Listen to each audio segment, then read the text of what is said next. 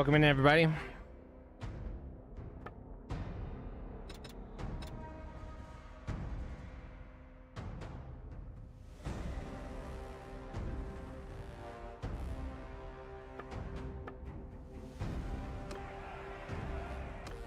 Just gonna start a new campaign on Bannerlord War Sales Edition. I do have another campaign of my own going, but that's just to kind of learn, see what's going on. I am gonna probably play that other campaign on my own time, but we'll have one for the stream.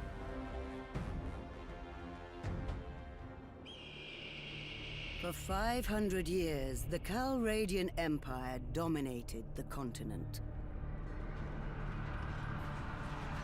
Its armies scattered foes before them. The strongholds of proud tribes crumbled beneath its engines of war. From the forests of the north to the wastes of the south, all was brought beneath the standard of their legions. Brutal as the conquest was, the wise agreed that it brought peace. The land, now untroubled by armies, grew rich. But empires, like men, grow old. Leaders lose. I don't know if was that even playing? I don't know if that was making a noise. Oh, it was. Oops. Okay. We're gonna redo that because I wasn't sure if there was audio output or not. So, all right. I should have probably checked that before.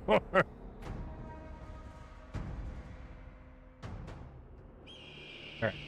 For 500 years, the Calradian Empire dominated the continent. Its armies scattered foes before them. The strongholds of proud tribes crumbled beneath its engines of war. From the forests of the north to the wastes of the south. Can't just call them deserts. Brought beneath the standard of their legions. Brutal as the conquest was, the wise agreed that it brought peace. The land, now untroubled by armies, grew rich. But empires, like men, grow old. Leaders lose a common cause. Corruption spreads. Old enemies learn the Empire's tricks and devise new ones of their own. Until one day, the bonds holding the Empire snap.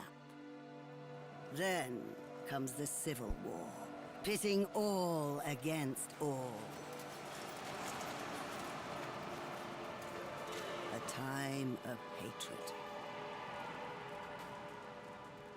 A time of suffering. But also, even in the worst hours, a time of courage and defiance.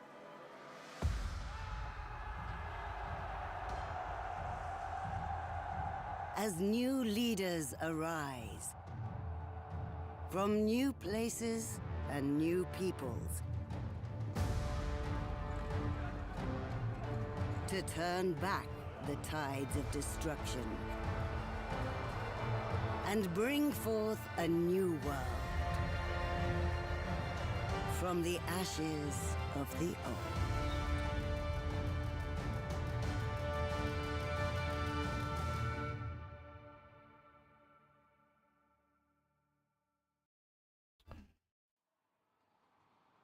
So, just wondering what culture I'm gonna start as.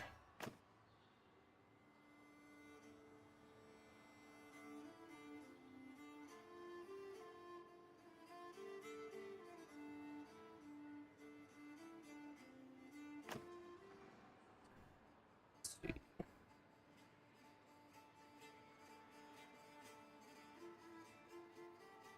That's kind of handy. 50% less influence for armies is really handy.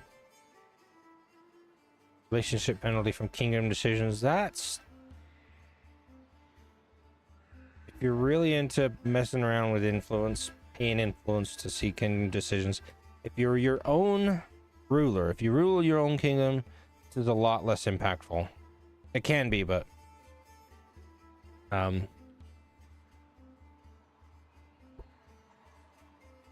I'll talk about that when we get there.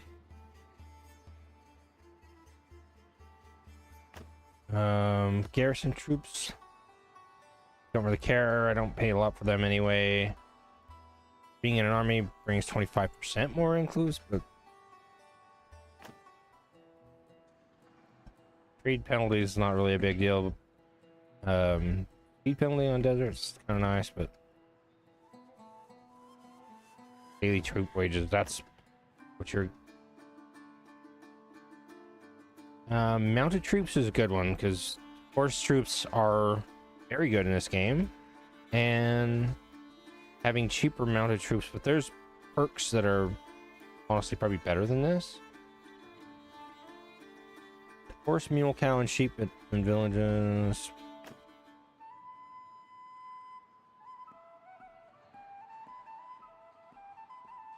Cool.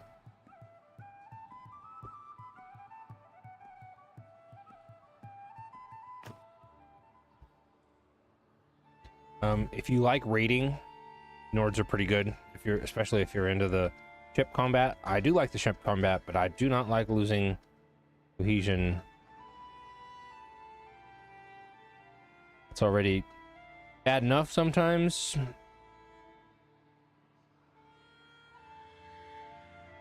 And the boost in ship movement speed can be counteracted other ways. I think I'm gonna start as a Sturgian this time, which is odd because I don't usually do that, but I do like the idea of gathering an army with 50% less influence a lot. We'll start there. Let's see. So the randomizer only does, you know, character size and skin. Oh, more than one randomizer.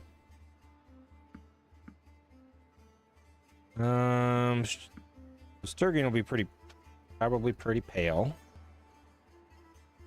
Love that eyeshadow. But I am going to play as a woman character because it's honestly harder to be a ruler and be taken seriously as a woman in this game, so I do like that. Let's actually look at the makeup here. I'm thinking like makeup is awesome, but it takes time to apply. That's just a scar.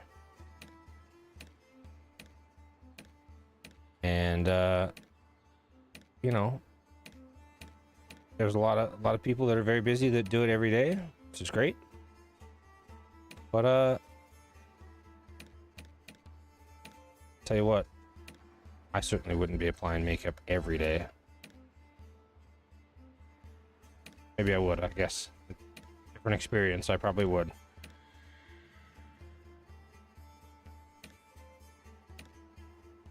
Kind of cool, especially if it was like red. It looks like blood.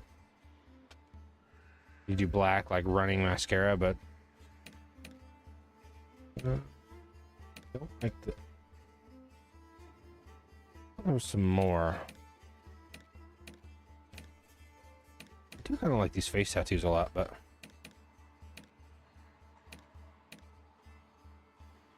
maybe I'll just go back to that eyeshadow look. Pretty sick. There's no... Okay.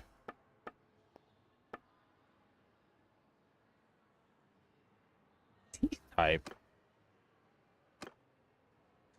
Okay, boy, I don't know that we need that. All right. That'll be fine.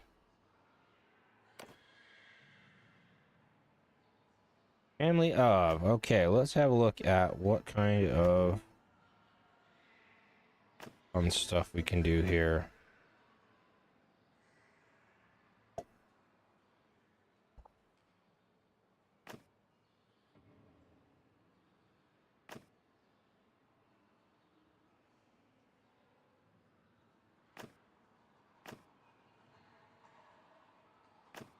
None of this helps. Oh, it does help social.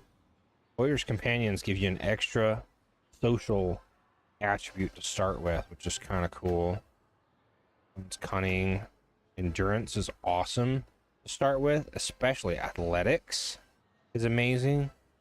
Pole arms are some of the best weapons in the game, especially if you ride on a horse a lot, which you should. It's just the best way to not get run over.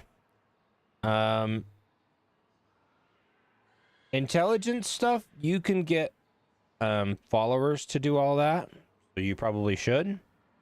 You will want, for sure, decent amount of leadership. In fact, speccing heavy into leadership becomes really good.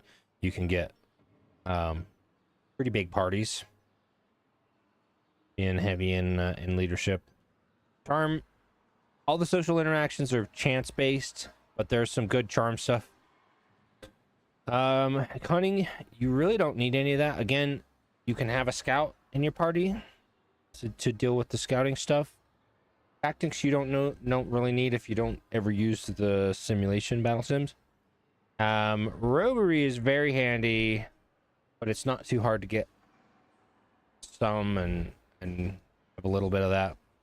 Trade, you can have a character in your party that is a good trader and get some bonuses from that. And making money, honestly, in this game's pretty dang easy. The physical skills, though, honestly, are easier to come by than the intangibles like social and stuff. I think I will take an extra point of social just to get, like, horsemanship doesn't hurt, and two-handed doesn't hurt.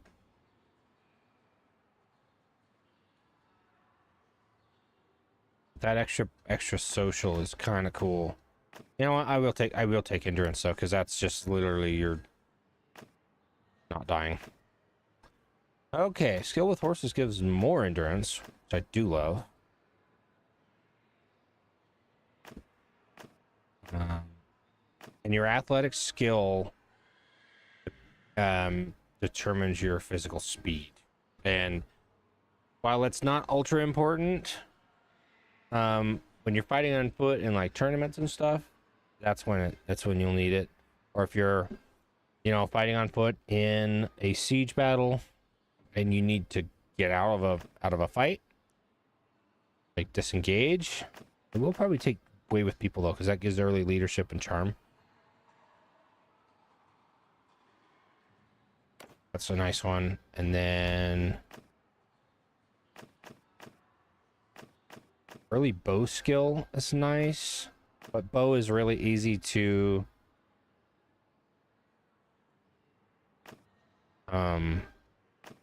that's extra vigor control. Yeah, some vigor and some smithing might not be terrible to start out with, because making stuff out of weapons you pick up from fallen foes is a great way to raise your early smithing skill and get to where you can make a lot of money with smithing.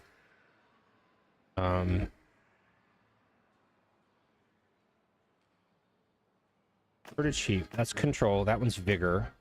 Intelligence. I'm gonna let followers do the intelligence stuff. I'm gonna let followers do the cunning stuff. I will definitely want bow. Social's pretty good, man. Trade and charm. Attribute to social.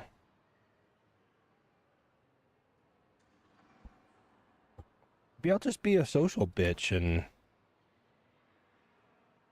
Okay, trained with a hearth guard. That's more polearm, more endurance. Horses. Good with the garrisons is bow and engineering and intelligence, which I don't want. Rode with the scouts is more endurance and horsemanship. I'd rather have pole arm. Oh, actually, I do like the bow. That's endurance and then bow. Trained with the infantry. And the skirmishers, marched with the camp followers, or rode on a river. All right. Dang. I think I like rode with the scouts. I would love some early bow, and then some riding. Though early one-handed is gonna be nice too. I think I'll go with scouts. I'll be a bow person. I do like the bow. Okay, defeated an enemy of battle. That's vigor. So that's your more movement speed, and then your combat strength. Melee combat strength, that is. Control has the missile combat stuff. Invested money in land. No, that's not. There's a perfectly acceptable use for all of this, of course. That's the kind of the cool thing about all this. You can really... Ooh, that's some good perks to start with. Defeating an enemy in battle starts you with daring. Invested money in land starts you with calculating. A lot of these are daring. And then treated people well starts you with honor, generosity, and merciful, which is kind of broken. +1 to mercy, generosity, +5 renown. Getting renown early is kind of rough. Arm and steward, and an attribute to social. I do love that. I decided I'm gonna be a social bitch. Yes. There's more. Subdue to raiders, vigor and endurance, or vigor and athletics. I'm actually gonna take that because it's really good. A bit more makeshift fortifications, organized travelers. That's social 6, and a ton of charm and leadership early. Honestly, I don't think we'll need social higher than 5. Certainly not for a while. Rode off on a fast horse. Endurance 5 early is really nice, but you don't need it probably more than 5 for a long time again. I will take that extra point of vigor and some athletics and one-handed though. That's really nice. Okay. I'm gonna name this character after my new cat. I'm not gonna make her the same name, but I'll name her close.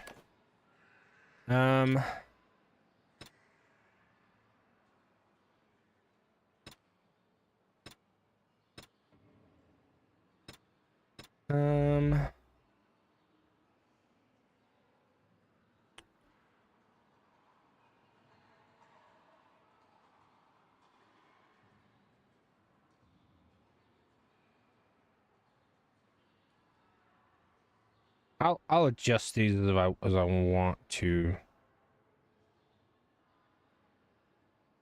All right, and then we'll get to adjust our banner, I think. And our Sister, it's been 3 days now we've been tracking those bastards. I think we're getting close. nose We need on, to huh? think about what happens when we catch them.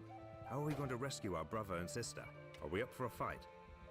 This looks like an old training field for the legions. Perhaps we can spare some time and brush up on our skills. The practice could come in handy when we catch up with the raiders. I've been playing this game a lot lately, but I will go through the tutorials just to show anybody that's not played this before. So I will start in the melee combat arena. So there's sword and shield here, or there's a two-handed sword there. I will take a sword and shield.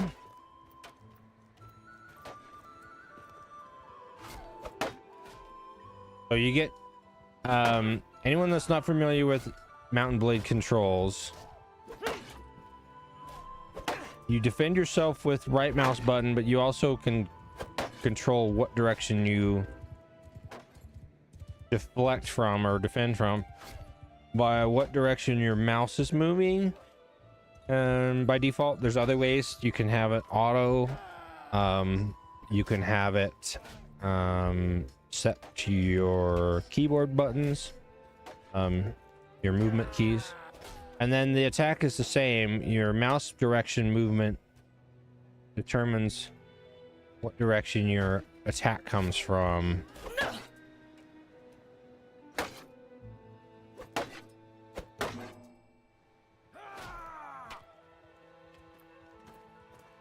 And it's the same with a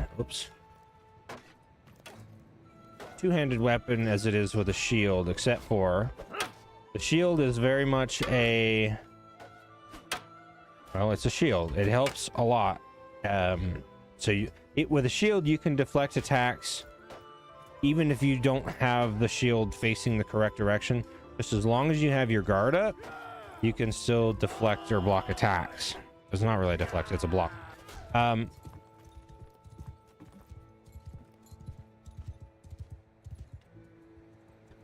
Without the shield, you need to have your weapon in the correct position to block that attack. And there are chambers. There is a way to chamber, which is where you block an attack with your own attack. I'm usually too busy worrying about other things to really get that super right. It's a great way to... Ooh.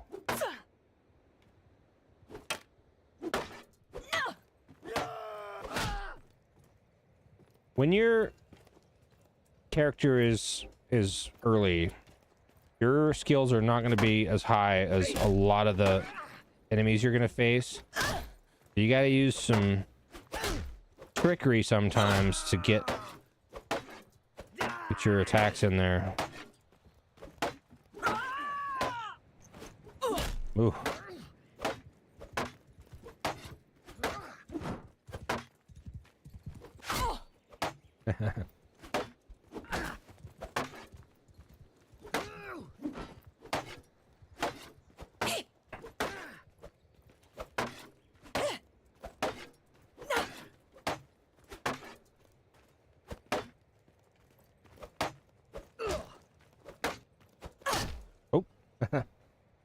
And it's okay to lose. This is the time when you want to do that. You know, get beaten. So.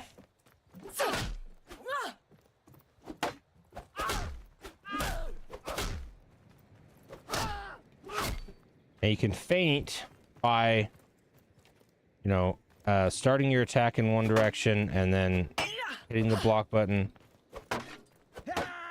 and going back to another direction.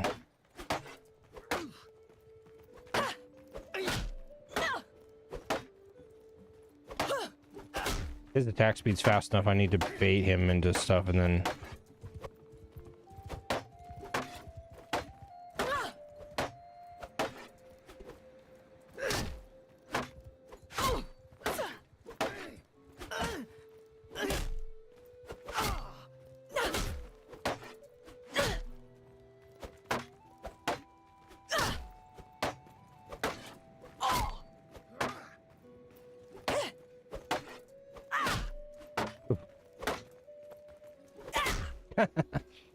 I'm more aggressive than I need to be. I should be using kicks and...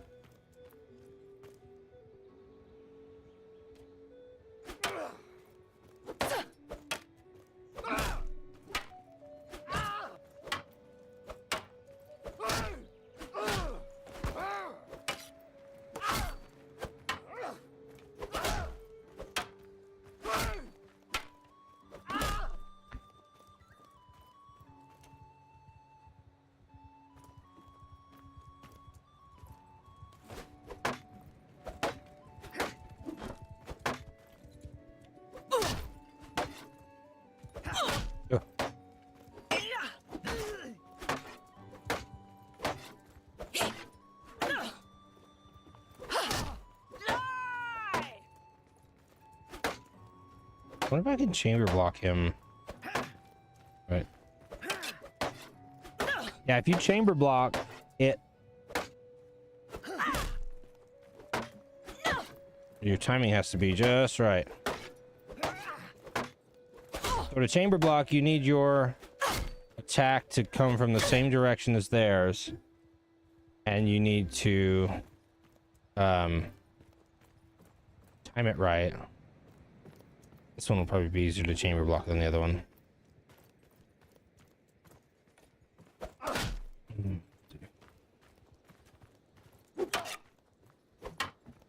I got scared and I stopped my own attack.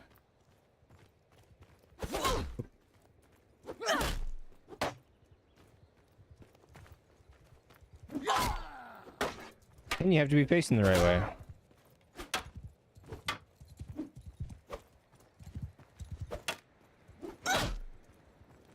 Oh my.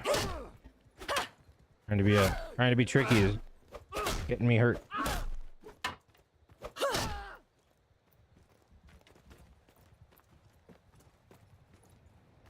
It's something you can do. Apparently I'm not skilled enough to do that right now. Now, where the guard is also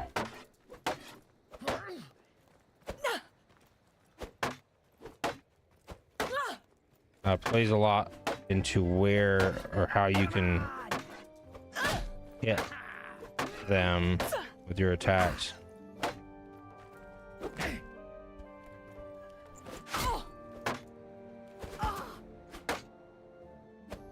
And the kick in there will help.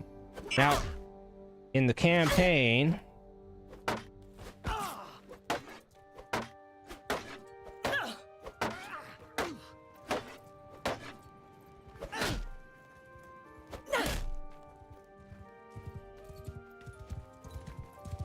your shield will degrade when it gets hit.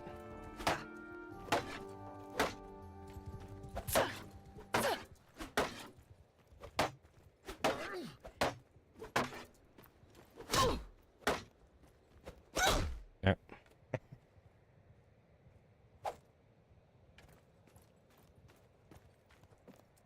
I can get him with this.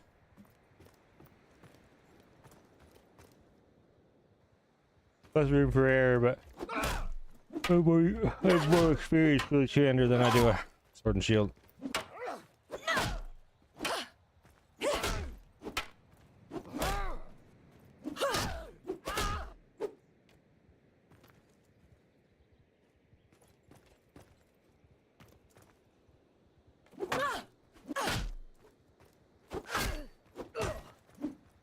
Now there's that ancient cheese tactic. As in ancient, as in it's from Warband. Oh, wow. Okay. So the shield was saving my life.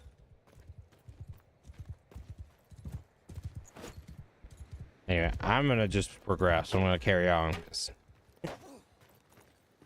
Don't even bother with a spear and a shield.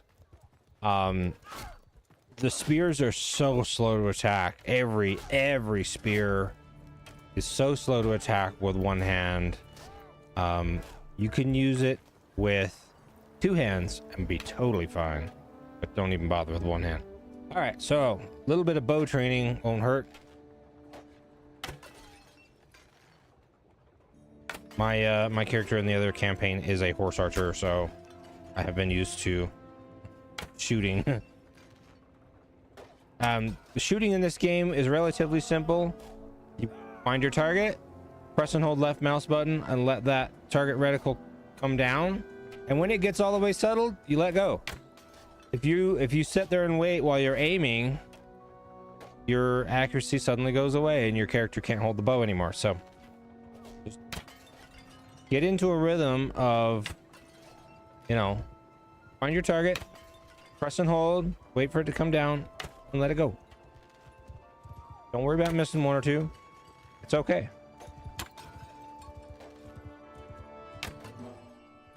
.4 seconds feels pretty damn slow. Let's try it again.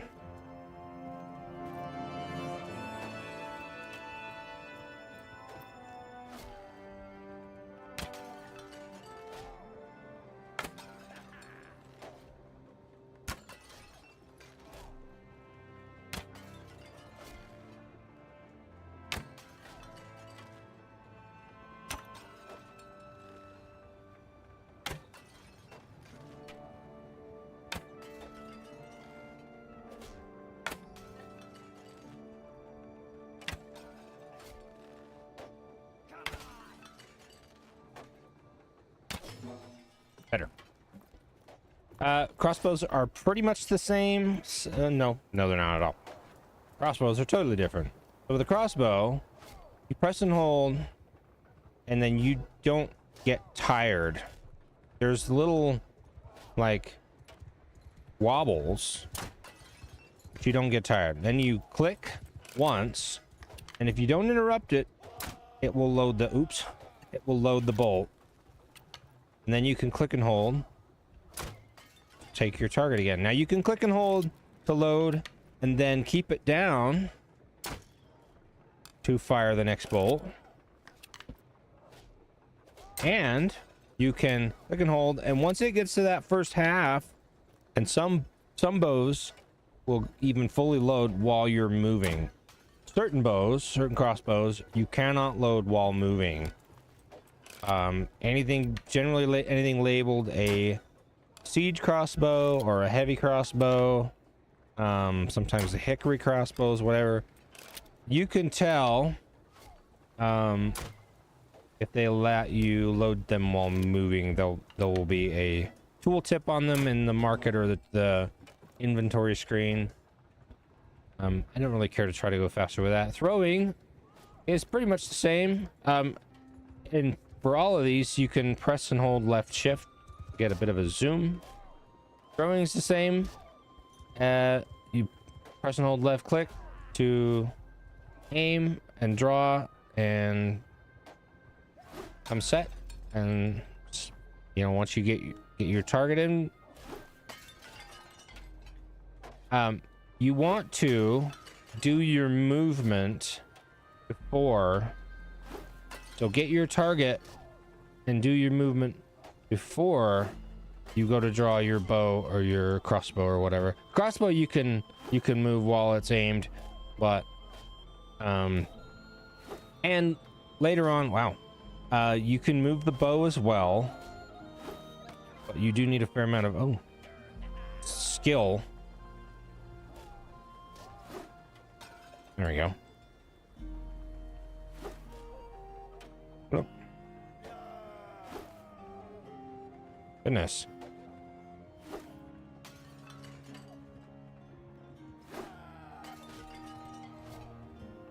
Infinite ammo's nice. But yeah, get your target in line and figure out your aim point before you draw your weapon. It's mostly important with the bows more than it is any of the others. But if you, I'll show you. If you draw and move your bow, your target reticle is gonna, your accuracy is gonna go down until you come set again, because your character needs to resettle for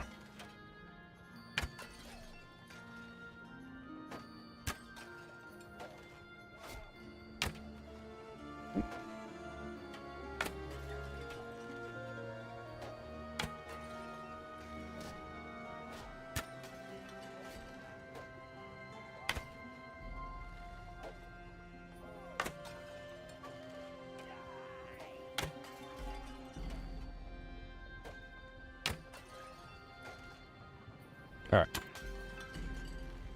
Don't really need to do that, but if you press right click while you're holding your bow, it will undraw it and you can come back to set. Okay. Now, doing all that on a horse is vaguely similar. The big difference, the main different thing, is a lance or spear. As bad as spears and shields are on foot, they are pretty good on a horse. Press and hold left click and let go slightly before you are at your target. If you let go when you're at your target, your actual attack is going to be too late.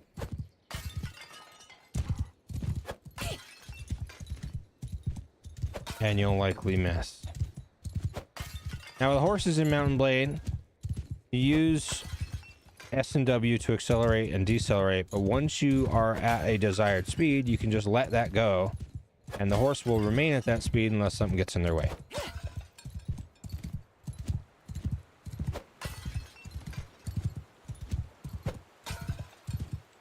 Now, this spear does not have the other feature. Oh goodness, how did I miss that? If you double tap W on the horse or S, it will spur them or pull the reins and they'll stop or start quicker. It's a pretty slow horse. This is the top speed of this horse. You can jump with a horse just with a space bar.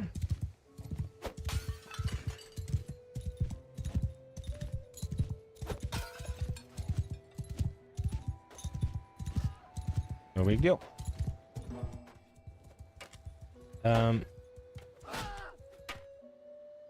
The bow on a horse is vaguely similar to what it is on foot, except your accuracy is related to your speed and your rotation, and then your skill. Your skill level is the player's or the character skill level, I mean. And then of course your ability to like judge a target and, like I said, aim first, then draw, fire. Pretty simple. And sometimes you miss.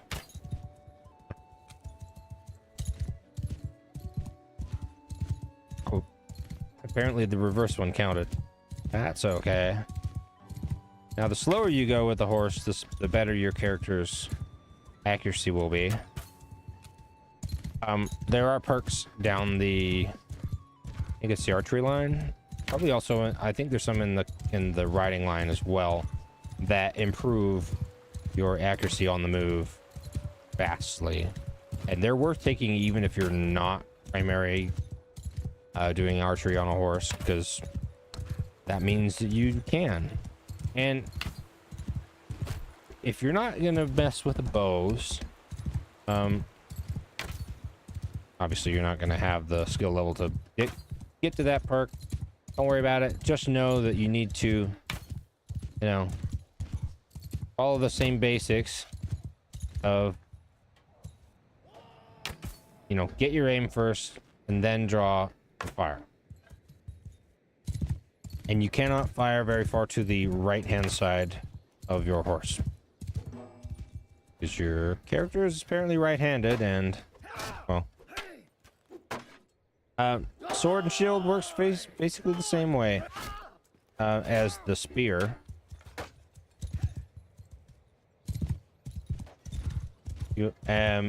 But it also works the same way as the wielding the sword on foot.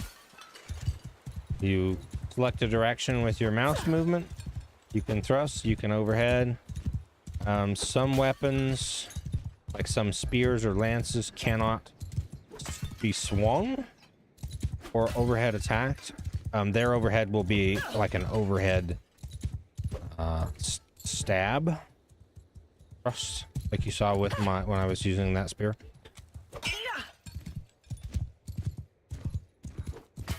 And the one last function that you can get with a lance on a horse is called couching, which that other spear I was using was apparently not able to do it. Otherwise it would have been there would have been a little icon for me to be able to do it. And I'll show you how to tell which ones can and which ones can't.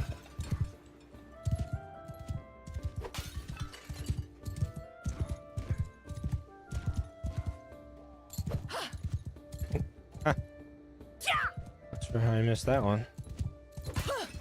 Again, when you're attacking stuff on horse, you need to do your attack and release it, like, to hold mouse, and then it'll release, it'll actually attack when you release the mouse button.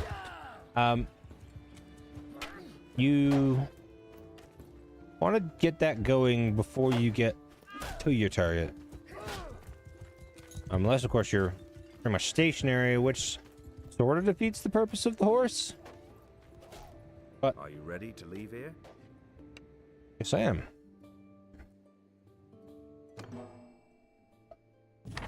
We're low on food. There's a village north of here where we can buy provisions and some help. Okay. I don't know about north. That's not north, but sure. Navigating. So you can look around the map with the WASD keys. You can zoom in and out with your mouse wheel. You can change the angle of the map orientation with right mouse and dragging. Yeah. Unless you have clicked on inaccessible areas such as mountains or sea. Sea is obviously only inaccessible in certain conditions now. You can't, even if you have ships, you can't just walk into the ocean. But all right, I am going to look at my character page since there's something linking here.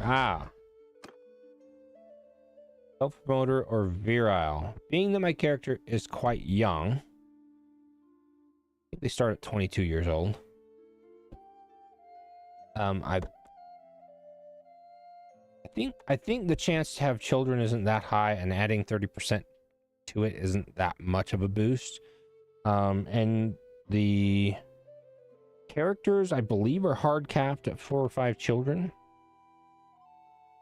So it's not like you can pick virile and then just pump out babies. If you had a male character, you can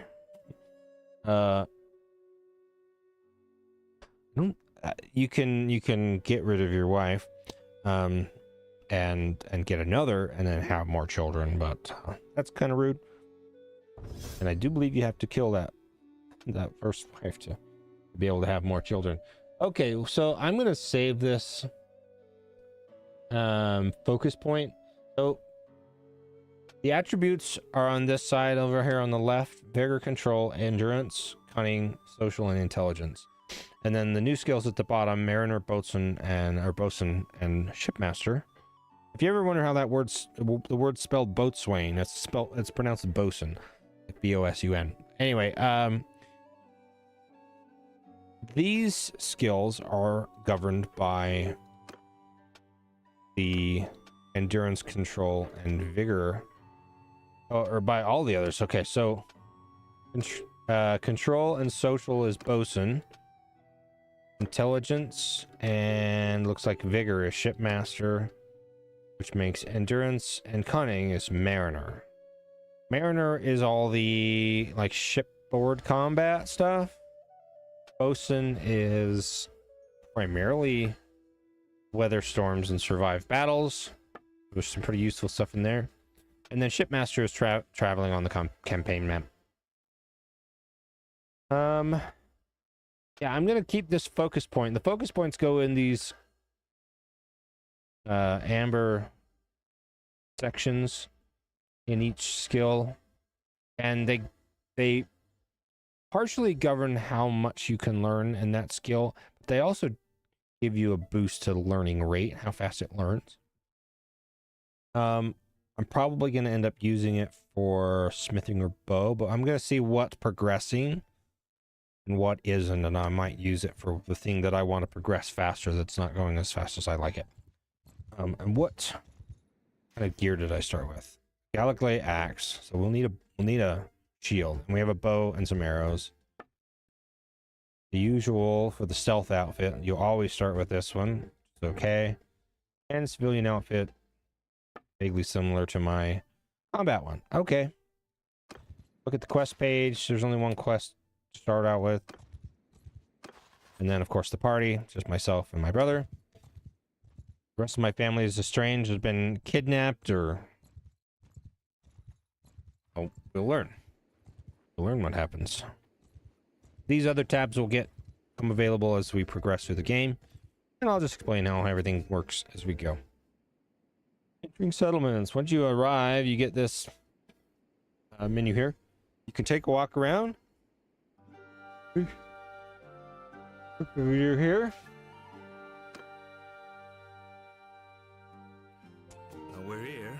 guess. So, we need food, and after that, maybe some men to come with us. Okay. The head man here can probably help us. Let's try to find him. So when you're in a location, you can press and hold left alt. See an overlay of forces and individuals. It is just left alt. Game said alt, and I was the one. Is it not just left alt? It is just left alt. So if I hold left alt here, you can see, and you can mouse up to it. Headman Orthos. Right there.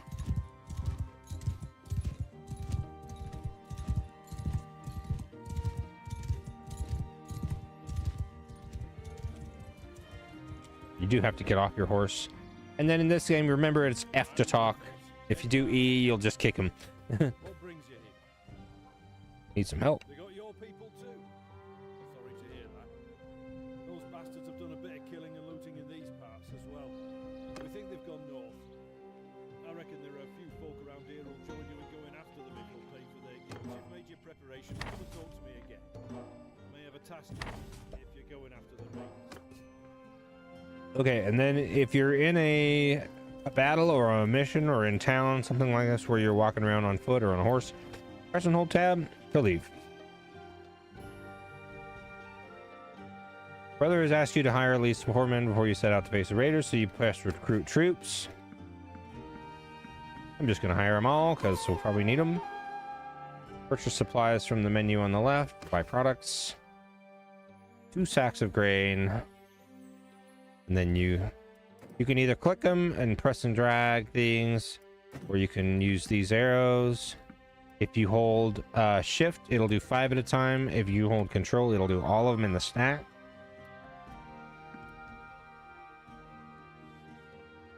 So we got that. We've finished preparations. Said he may have a task for us, so we'll click here. You can click a portrait instead of having to walk around. You can visit or talk, and you can click this little area to get the parties that are in town. You could talk to the parties. Sometimes you need to be in a keep or something like that to talk to leaders. Glad to see you found what you need. There's this wandering doctor who comes through it from time to time. Name of Tactics. Tactics.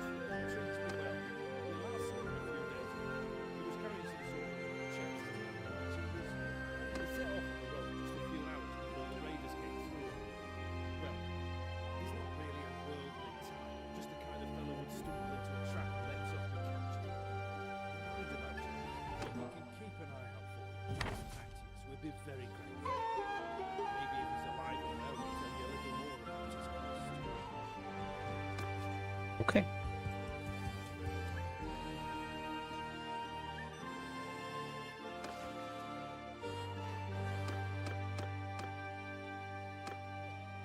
Locate and rescue traveler.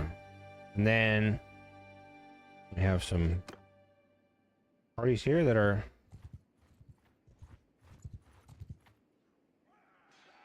objectives. And now we'll do our first battle.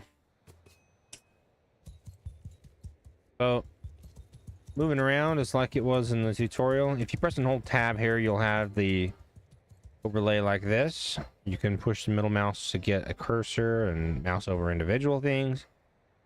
And then you can give troops commands. Classic one. Mountain Blade is F1, F3 to make everybody charge. I want to improve my bow skill, so I'm gonna shoot some people. Oh, how dare they move?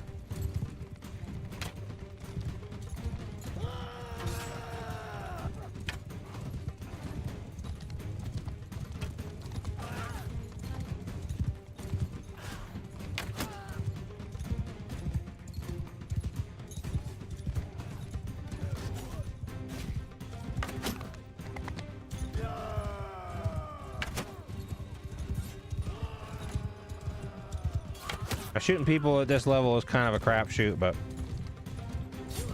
you can't hit them if you don't try. And you don't gain skill if you don't hit them.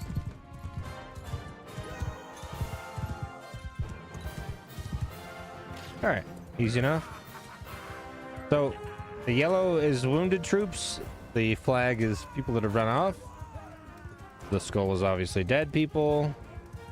The arrows are people that can be upgraded or leveled up. Kills, and then how many troops you have remaining. The eagles here are morale. If your morale drops below like 20, and it's specific to each unit group, which we'll talk about later. They might rout and run away. I'll take that.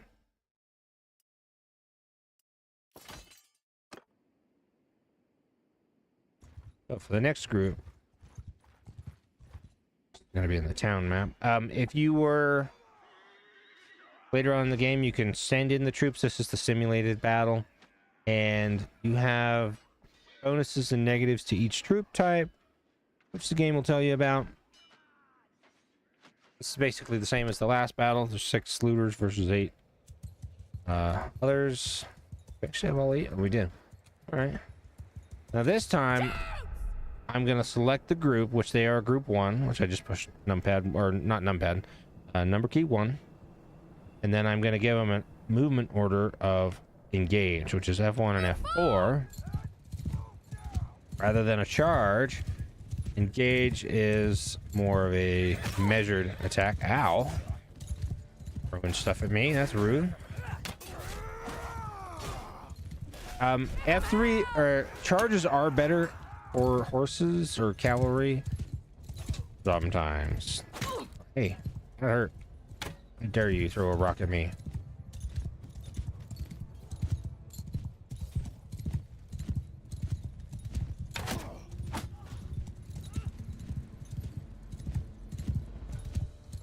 These early levels with the bow is easier to just ride straight at somebody and wait till the last second to release it to actually hit them. Oh, hey, we got an extra troop. Cool. Love to see it. If the party you're attacking,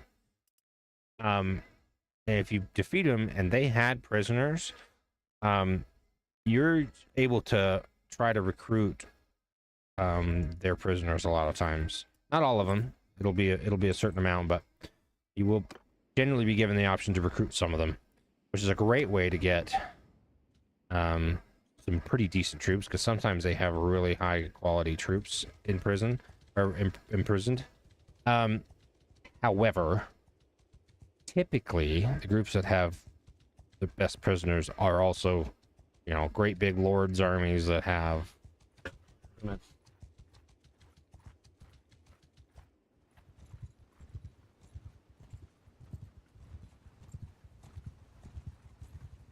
all right.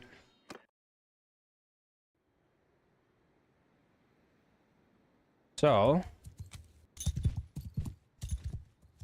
I'm actually going to do a little thing here, and I'm going to push 1 to select them, and F3 and F5 to transfer some of the troops into a different, it was group 3, into a different group. And what I'm going to do with that is the group with less people in it is going to move up. I'm going to have them move up.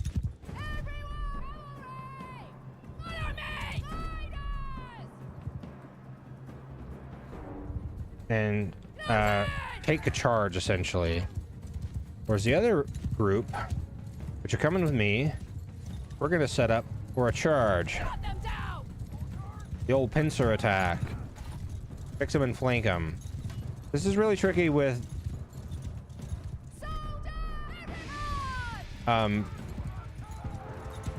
so few troops, and it works better with, like, you know, some infantry to do the fixing and cavalry to do the flanking. But you can do it with just cavalry, you can do it with just infantry, you can do it any way you like.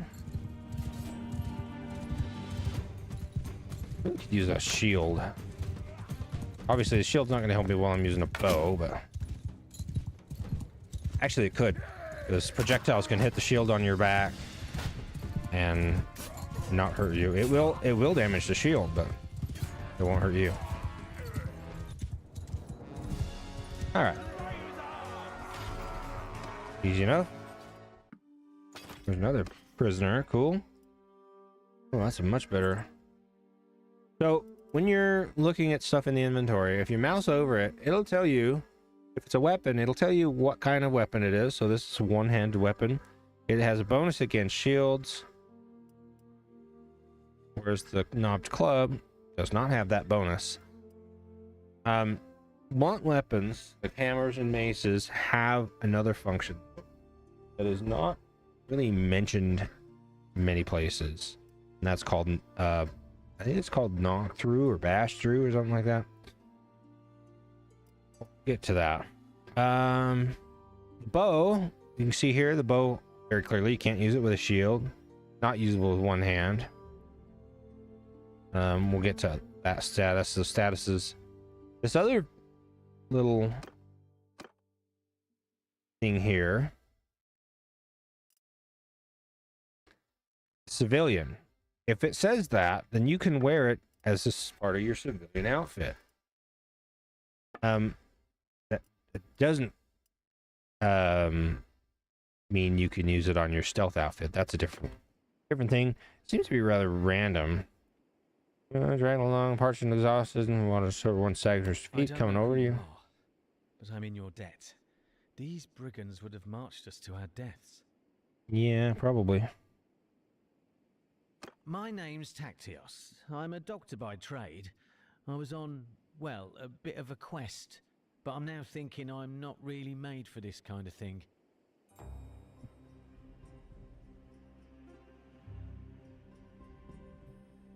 I was with a caravan and they just came out of the brush. We were surrounded and outnumbered, so we gave up. I figured they'd keep us alive, if just for the ransom. But then they started flogging us along at top speed without any water, and I was just about ready to drop.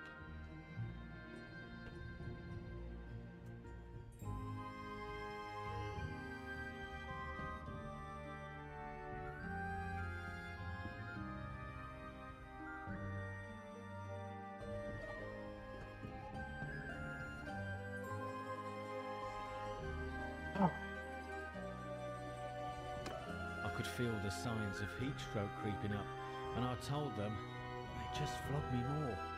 If your group hadn't come along, maybe I have a way to thank you properly. I'm afraid I haven't seen any children, but after our caravan was attacked, the chief of the raiders, the one they call Radagos, took and rode off with our more valuable belongings, including a chest that I had. He seemed to be controlling more than one band around this area. If this lot has your kin, then I think he'd be the one to know. And since I have nothing of value left to repay your help, I'll tell you this. If you do catch up with and defeat that ruffian, you may be able to recover my chest. It contains a valuable ornament, which I was told could be of great value if you knew where to sell it. I was trying to find out more about it, but, as I say, I've had all my urge for travelling flogged out of me. Right now, I don't think I'd venture more than 20 paces from a well as long as I live. Okay, we'll keep that in mind. It doesn't look like much, and I suspect this lot will give it away for a few coins. But I got it from a mercenary whom I treated once, and he swore it was related to Neretes' folly. I don't know what that means, except that Neretes was of course the emperor who died in battle some years back. Maybe you could find out its true value. Thanks for saving me again. I hope our paths will cross again. Okay. We're gonna go to Radagos' hideout now.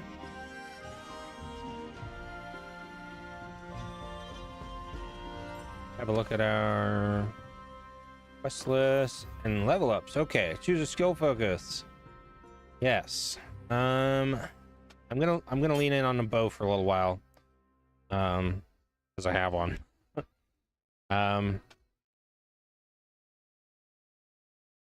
Yeah, I'll do some in writing too, because writing's just taller.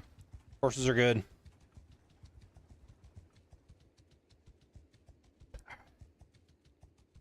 Now you can speed up the map travel with the 3 key. 1 will pause your game, 2 is regular speed, and 3 is fast forward. And spacebar will pause and unpause. Attack the hideout here. Attack the hideout. I'll have them follow me. I have a bow and they don't. Can I do... Oops. Okay, I can sneak, but they obviously cannot.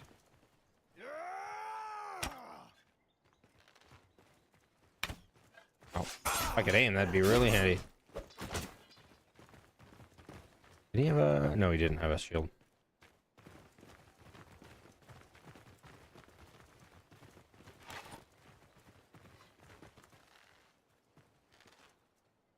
Oh, I'm surprised he didn't see us.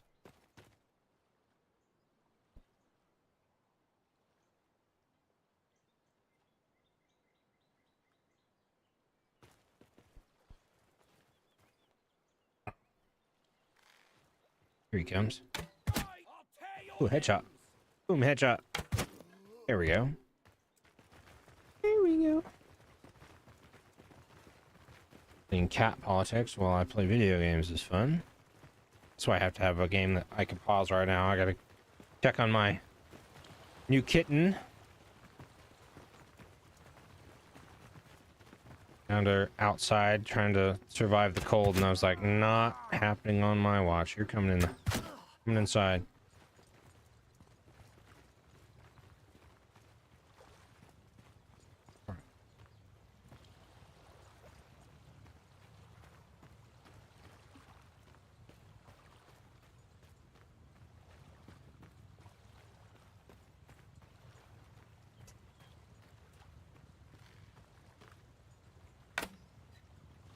Just barely.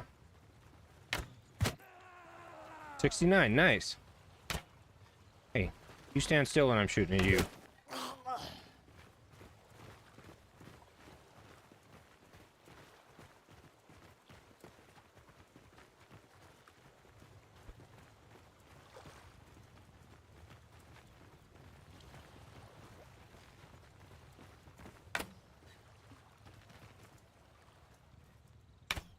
Okay, come on, stand still.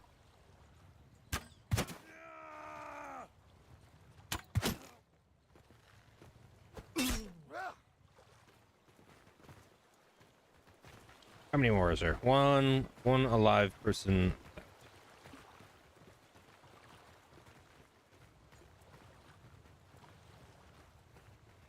Right there. Yes. Catch this, buddy. Really? I ain't gonna do the on. Okay, now I have to fight Radagos. Could be interesting. How I've done against the trainers. So, who's this that comes through my place of business, killing my employees? I'm Valeria. Didn't you hear me? But Evan, I'll need a better description than that. My men have deserted Dove and harvested dozens of little brats in this region. You're gross. Quite good hunting grounds. Some of them sold some of them to some pirates from Ossican and sent the rest south to a slave market I know. Since your hunt for your kin is fruitless, how about you clear off and save your own lives? Either that, or I'll force you to lick up all the blood you've spilled here with your tongues. Or you and I could settle this one-on-one. You know, normally I wouldn't deal with slavers, but maybe I can keep this guy from dying and get more information out of him. So yeah, I will do him.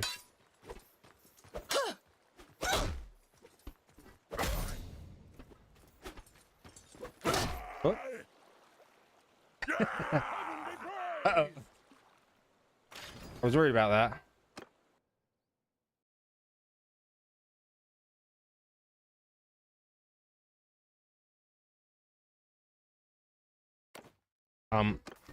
Don't forget to save your game before you do that. Oh. And,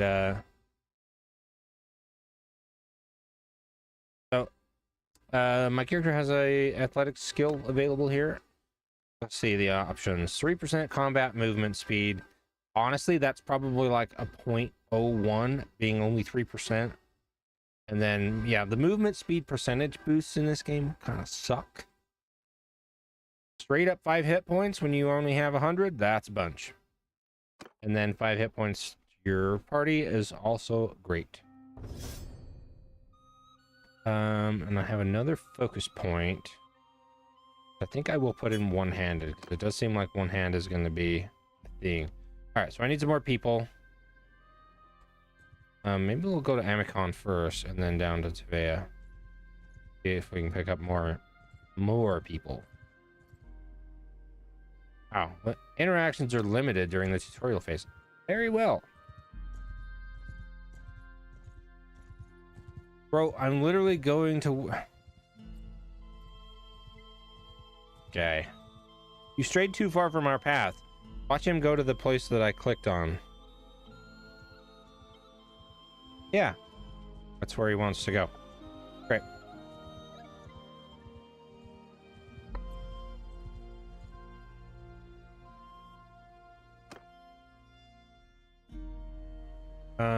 No, I didn't want to do that. I want to talk. Also... What? What did you just say? Oh. Oh, I can't talk to him. I need to recruit more troops. That's right. There we go. Some more grain. Sell the stuff I don't need. And, brother, you are going to give me that shield. Sorry.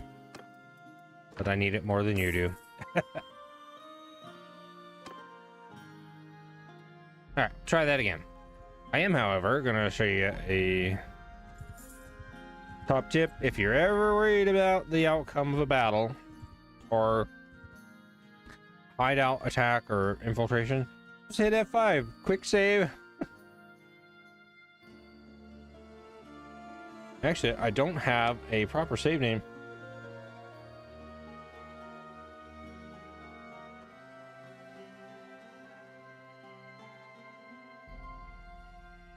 Oh.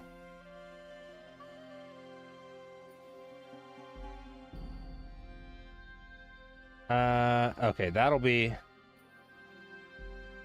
Wow. Oops. Okay, anyway, we're gonna use a new save, and we're gonna name this stream. I think I might have just overwrote this save I was playing literally yesterday. That's okay. You have a right to hideout attack, yes. The same thing. Actually, I'm just gonna tell them to charge.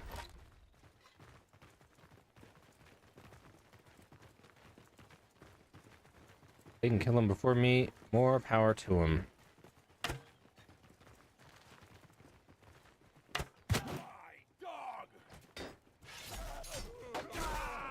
To change your weapon when you're in battle, scroll mouse wheel up. To cycle through shields, it's mouse wheel down by default. And to put a weapon away, it is backslash. Ooh. These guys are gonna outrun me because they got more athletic skill than I do. Maybe I can shoot somebody anyway. Yep.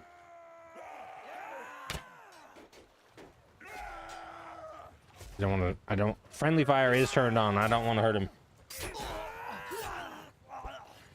Jesus. Jesus.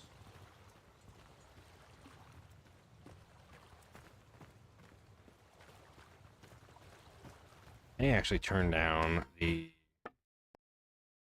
player received damage a little bit just to get through this.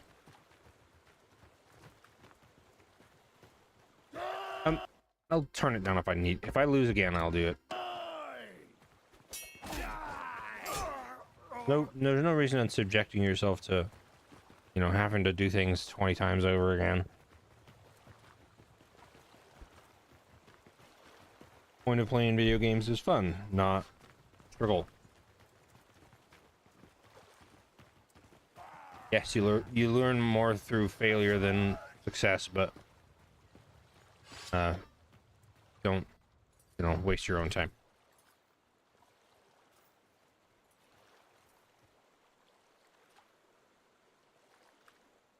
So, Blah blah blah blah.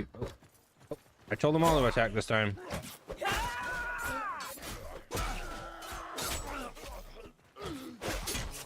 Okay, well that works. I should have done that the first time, frankly. Like, I'm not talking to you. Yeah. Head bracers, I'll take those. Fine buttoned leather bracers, those are even better. Now, they were further down the... They're worth less money. But I like them more because they're lighter. And they're the same armor. Alright. well, I recognize defeat when I see it. Yes. If I'm gonna be your captive, let me introduce myself. I'm Radagos. I know. You haven't cut my throat yet, which was a wise move. I'm sure I can find a way to be worth more to you alive. Better help us get our brother and You sister need back. my help, all right. If you want to get them back, alive, that is. So I'll be straight with you, seeing as you'll find out soon enough anyway. If I recall right, we all already sold off your sister to those pirates in Ossican. I remember one of that looked a lot, or a bit like you, so with luck I can help you get your brother back. Huh? With your sister? Well, I know nothing of ships in the sea, so I couldn't tell you where they might have taken her. Shall we get Oh, on the okay. road? Remember, if I drop dead of exhaustion or drown in some river, that's it for your little dears. I don't expect a cozy palanquin now, but you best not make it too hard a trip for me. Sure. I was hoping to find more treasure here, but I think business wasn't going too well for Radagos and his gang. Turns out that's when you're... I found this strange-looking metal piece, though. It doesn't look too valuable, but it could be the artifact Tacteus was talking about. Maybe we can sell it to one of the noble clans for a hefty price. You're right. I'll need to take these men with us. Radagos is a slippery one. Indeed. Tacteus said it could be worth a fortune to the right person, if you manage not to get killed. If he's telling the truth, you must be careful. Never reveal that you have it, but try to understand its value and our... One more thing. When you are talking to nobles and other people of importance, make sure you present yourself as someone from a distant but distinguished family. You can use our family name if you like, or make up a new one. You will have a better chance of obtaining an audience with nobles, and it'll be easier for me to find you by asking around. It's Canoving, huh? I'm just gonna go with that. Alvarez. Favorite name of mine. Not my actual name, but... And then my favorite banner is the White Rose. You know, if you don't know what the White Rose Society is, I suggest you look it up. Sophie Scholl and her brother, buying the Third Reich teenagers. They were executed for it too. All right. You and your brother part ways. He rides over the crest of the hill. He lifts his arm in salute, disappears from view. A few days ago, you were a family of 6. Now you're alone. You realize that despite your courage and determination, you and your brother may never see each other again. However, you are not left long in solitude as you make the final preparations to set out. A young boy whom you recognize from Tevea staggers into your camp. Once he regains his breath, he explains a small band of Radagos' men escaped the showdown at his hideout, returned to the village, and seized the headman as a hostage. He begs you to come back with you or with him and rescue their elder. Okay, well, I am gonna go save him.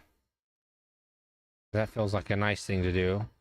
Throughout your travels over to hush conversation, new menace, pirate confederacy, terrorizing Galradia, northern corsairs, pick up your sister. Okay, these northern corsairs have picked up built a reputation for trading in captives from bandits and raiders such as the ones who attacked your family. Do you want to go to Ostican now, try to pick up your sister's trail, and embark on a hunt across the seas of Calradia? I do, but I want to go save this guy first. I'll go there myself. Which will leave me vulnerable to bandits, but we'll deal with it. So,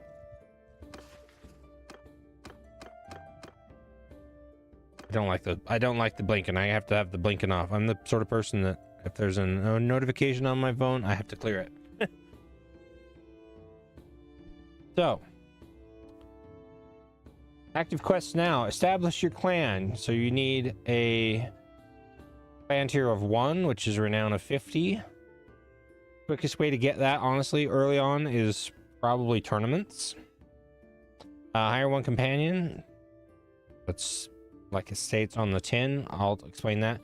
Grow your party to 20 men. Increase your dinars by 1,000.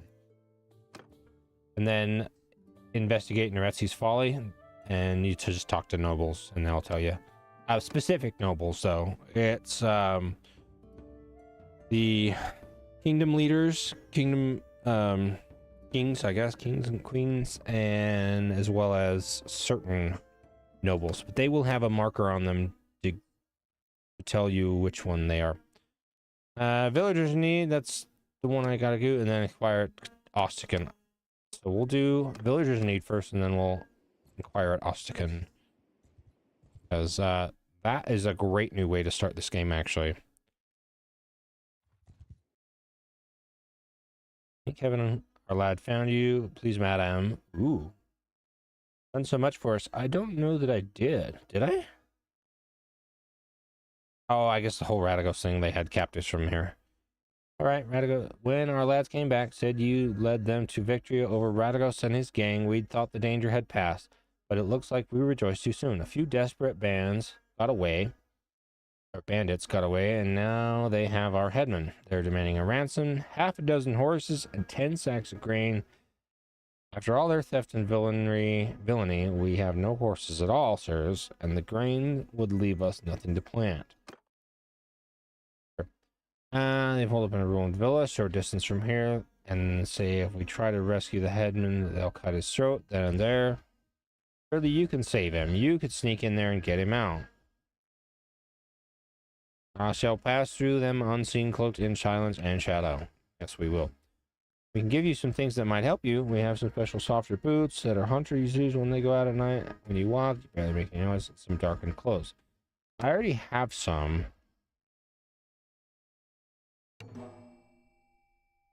Alright, lead on. I guess he's giving me more.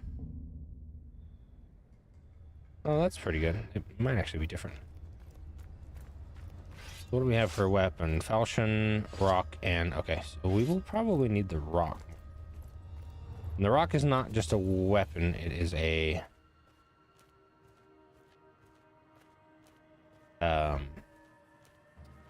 distraction tool, more than anything. To look around, to free look in this game, you need to push the tilde key, which is on the left side of the 1 number key.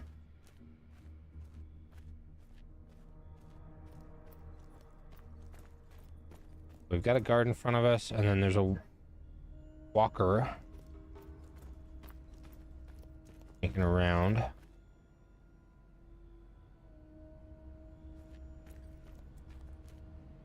What do you want to bet that killing either of these will fail this quest?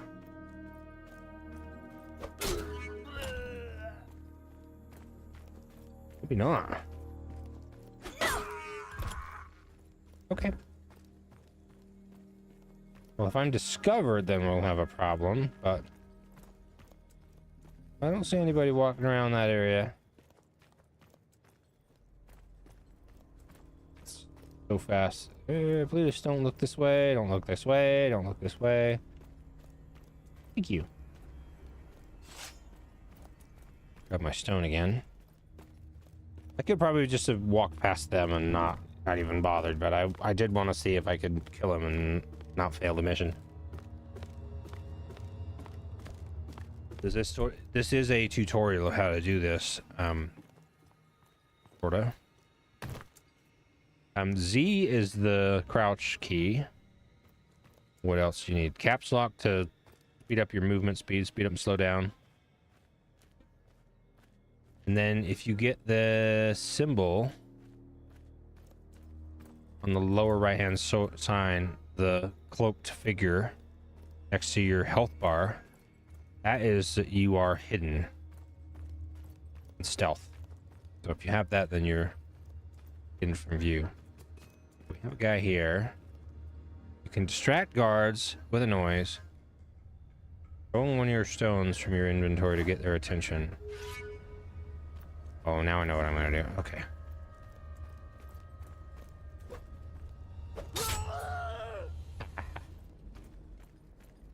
He got distracted. It got him killed. You are less visible in dark areas. Shocking, I know.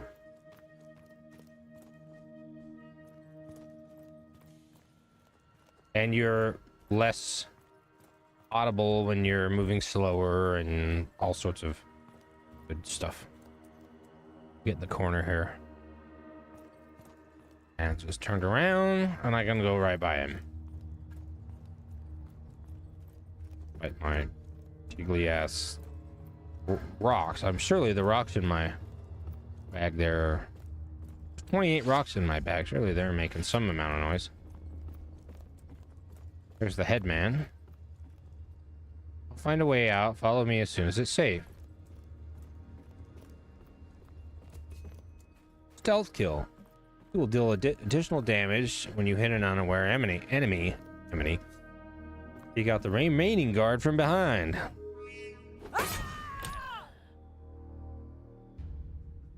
And then you have to... I think you're supposed to hide this one. So you stand over the body and hit F to drag them. I know, rude.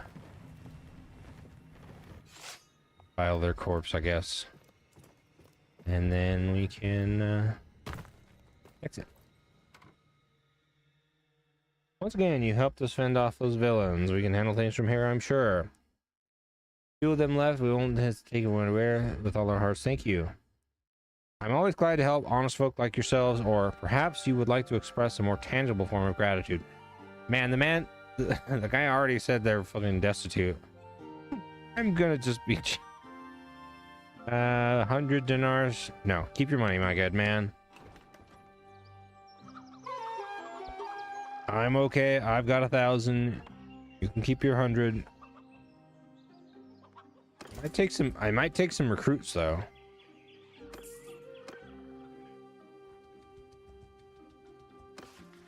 All right. Now, for each 50% damage and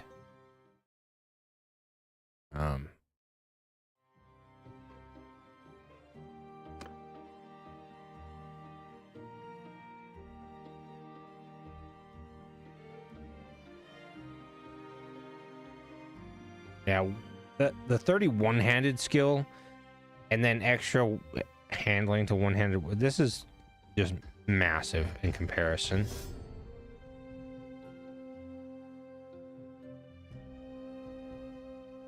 And I do have these the attribute point now I can spend. We'll probably, I'm actually going to put that in endurance now because I know I'm going to need it. And then we'll carry on from here. Do I still have my brother's shield? No, he took it. Rat bastard. So I need a shield, or I want one. No, I probably also need one. Recruit some troops. Yeah, we'll have some more troops. I need enough that I can get across the map without dying to looters. Or being captured, rather. I don't need that fancy of stuff.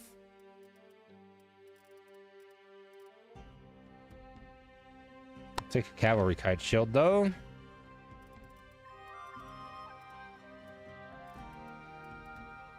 These are barbed arrows. Okay. Fine ho. Yes, I am. Thank you very much. So kind. And I did mean myself, not my character.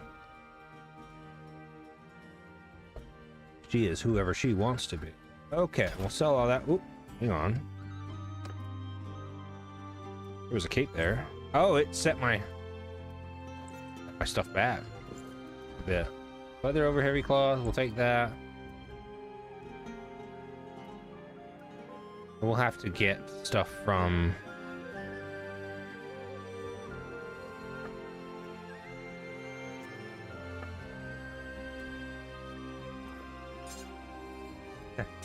The immovable stone. I was wondering if that was... You literally can't throw this stone away.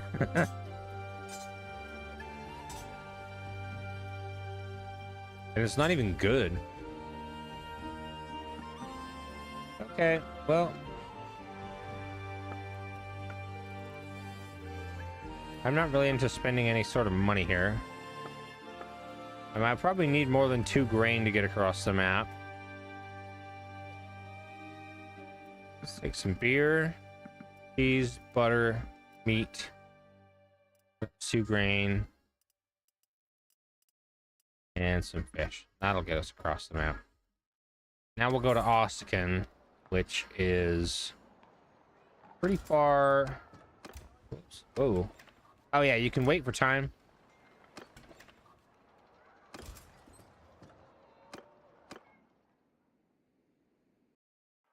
So now I have 205 dinars left, which should get me up to Ossican. So if you were unfamiliar with this map and you had skipped past that thing like take me straight to Ossican, you can hit the N key, N for November, and type things into the encyclopedia here as a search. So I'll just type in Ossican and pop it up, and you can hit the track button and it will pop it up so that you can see that tag for the town anywhere on the map. I'll undo it and then do it back up, and you can see, and then you can scroll your map across to see exactly where that is. Oh, it's all the way over there. Sure. No big deal. We'll just ride our horse over that way. Boy. So, I'm going to go to Zestia. Don't want to take too many people. This might be better off to do by myself, actually. Because I'm faster than a group of brutes will be. Faster alone. Oh, now I'm overburdened, though. So I do need to dump stuff. So, because I have too much... Too many things. So we'll dump the... And I'm not gonna discard them. I'm gonna sell them.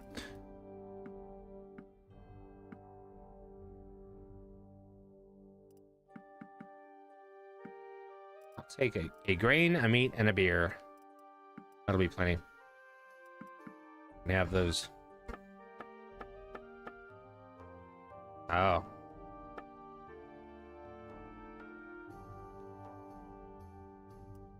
I see.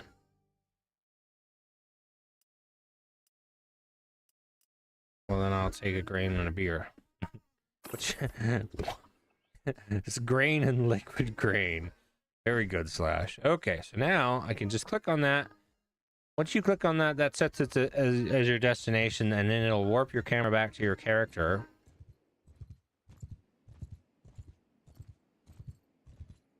And I'll just watch for looters and bandits as I go along here. I did get most of my money back, which is nice.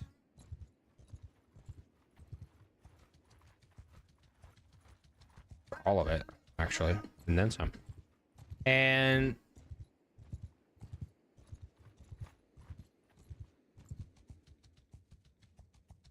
if I come across a bandit, I'll just try to make my way around them. Oh. Apparently I didn't actually purchase a shield. Oops. Sure, I guess. I always want my bow as my first equipped weapon in a battle. I don't want to start a battle with literally anything else equipped.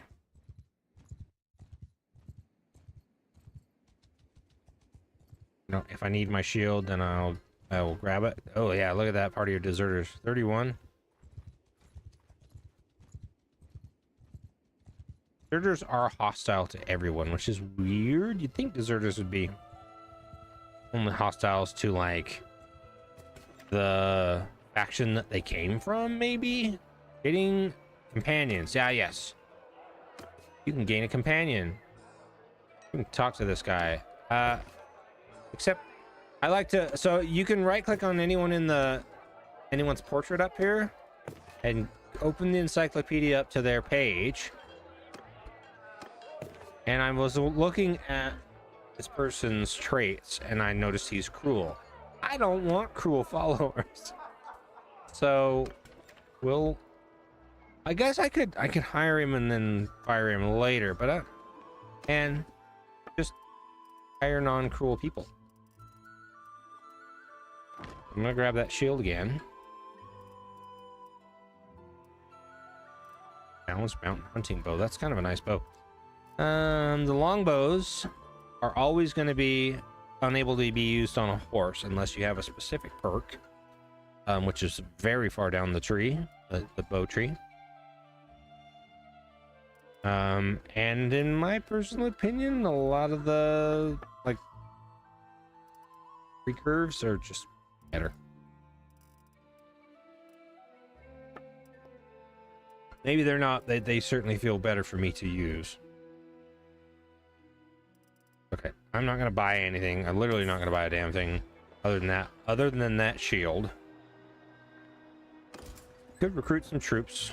So there's two different types of troop actually for each faction. They all have two different troop trees. There's the main troop tree, which is the like a commoner troop tree. This is Britannia's commoner troop tree, and they have a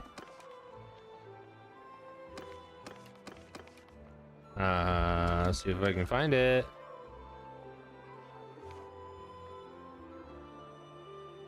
They have a noble troop tree. The noble troops are generally better than the equivalent troop at each tier, but also noble troops in every faction go to tier 6 instead of tier 5. And yeah, they have the accompanying increases in skills and equipment and upkeep and all of that. So Tanian Fian is a tier 5 archer that also has a two-handed sword and 2 stacks of arrows. They're very, very good. 160 bow, 130 two-handed, a ton of athletics. These are really good on foot troops. And they're outclassed by the champions who have wholly better armor. And although they have the same weapon, the same bow, the Fian champions have 220 bow skill instead of 160. And then a bunch of athletics, 220 two-handed skill. And then they have same sword, the same weapon, but they generally just have better armor and higher skills. But in towns, right? Marnath here is a town. It's a castle town, but it's a town. The game considers it a town. You can only recruit commoner troops, as well as villages that are bound to that town. So that here it says bound settlement Marnath. Okay, so if I go to Ebereth there, I will be able to recruit the same type of troops that I can at Marnath. Belgamar, Algamingus. Now you look mouse over Marnath and it says bound villages. It tells you which ones are bound to Marnath. Now, let's say you want some of those noble troops, some of those fancy boys. Well, I can keep from getting myself captured by deserters here. Oh my god, there's a lot of deserters. That's typical of places that are at war. You'll get a large group of deserters here and there. Like casualties that don't die. From parties that are defeated tend to turn into deserters. Okay, so Plague Ban here is bound to Remtoil Castle. The castle towns, castle villages, are the ones you can get noble troops from. And not all of them will be noble. These are commoners here, but these two are highborn youths, so they are on the noble troop tree.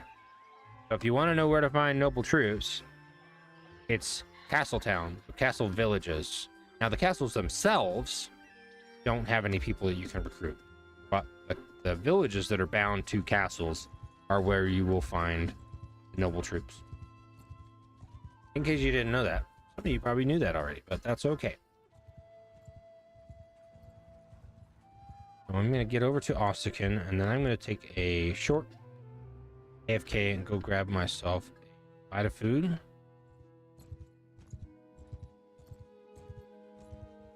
Maybe 15 minutes.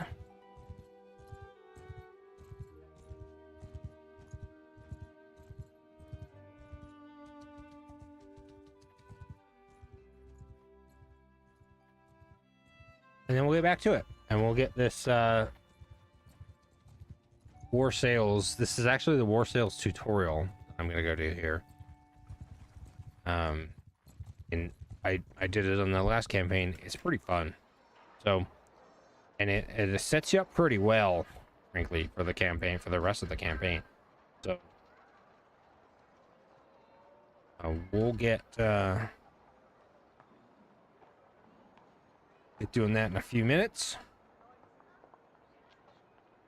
Since I'm here, I will put my character in the dang tavern. So there's at least some music.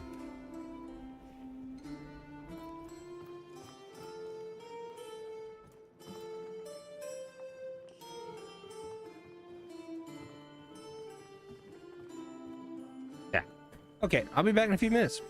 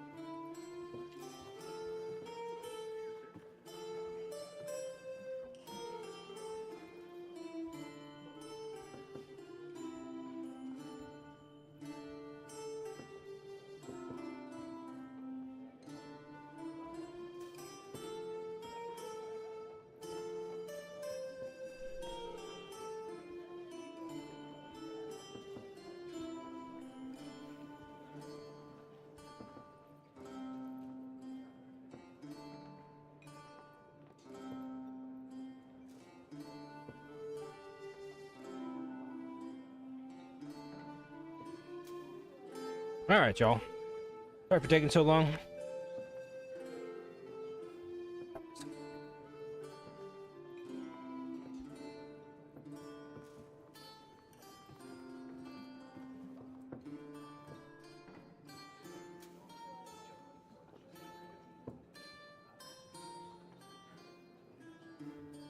All right, let's carry on with this. Pause.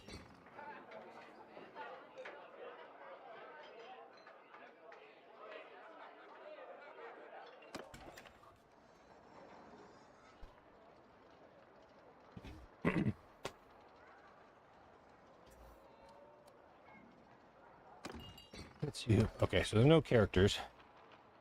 I'm gonna go to the port. Voices raised. Ah, older man in a cloak. I'm gonna go ahead and save there, just in case I get my ass kicked. Fight about to start.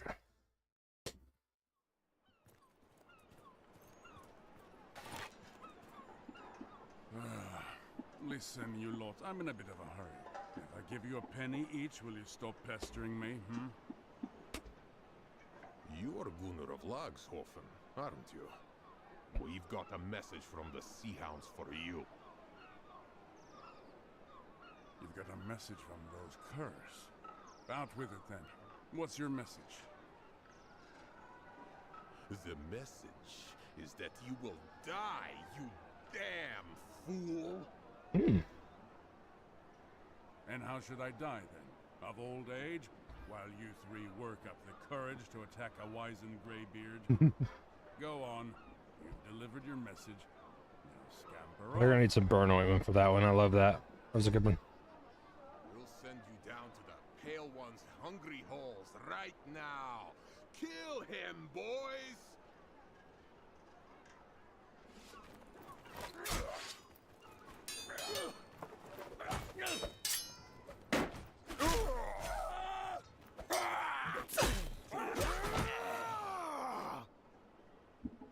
By my blood. Damn, that hurts. Ugh. I think I'm all right, though. Thank you. I am Gunnar of Lagshofen, from the Nordvig lands. I've come to this port seeking warriors and a ship. These men we fought were allies of a pirate gang who called themselves the Sea Hounds. They have been raiding and slaving along the Nordvig shores, and I intend to go to war with them. Sounds like a good time. The Sea Hounds and I have history, and nowadays they hate my guts as fiercely as I hate theirs. Somebody must have sent word of my whereabouts to their local friends, as these lowlifes had a mind to do me in. Again, you have my thanks for evening the odds. I know what it's like to lose family to slavers. If you're still searching, look to the Sea Hounds. They've got their hands in most of the slaving that happens along these coasts. Who are these Sea It's Hounds? hard to believe now, but they were once my brothers in arms.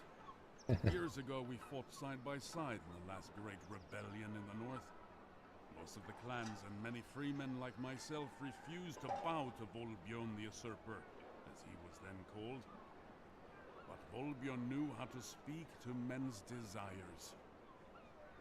He won over the bigger clans with promises of land and silver.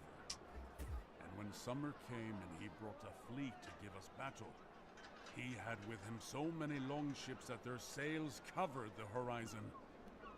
We still fought them, of course, but the numbers were too many to beat.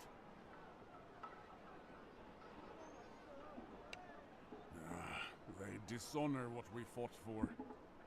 I'm no stranger to battle. I'll kill when I must, but they murder for pleasure, thinking the All-Father rewards bloodthirst. He wants warriors, not hounds. I mean to gather up some of my kin and friends to go against the Sea Hounds. Just a few days ago, I ran into an old comrade of mine here in Ostikan. He is called Puri, and he happens to own a fast ship. He promised to help me capture a Sea Hound ship and put together a crew. I will warn that there's going to be some To make you a spoilers proposal. Perhaps you'd like to come with us. if you intend to do this yourself. Guarantee we'll find your kin, but I can promise a good fight. And if we win, a bit of fine loot.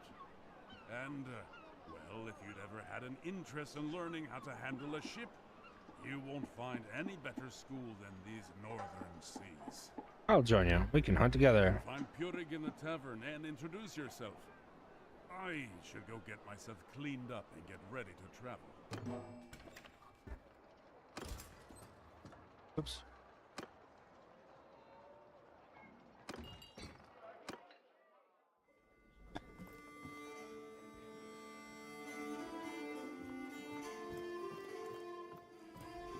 Aye? So, who are you then? A fight, you say? Gunnar and you won, huh? He's alive? Well, good for you two. Gunnar is a tough old goat and rather hard to kill. I shall have to ask him about it when I get the chance, so... Yes, I agreed to help him in his little... If you're indeed of a mind to go with us, I'm happy to take you. But I've only got room for you. So if you've got any traveling companions, you'll need to leave them in this port. I'm sure you'll be back soon to rejoin them, safe and sound. You all fight? Did you also fight in the rebellion with Gunnar? I did. Started out as young men with nothing but our swords, our sweet mistress to see, whispering promises of... all Gunnar says, they're even worse than the king and the Jarls we fought, preying upon the farmers and the fishermen of the coast. There's no honor in attacking the weak, he told me so many times. He's right, of course, but it's just so much easier to take their wealth.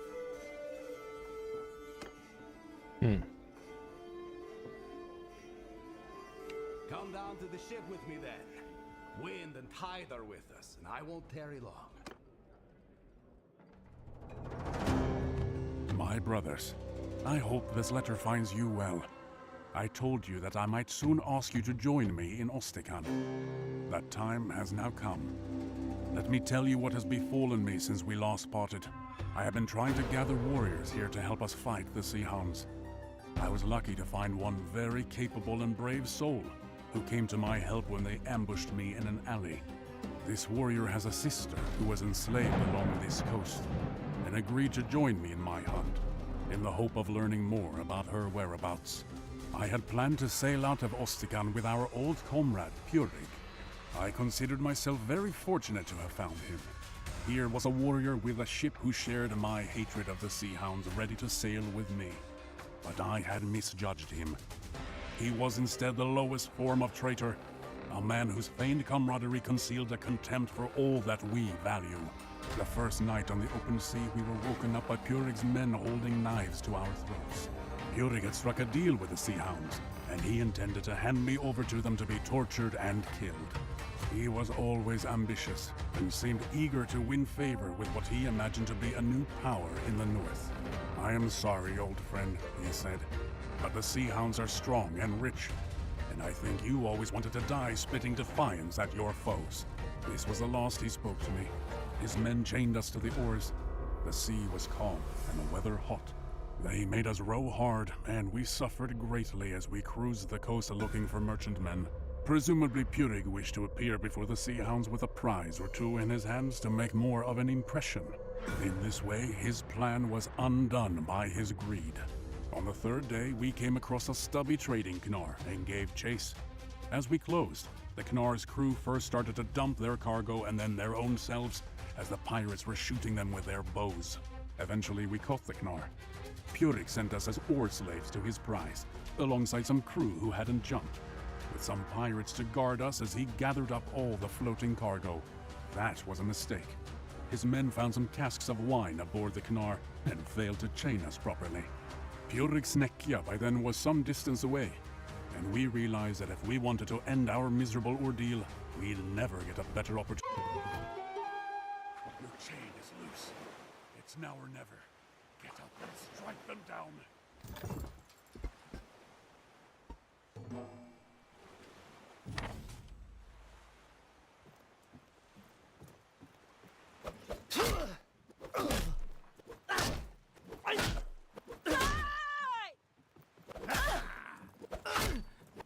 Well done. Now, help us get these chains off, huh?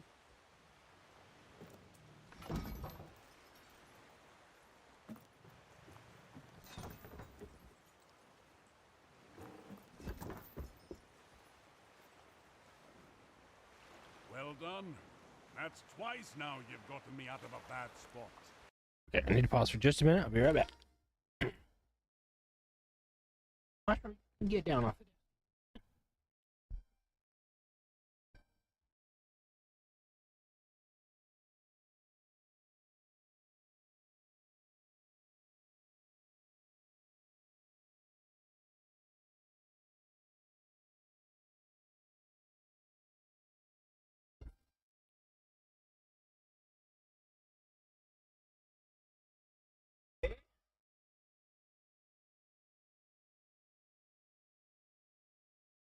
My adult cats, the last one I raised from a kitten, decided that the new one is hers. She's kind of taking over, watching over, and I'm just checking in to make sure that they're getting along and they're rolled up on the bed together, so I think it's fine.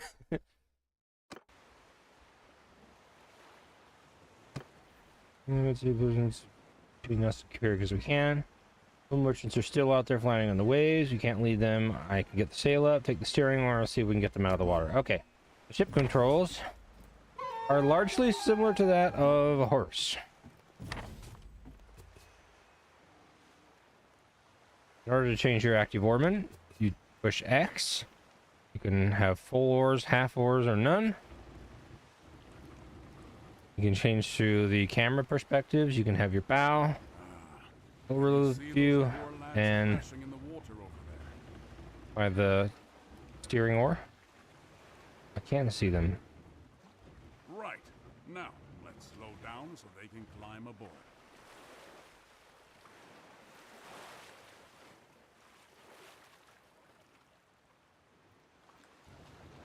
There's two more of them over there. Let's go fish them out. Now you can get wind in your sail by pushing Z.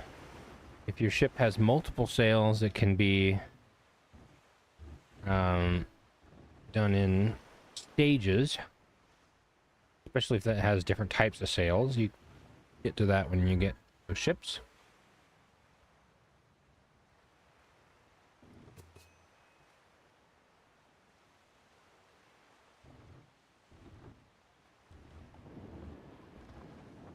Right. Now, let's slow down so they can climb aboard.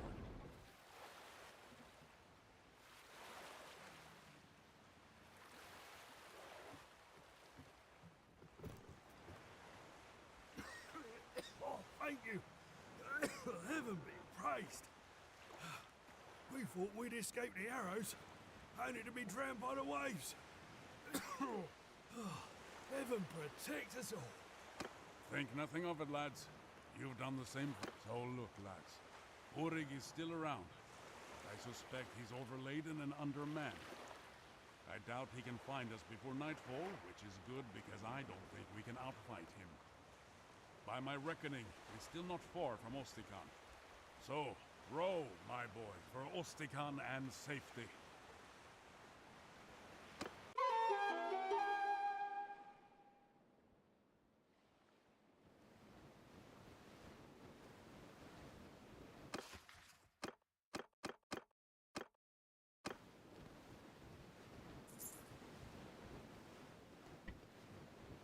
I think technically this tutorial is not over yet.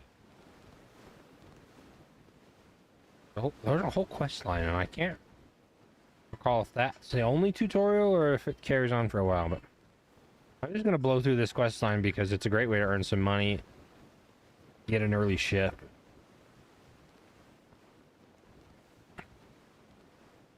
Go from there.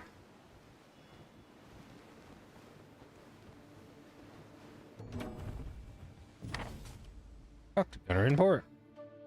I will. Well, I sent off my letter, and I spoke to some men from my homeland who have just arrived. They are sick of Sea Hound raids and ready to join us in our hunt. I'm afraid we cannot take your own companions, however. That's good, I don't have any. And my men aren't willing to trust their lives to any other vessel in these northern seas. I recommend you make ready to sail again soon. The ones with us now are farmers from the island of Bannerlord, near my village at Laxorp. They are good men and well motivated. That coast has suffered greatly at the hands of the Sea Hounds, but they are not warriors who live for battle.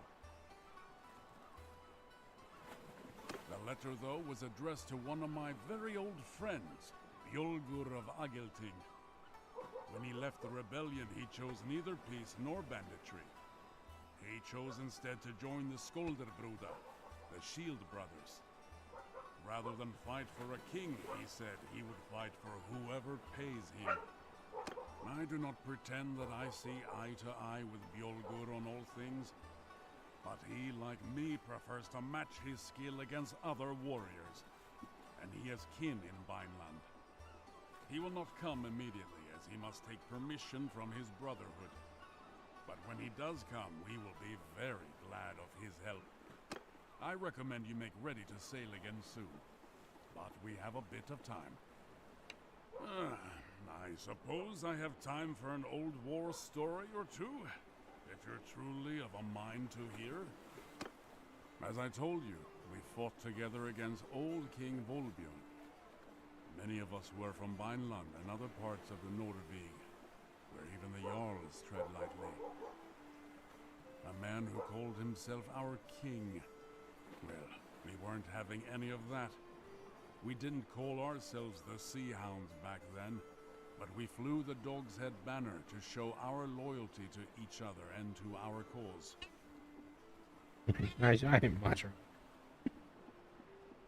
We fought, but we lost in a great battle in Valvik Bay. I and 100 other captives were led before Volbjörn, and the king ordered his men to take our heads. A dozen or so were killed before me, so I had time to think up something to say. As they held me down to receive the blow, I told Volbjörn that it was a good thing I'd eaten not long ago, so I could let him know directly from the High Hall what sort of feast they'd prepared for him there. I thought he'd order me cut open or flayed, but instead Volbjörn laughed and told me that he liked my mettle. He'd spare my life and the lives of the rest of my comrades, so long as I swore an oath not to take up arms against him again. Volbjörn had made his point with a dozen headless bodies at his feet, and men paying the land tax or serving in his armies were of more value to him than corpses. If I swore, 100 of my comrades could return to their families. So, I swore.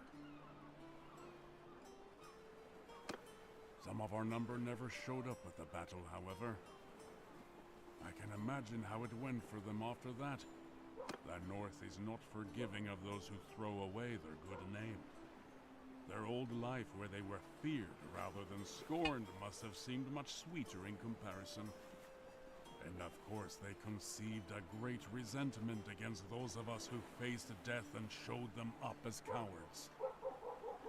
These are the ones who became the Sea Hounds, who aimed to steal the wealth and glory that they failed to win in battle. I recommend you make ready to sail again soon. I do not know for sure. If I had ever knowingly given him insult, I never would have sailed on his ship. A true warrior, to my mind, knows his own mettle. He does not need others to remind him of his honor. He knows that sometimes in war you suffer bad luck. Your ship arrived late. You were carried away in the rush of a rout. You were defeated by a king with forces far greater than your own. Other men, on the other hand, crave glory. They must hear the cheers of townsfolk and wear gilded armor given to them by kings.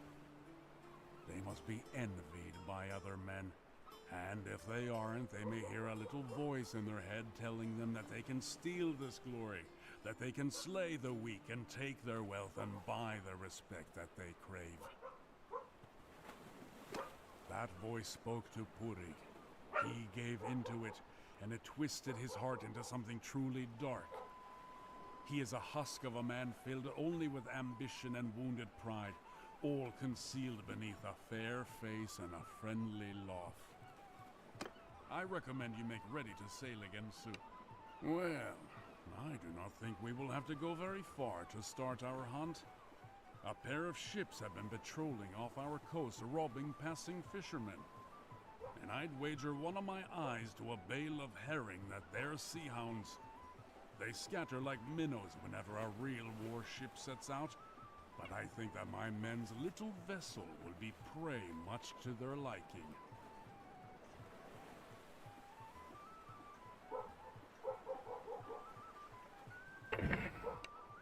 Right.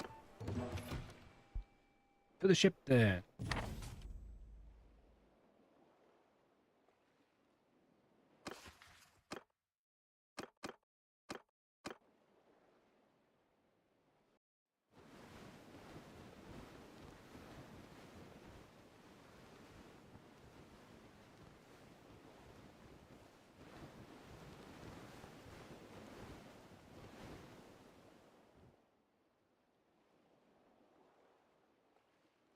As you sail out of Ostragon Harbor, you spot a single ship anchored just offshore.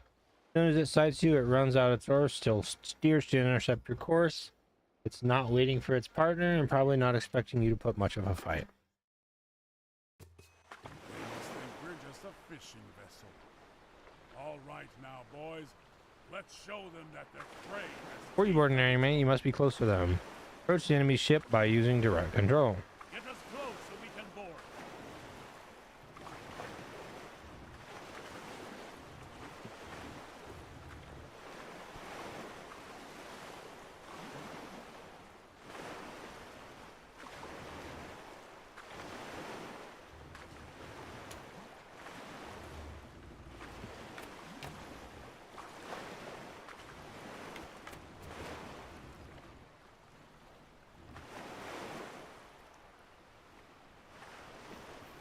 The lines are holding.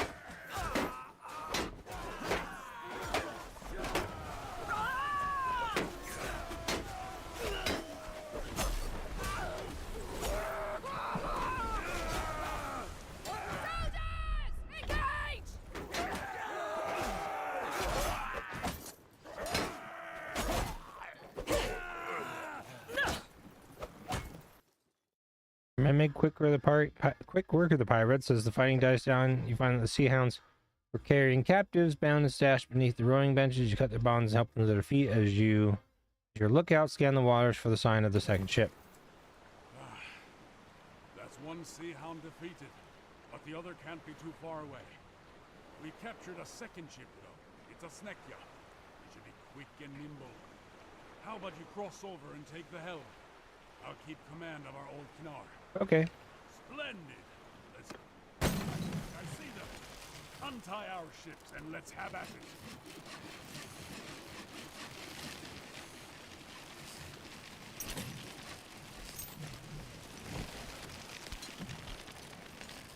I'll let you decide how to fight this one. Maneuver a bit, or just go straight at them. Release arrow! Shoot!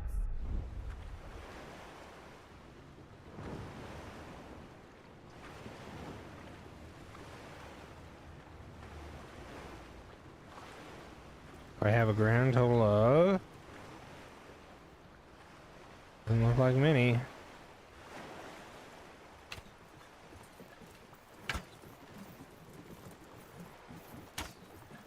Soldiers!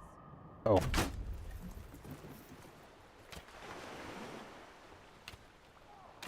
Strike hard, boys! Finish them!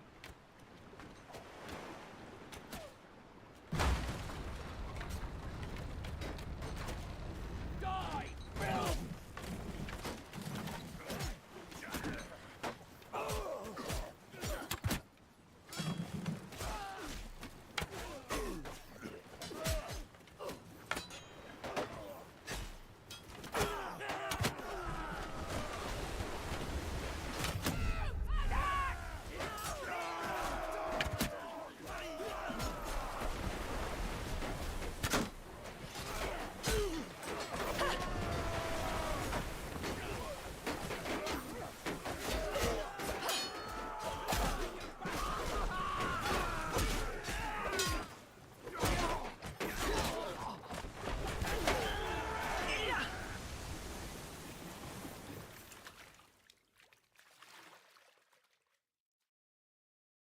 Once again, your victorious gunner, meanwhile, inspects the fallen pirates and soon finds one who's only lightly wounded and able to speak.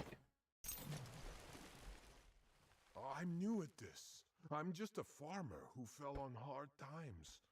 I signed on with this ship in Varcheg a month ago. They told me we'd be trading grain and ivory across the Bialik. These sea hounds are trolls and demons, not men. I want no part of this anymore. We purchased some slaves from some bandits in Ostikan. We were planning on selling them onward to another buyer further south along the coast. Perhaps your sister was one of them? Will you spare me? Are you really a farmer now? Calluses such as those on your hands are made by oars, not plows. And I see a scar on your sword arm that doesn't look like it came from the kick of a mule. Indeed, I might even recall your name. Ralgar Eelnose, is it not?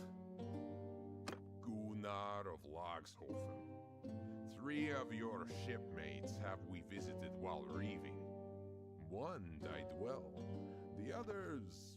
It's said that your people are mean and stingy hosts, but those 2 gave us some fine entertainment. As for you, friend of Gunnar, I told you where to seek your sister. Best rescue her quick, or she may take a liking to one of our brave lads and give you a litter of sea puppies. Better not, she's like 12. There you have it. I fulfilled my end of the bargain. Put me ashore.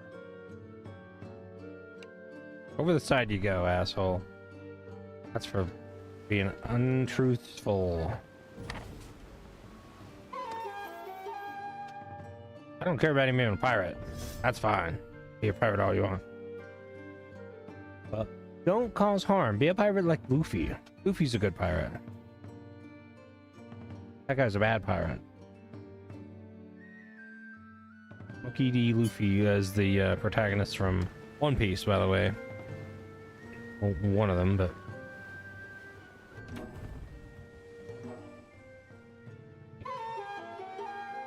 Return to Ostikan Harbor. I'm actually gonna buy some food because it does look like my food is going down just a bit.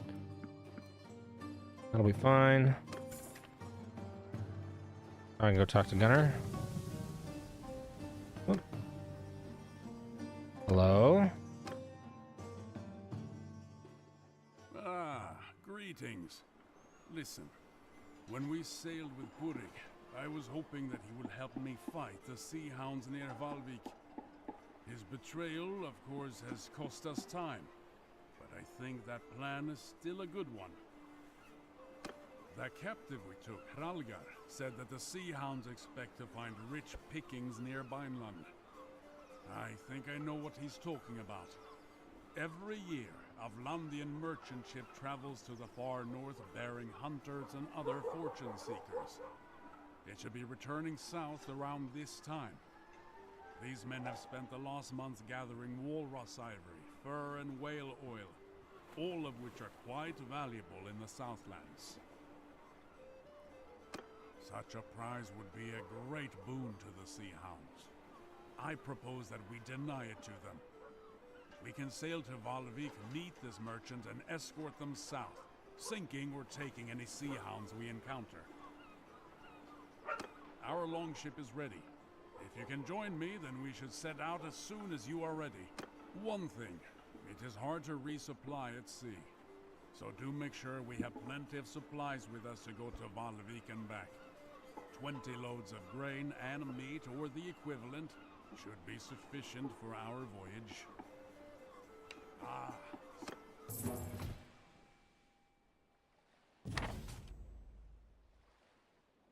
Gunnar has procured some provisions for the journey. All right.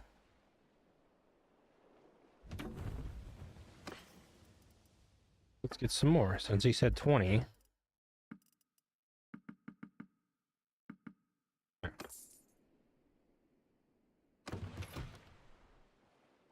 Well, we go. Meet the blending merchants. That's what we need to do. All right. We got a new ship. Oh, it's a longship. Okay. Oh, very Nordic of us. Hey, look, sea raiders. Oh, I don't want to. I don't want to talk to them. It's a lot of guys.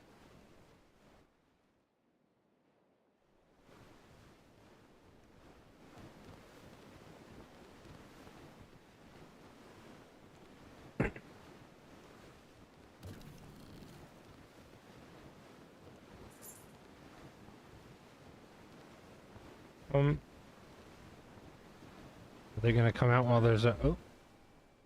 Apparently they are gonna come out while it's besieged by Vlandian army. Damn. Okay. Ahoy! Who are you? And what's your purpose? If that's the case, then we're glad to have you around. Back in Hjalvik port, we heard rumors of these pirates, and we were none too pleased that we had to venture out alone like this. Tell me then, are you asking anything for your services? Very well. Should we arrive safely, we will happily show our gratitude with a contribution to your cause. The wind is brisk, and the waves are choppy, so try not to venture too far. Okay. So back we go. Try not to outrun them.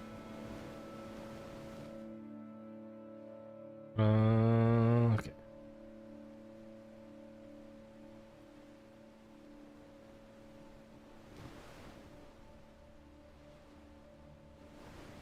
Hello, you.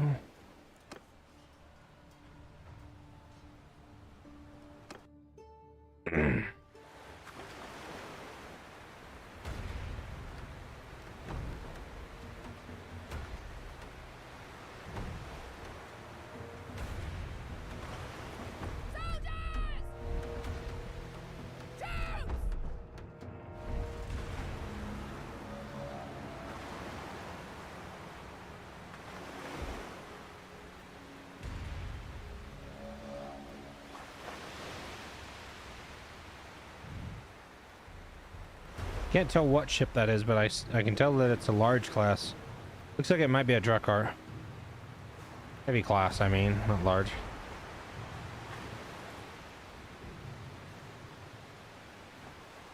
Very, very undermanned, though, for a Drakkar.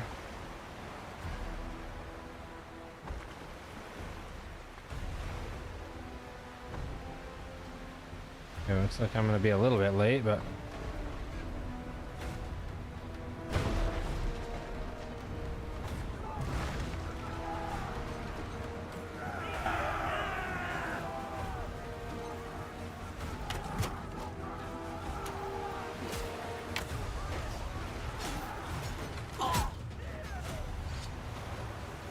Oh.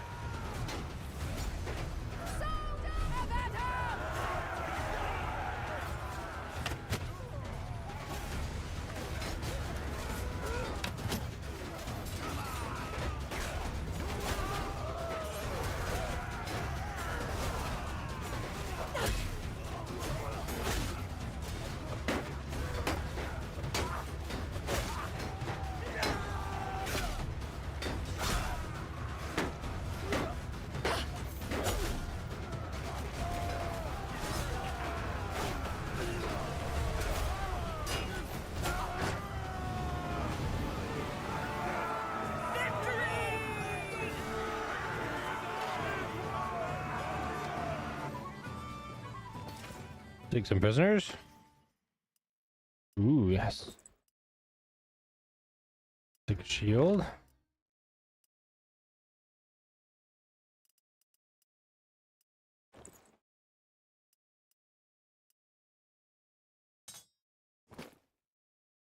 We'll actually take the thrown weapon for a while. Try it out.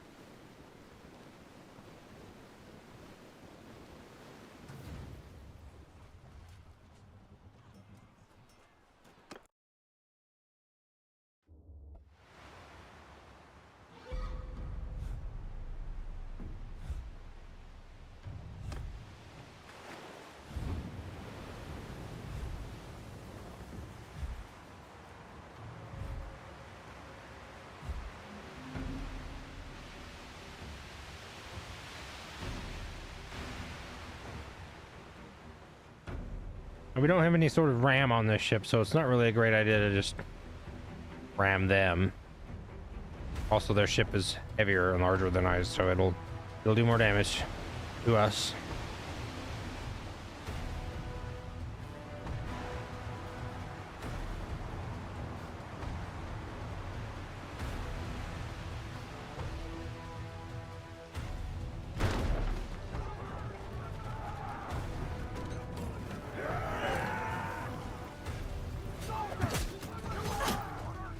Oh. Oops. Well, sometimes you get knocked the fuck out.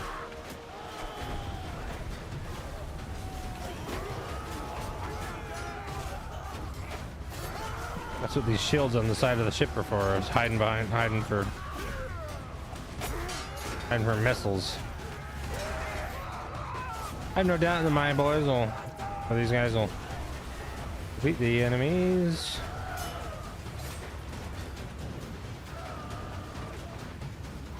Yeah.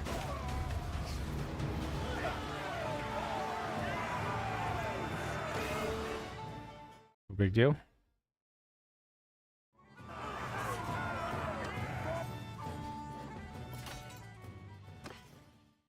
Ooh, lordly fur round shell. Heavy. Is it big? Any bigger? Got a lot more hit points though. Take the bow back. Javelin.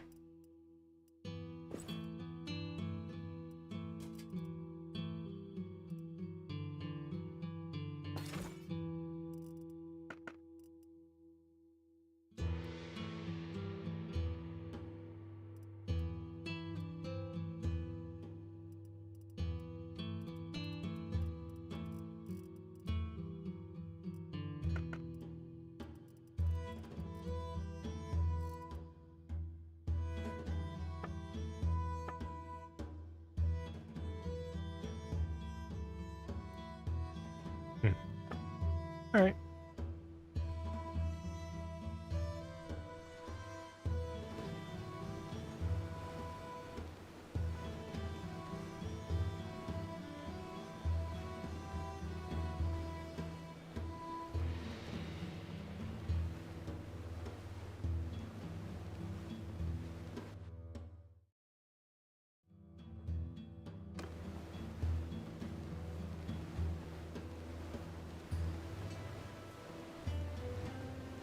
Actually gonna use the traders here to supplement our forces.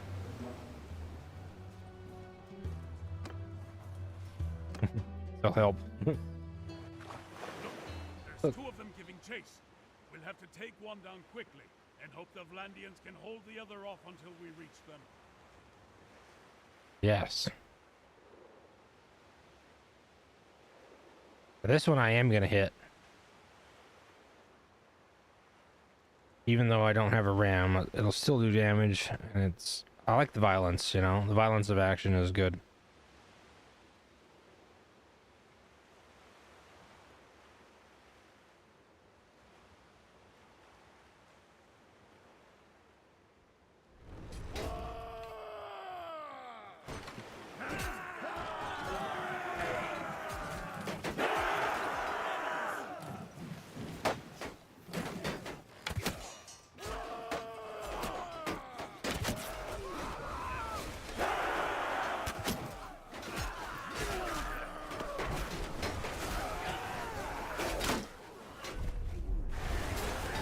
If your opponent has superior missiles, you need to be proactive and go after them. Which it does seem like that was the case. Oh.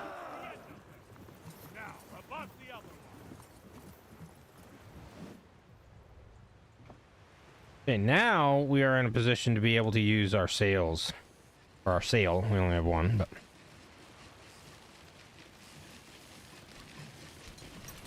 those bridges away. Let's go.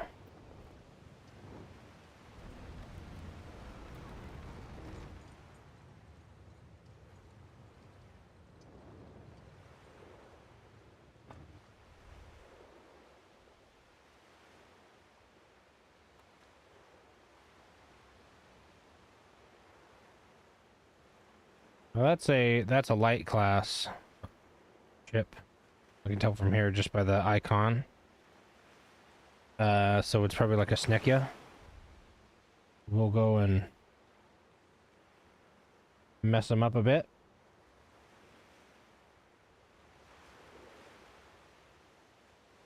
Slam into them too. Why not?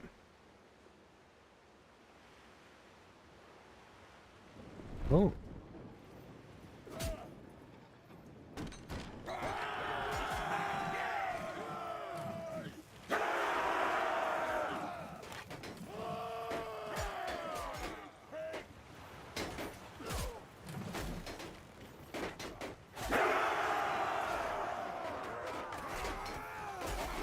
They're still in charge mode, so...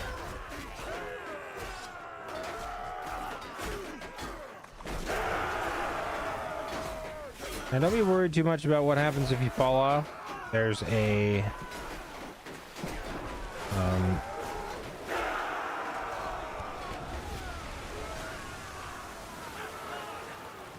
a climbing rope on the front of each ship that you can get up. The merchants approach you. Okay. Thanks the heavens! And thank you. Those sea-hound vessels would have torn us to pieces. You came just in time. We would still wish to show you our gratitude. I took a collection among the men whose lives you saved today. We wish to offer you a barrel of oil and a bundle of ivory. These are the rewards of our labor over the past months. But they would mean nothing to us if our ship was seized by pirates. I will accept this gift. I need the money, frankly.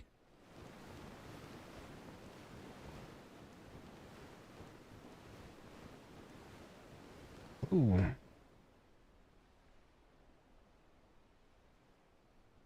You can outrun that? Nope, I don't want to go there. Ooh, buddy. I might be able to outrun them. Yep, I am indeed going to outrun them. Now, please don't chase my merchant friends. Ah, you're soft by merchants with more power than yourself. Suck it. If I had anywhere close to equal numbers, I would have happily just fought that. Okay. So, do athletics. There's combat movement speed again. The weapon handling is just so much better. Okay. So. Boatswain. Or mariner, excuse me. Boatswain, mariner. Formity gain, melee weapon handling, loot, defeated merchant combos. Ooh. Don't really attack merchants that often. With the extra melee handling. Oh, that's a personal thing. Yeah, whatever.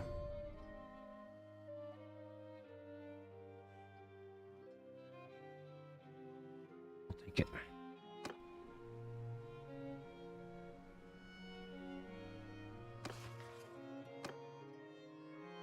Okay, so another mission, Scourge of the Seas.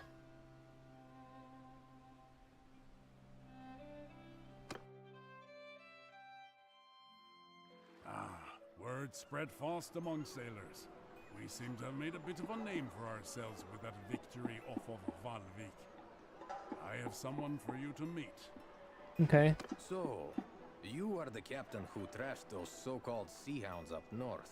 I have a proposal that I hope would be of interest to a man such as you. Man, sure. I am Lahar, of Kuyaz on the Jade Sea.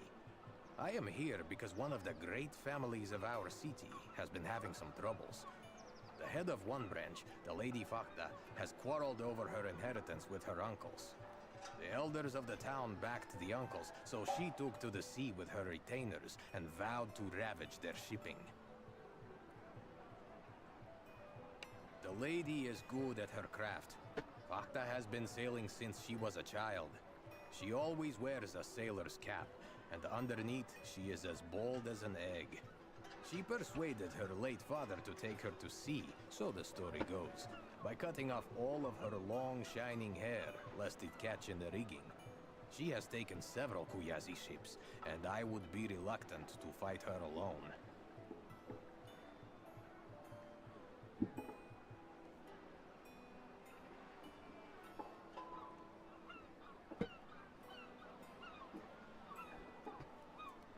Lady Fakta has reportedly joined up with these sea hounds, as pirates often band together.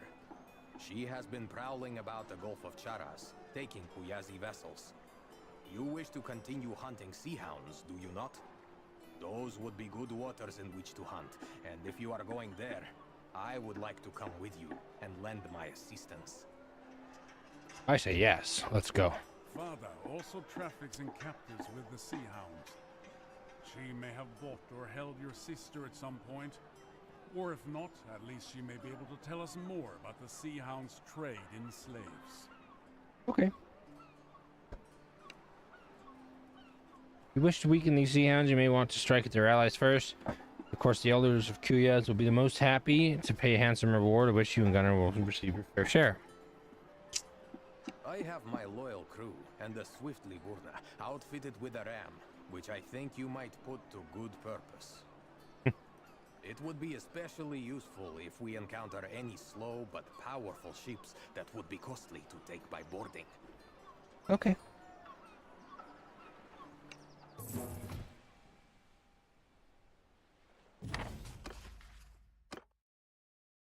I received 2,000. Very nice. Wait, why do I have... Never mind. Okay, so Corsair hunting grounds. Off we go.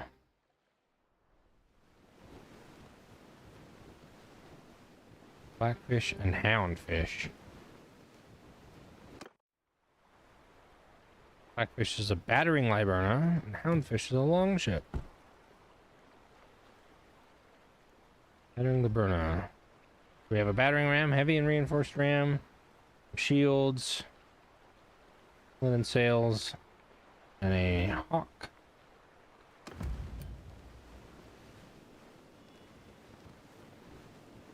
Bruce. Hey, Bruce. Bruce. Hey, Bruce.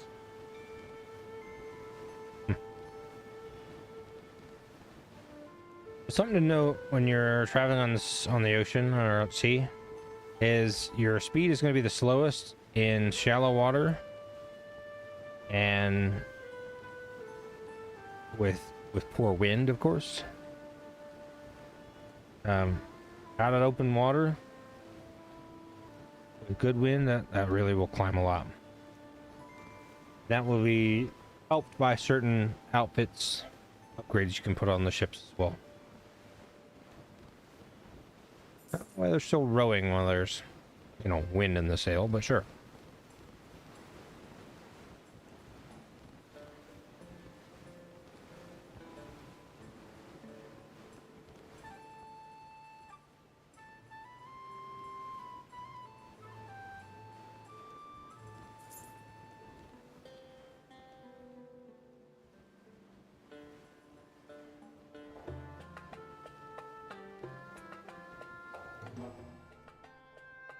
Okay, Gulf of Charis. Winds whip across the waves, carrying dust from deserts. Visibility comes and goes.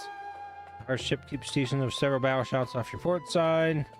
Whether you comb the seas for the Corsairs. Well, I see some. So we're gonna... I'm gonna wait for the daytime for this. And I'm gonna try to get some decent wind. So we got daytime. How about some wind?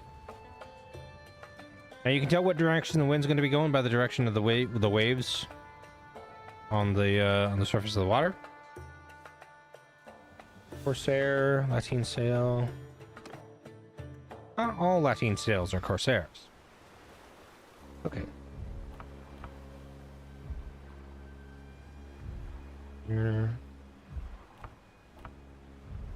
He's even better at it, huh? All right. So I get to take the battering ship to go play.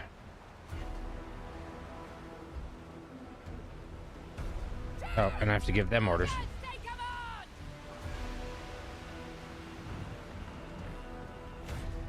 I'm going to take an angle here and then try to come at them and ram them real good.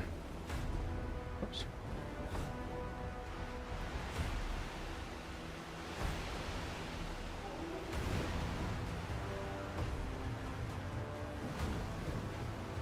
I'm honestly going too fast.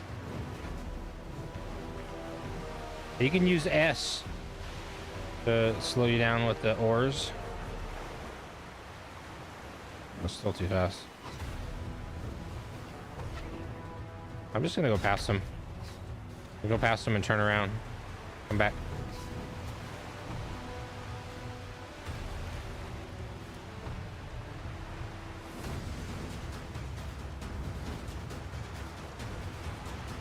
If you want to turn quickly, turn in the direction you want to go and hold S at the same time, and your ship will do the rowers will perform a 0 turn,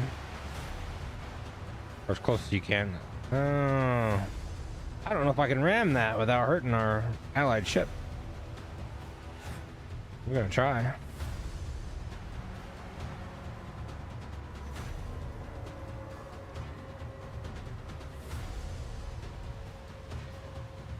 I don't know if it's even a good idea right now. We seem to be doing pretty well.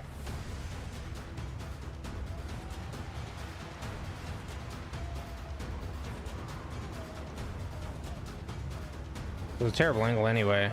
Yeah.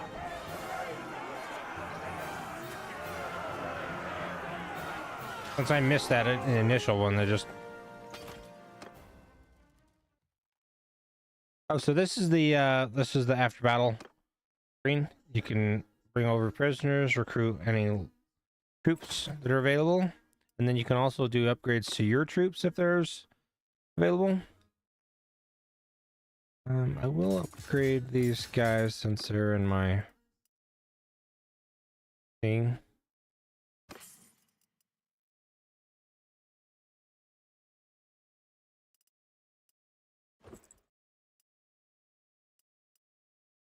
Have leather boots, richer clothes, larger darga. Take that stuff. Alright, lead still enemies about.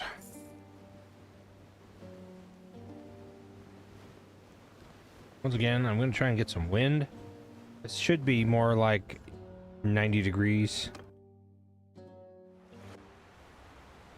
Closer, yeah. The same thing. I'm gonna be a little less picky about win this time. I'm still gonna go for an angle because I want to try for a decent boarding angle. Boom. You actually just go straight at him, huh?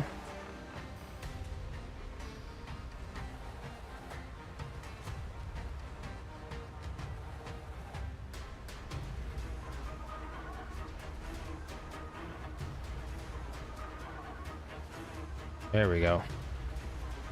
That's more like it. That should hit him pretty hard. Oh yeah. Closer to the center midships you can get, the better. There we go.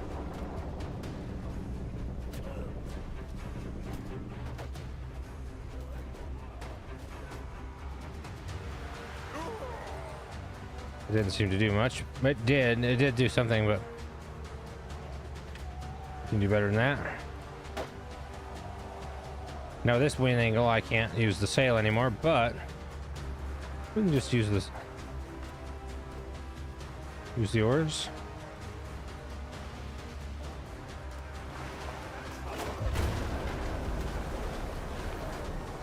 All right, now we'll go ahead and help boarding. And once you've told your two to crimp boarding, you can still maneuver your boat. All right.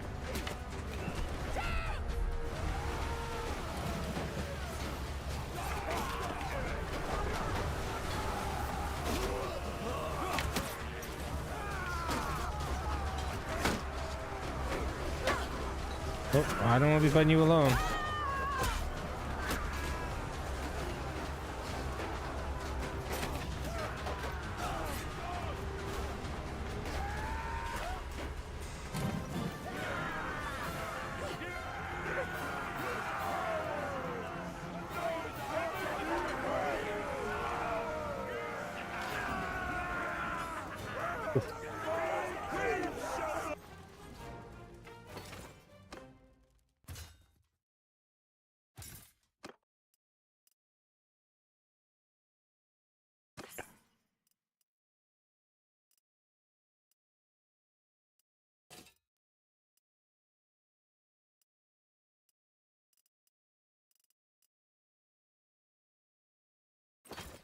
Okay. Carry on. Mir Alfahada.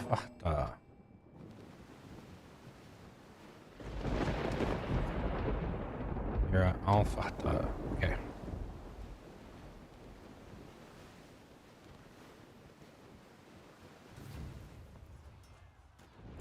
Carrying down the dust, left, look out, spotted Foster's fleet. Appears to have been damaged by the gale.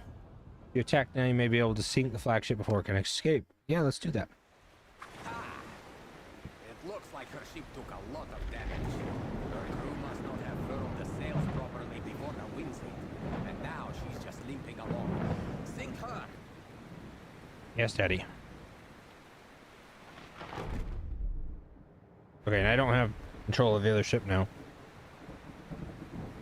Just mine. The seas are not very rough, or as nasty as it looks like it should be.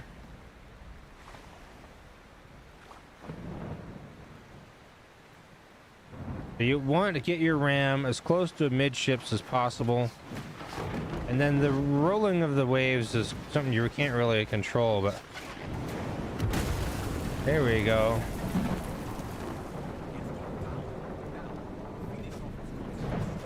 There she goes.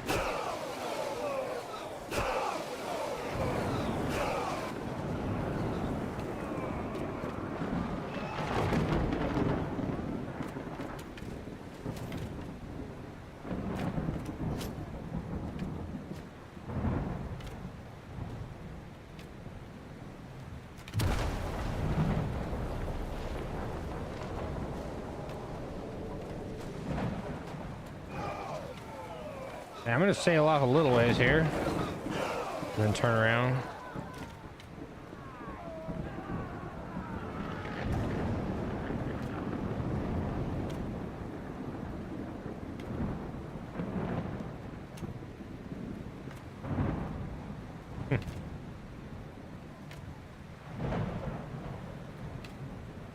Oh. I ain't gonna help.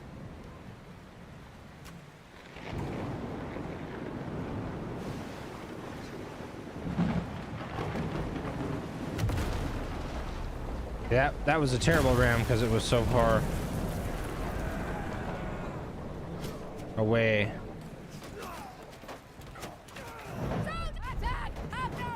Oh.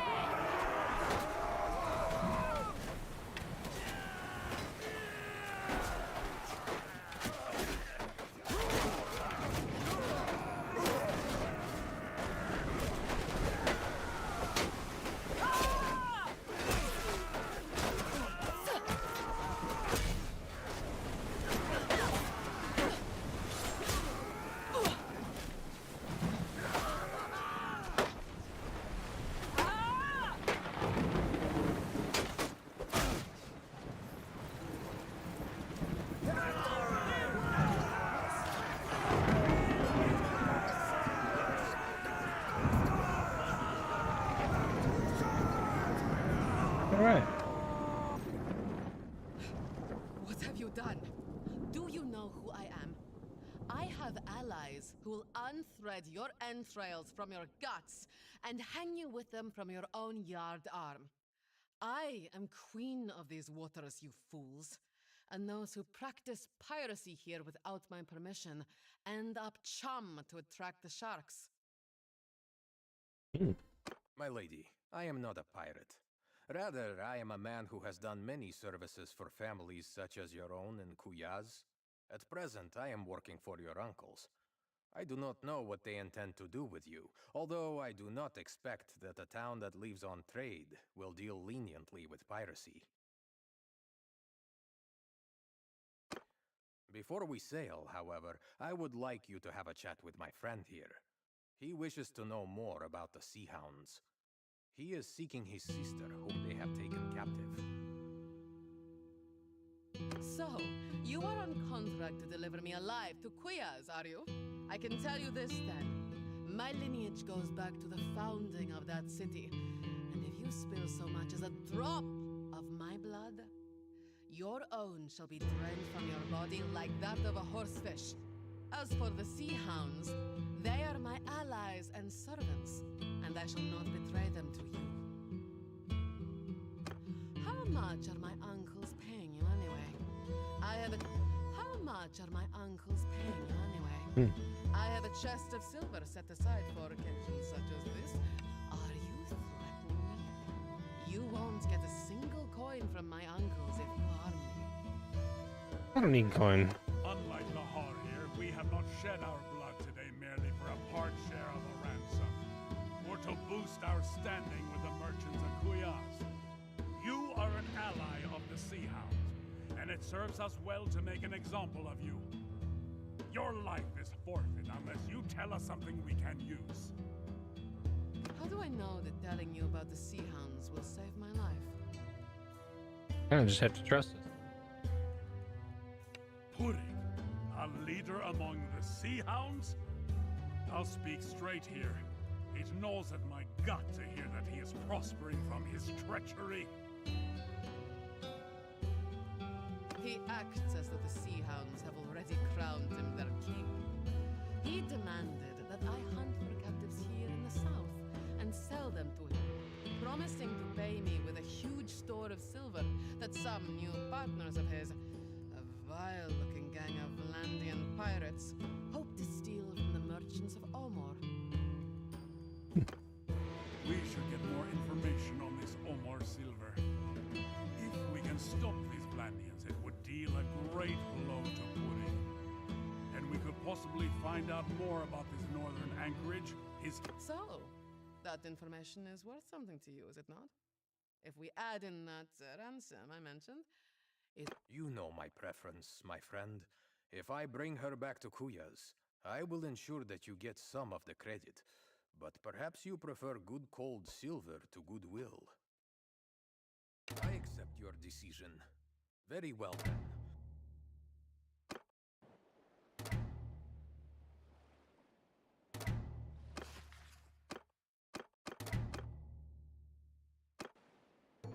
All right, let's see what we got here. More focus points.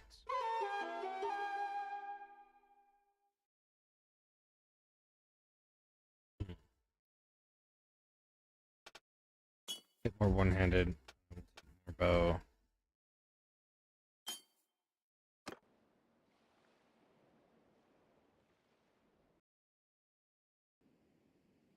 Yes, take me to Oscan right away. Thank you. You took my money away. So, I have been making inquiries into what Father told us about these Vlandian pirates in Purig's employ, and their plan to steal the Sturgian silver. Several large warships have been sighted patrolling near Omor. I suspect that these are the Vlandians. Omor is linked to the Bialik Sea by a wide estuary. It would be easy for the pirates to sit there like spiders in a web and wait until the Sturgians despair of losing all their commerce and try to run the blockade. Then the Vlandians will snap up the ships and their treasure. I'm sure Puri could wreak a great deal of wickedness with his silver in his hands.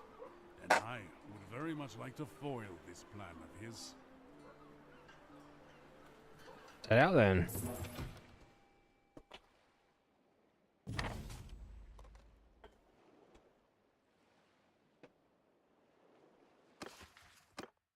Over the seas.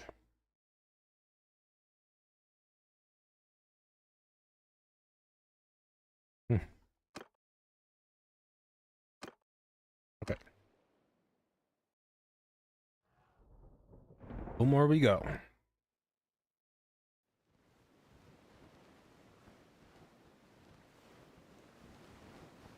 In a cog? Trade cog. Okay.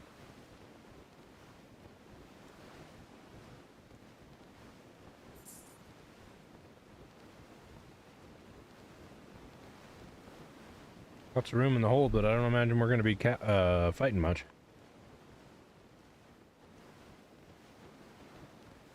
Could be wrong though.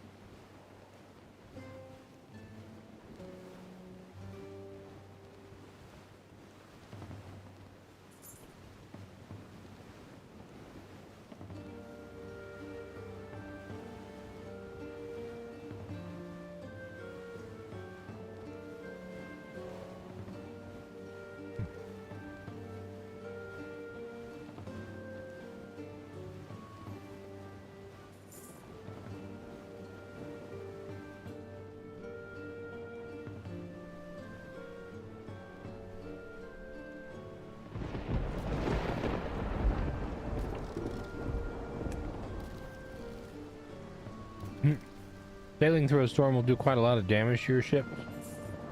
Oh. Careful about that. Apparently I'm poor now. I did forget to sell all my ill-gotten goods.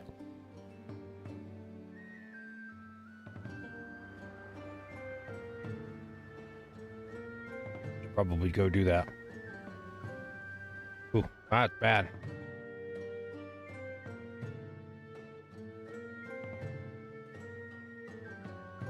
First thing I need to do here is trade. Welcome to Omor, friend. Is that grizzled fellow with you coming up now? Is that my old comrade, Gunnar of Lagshofen? A bit grayer than I remember from the days when we stood together in the shield wall, facing Volbjorn's host. But, well, aren't we all? We received his letter a while back, about your run-in with Purig. Ha! That worm must have cursed like an old woman when he learned that his captive stole his ship.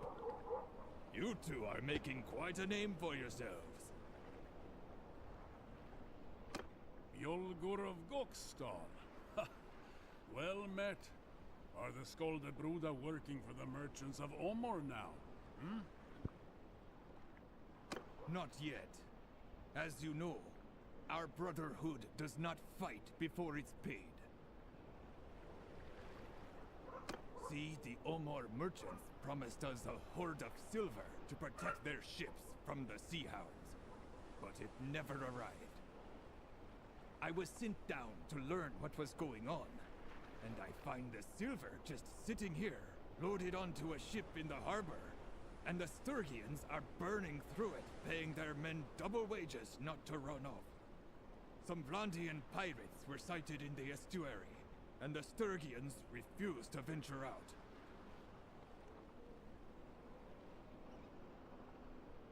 Much as I would like to simply sail forth and bathe my sword in sea hound blood, my brotherhood has commanded me to do my best to ensure that the silver gets through safely.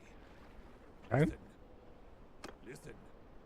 I've been watching these Vlandian blockaders and mulling over a plan. Their flagship has a lofty deck, and it would be hard to board, but it doesn't seem very maneuverable. I think we can hit them with a trick that can be deadly in estuaries. We will be upstream of them. I'll have the merchants here donate some leaky old vessel that they are about to scrap.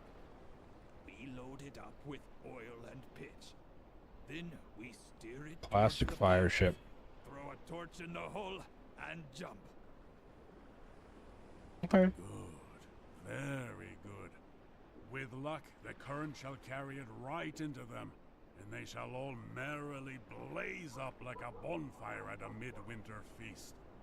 The silver ship will make for the open sea, while the rest of us can have it out with any surviving sea hounds.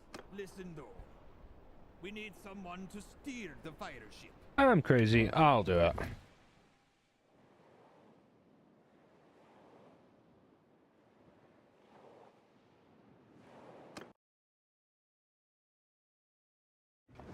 Once we get within range, their ballista will pelt us with fiery missiles. Avoid them. Even if they just hit the water, the flames will keep burning and can spread to our hull. When we get close, I will set fire to our ship and then we swim to shore. Don't hit me. Okay, so it's impossible to dodge them then.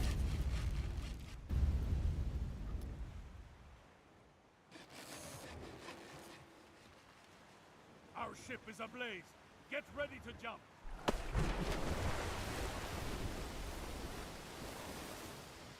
Yes, dear.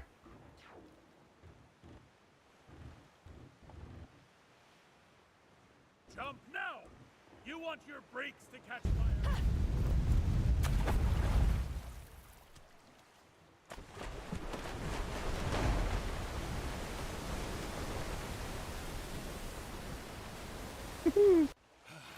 Head for short. There are a pair of horses waiting for us. We must ride quickly back to the Sturgians before the Sea Hounds can report them on the blockade.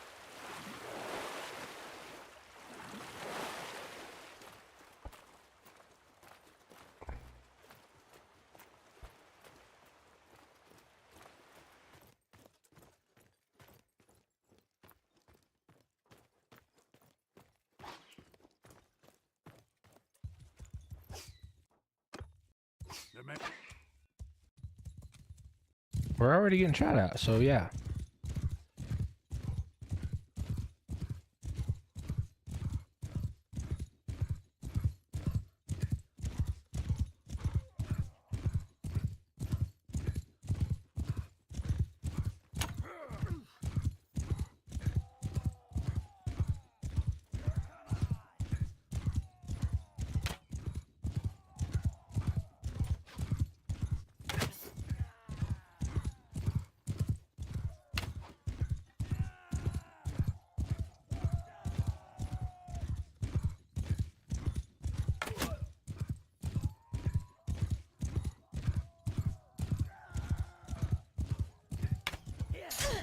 Ouch.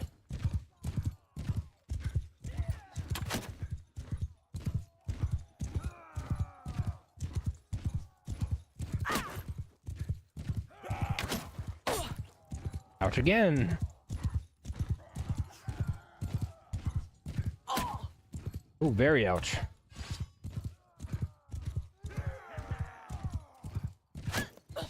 And I got knocked out.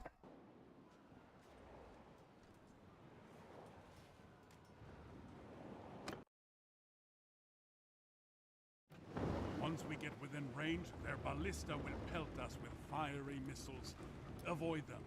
Even if they just hit the water, the flames will keep burning and can spread to our hull. When we get close, I will set fire to our ship and then we swim to shore.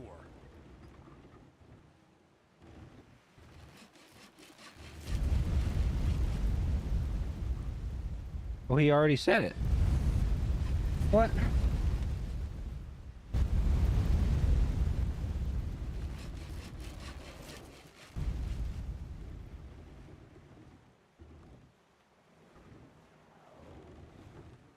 Okay. Our ship is ablaze. Get ready to jump.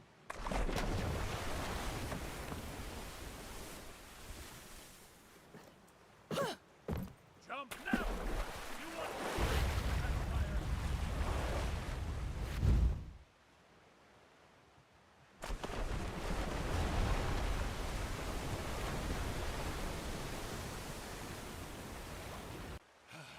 Head for shore.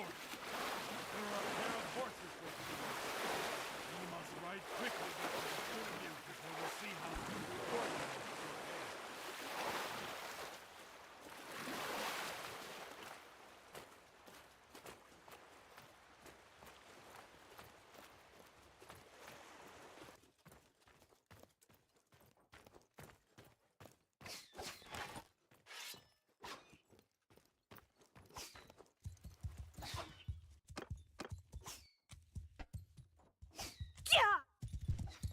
Oh, goodness.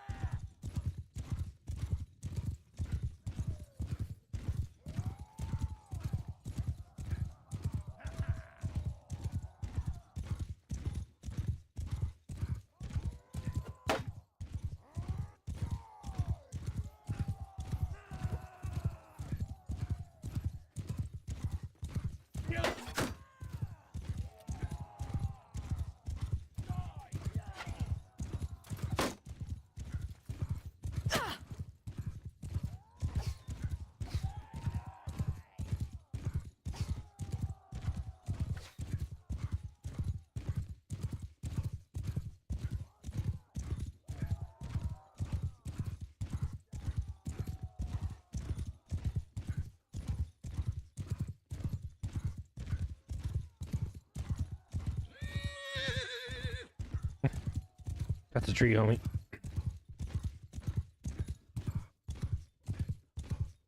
Time to get back aboard. Get on the ship. Yes, dear.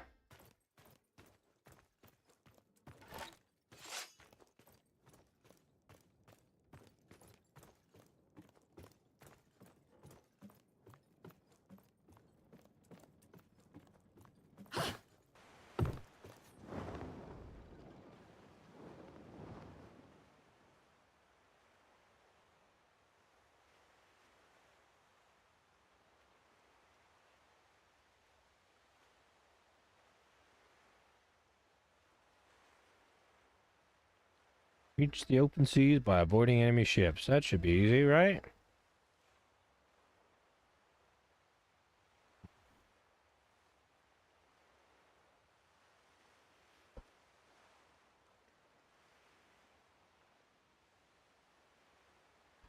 There's the round ship in ablaze.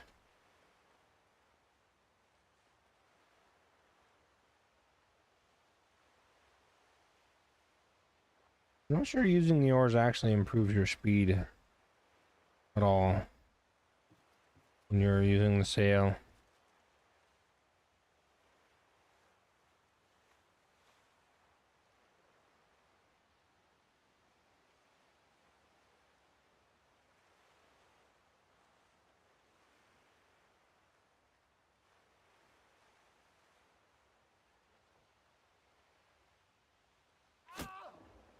Of course, they have a siege weapon.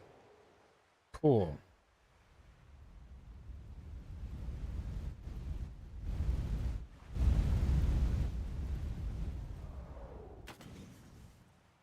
Don't shoot me.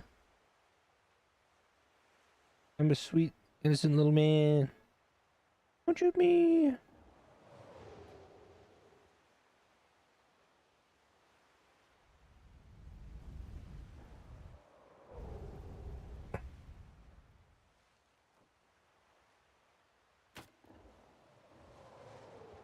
No. Of course, both of them hit us. Great. Oh.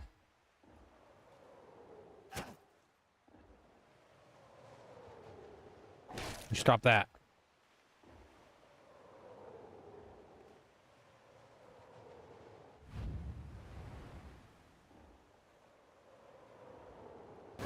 Stop it. Doesn't seem to be as effective as I think it would be.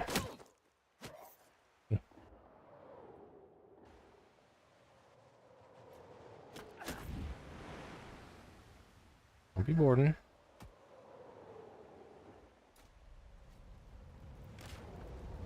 Okay, so we're actively on fire. Let's not be on fire, though. Okay, so there's a health thing, overall health.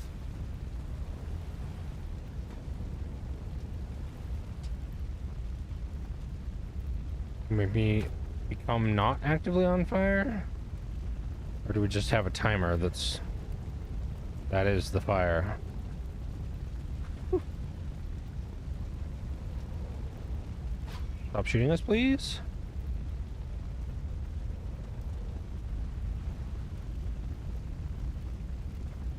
This doesn't look that healthy to be, you know, like rowing and doing stuff with. Don't hit me, don't hit me, don't hit me. No, you don't.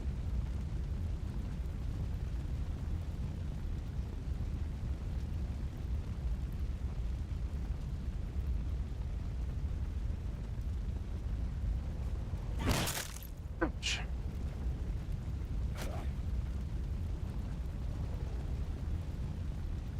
I really don't see a way we can, like, do that again and get hit less. We just have to be expedient, I guess. Oh no, come on, come on, come on, come on. Make it, make it, make it, make it. Friendly ship has started to sink. That would be us. 200 meters from the safe zone. And away we go. Alright, great. The enemy has captured your ship. I don't think that's really how that works. Try again from a checkpoint. Yes, we will do that. See if we can go faster.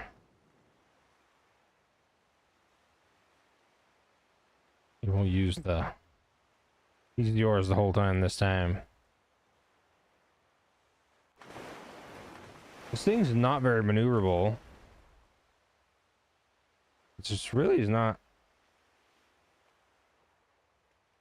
There's not really a great way to escape the fire pot throwers, because to get around to the stern of these ships where they can't shoot them, you kind of have to.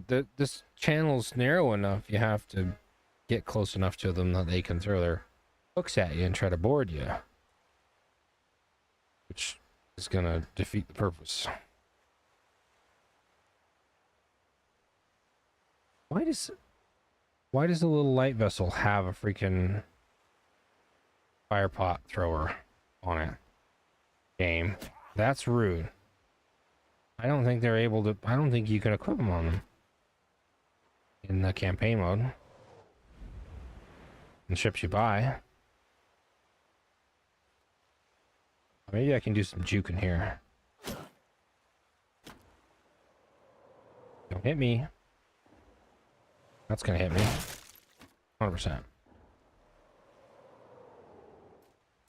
Of course. Of course.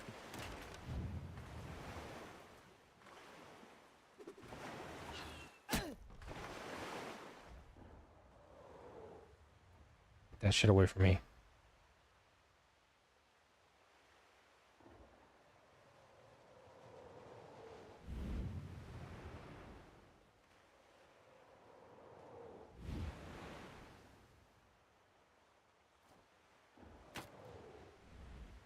Okay. Don't you throw that at me. Nope. No, sir.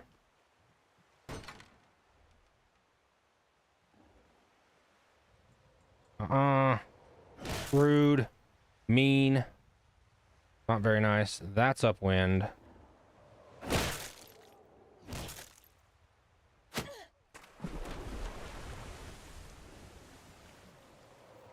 Don't you dare.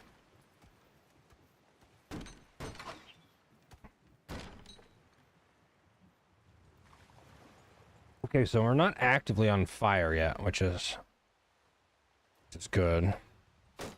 Because I was actively on fire before this point last time. So that should help.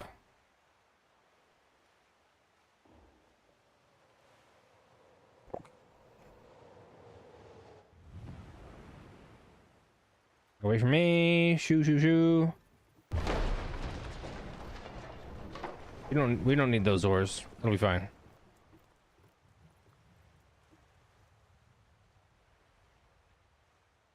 I think we're gonna be fine. This is much better. Okay. So it is about the juking. Definitely about the juking. Ow, hey, rude. Don't do that.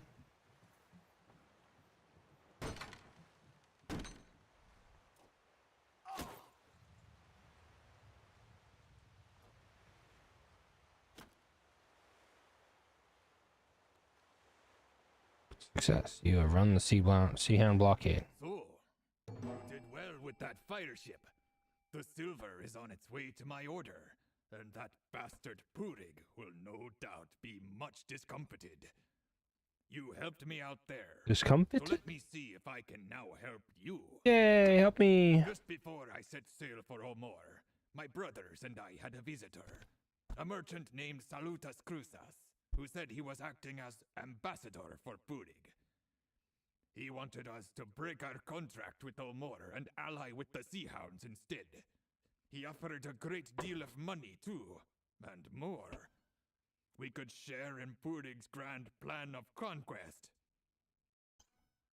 Well, first we would join the Seahounds in ravaging the coasts of Sturgia and Vlandia, so that no ship would dare set sail on the Bialek Sea without paying us our due. Then Purig would raise an army out of the king's old enemies and take the Nordvig, and crown himself in Thronderlag, and shower upon us lands and titles and anything else we might want. Well, some of my brothers listened to him, men who had fought against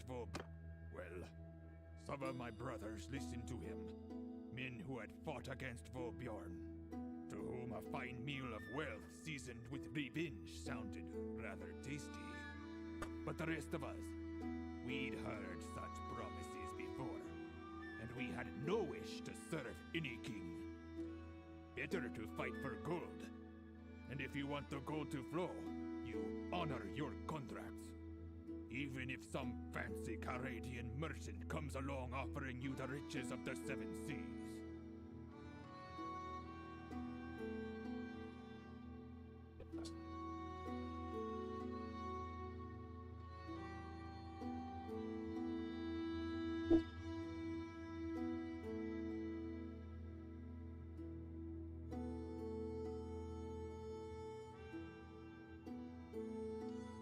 Okay. This must be the slave colony that Fada mentioned. Pirates value safe havens to build new ships. With an anchorage like that, Uri can have the sea hounds eating out of his hands.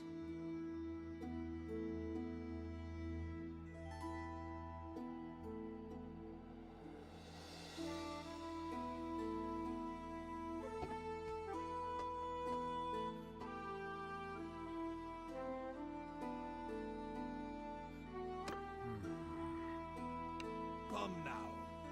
I couldn't have you dash off to hunt Crusas before the silver got past the sea hounds. My brothers named me their emissary, you see. And we diplomats need to be crafty.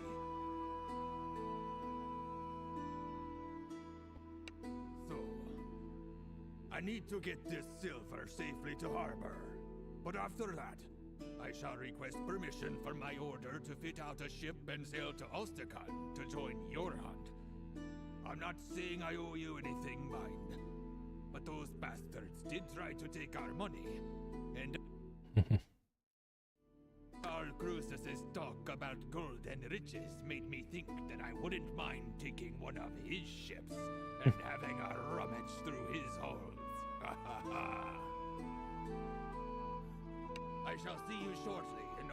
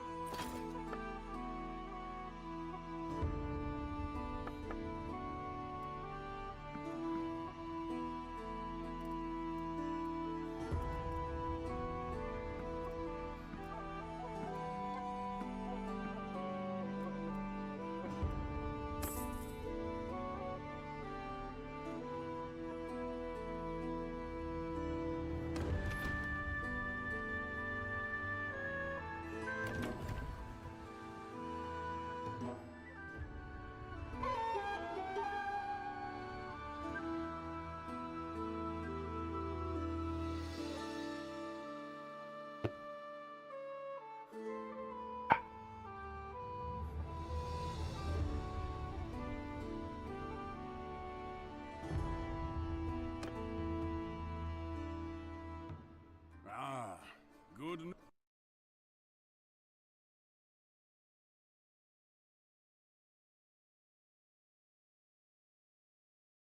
news.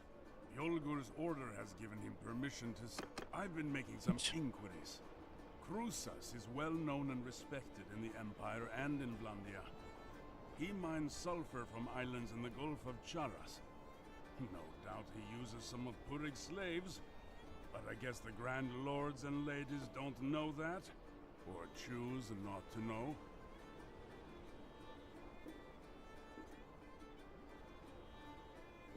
No, not hard to find at all. On the way there, I hailed some fishermen who chased tuna in the Gulf of Charas, and they say he is known to frequent a string of islands known as Scatrias. They are said to be barren and foul-smelling. I can't think why a merchant would want to anchor there. Were they not the site of these sulfur mines where the captives are sent? So, I say we set out for these islands and hunt for Crusas. I say so too. Let's go.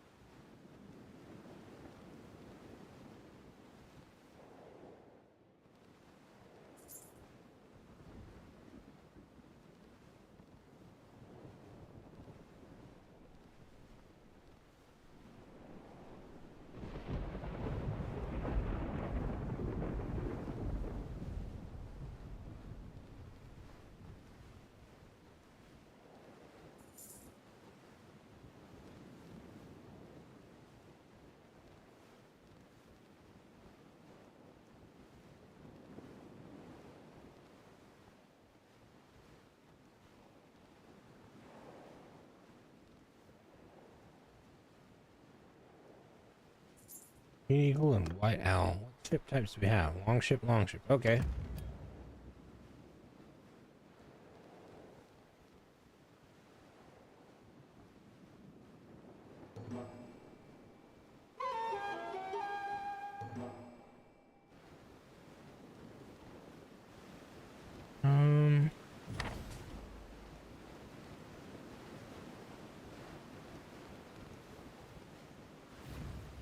I wanted some wind. Let's see if I can get some better wind. Okay, 229, 217.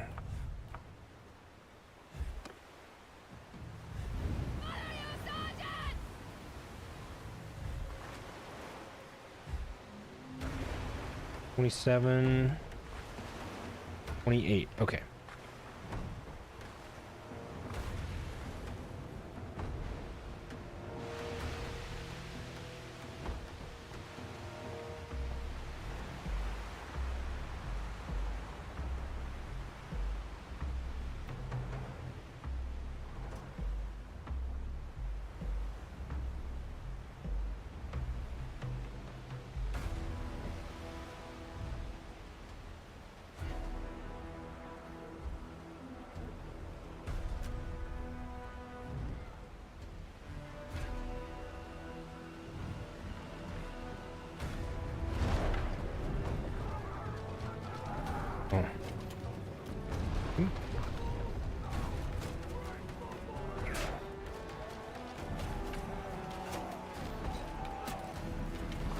Went a little fast there.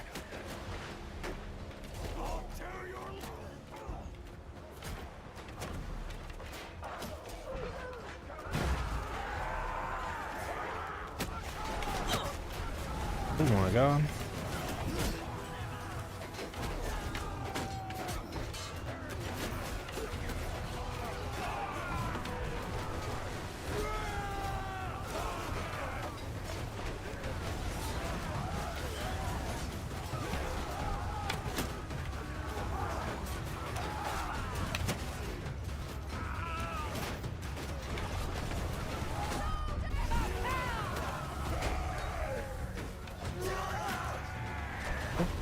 That is a glorious braid she's got.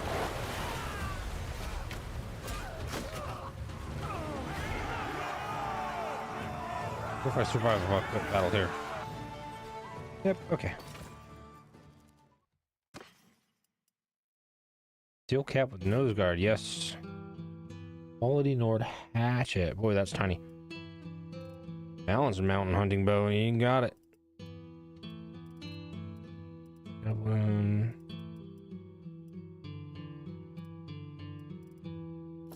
Cool.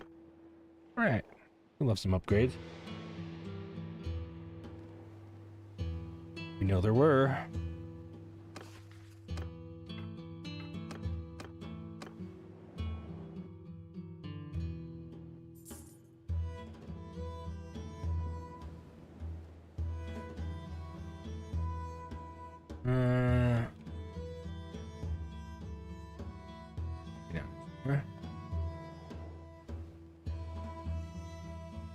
Steward. All right. Frugal or warrior shy. Food's really not that hard to come by, so take frugal. Less wages is always better.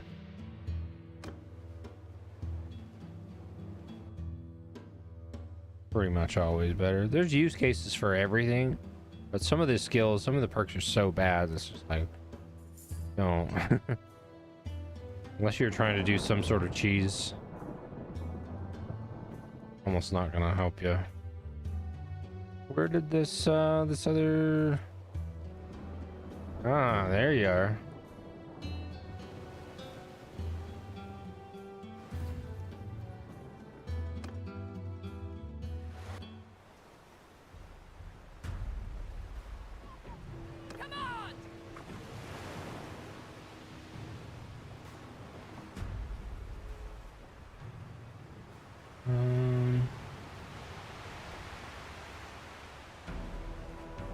I got 23 on my ship. 24 on theirs. I'm gonna let them go first.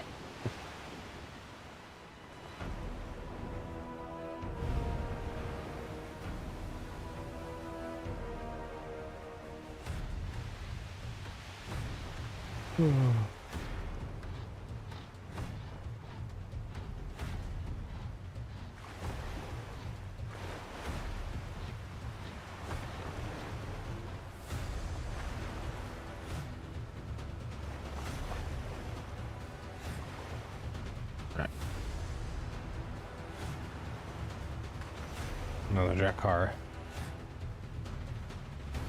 Wonder what they're doing with the. Never mind.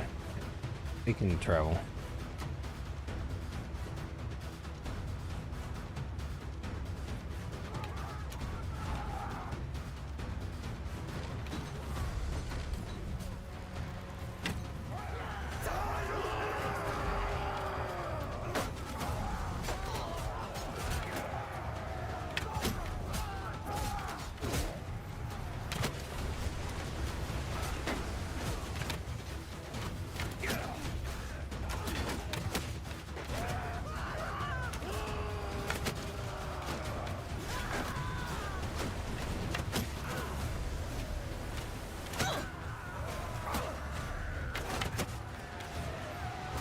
Come on, need some more bow skill.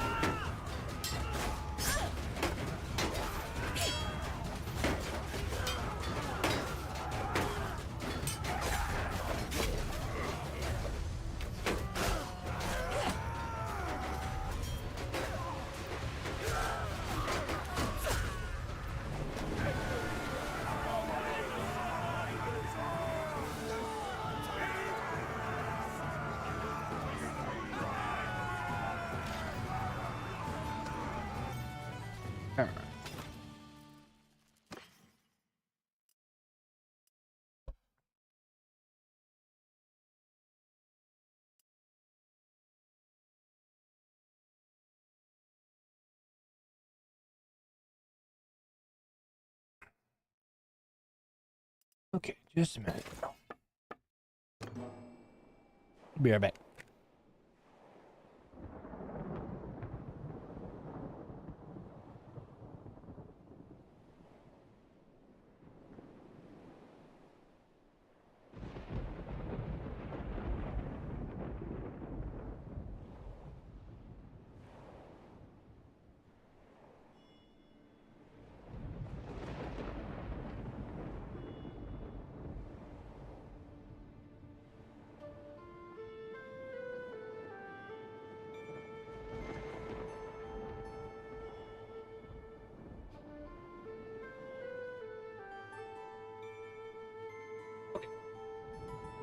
Fine.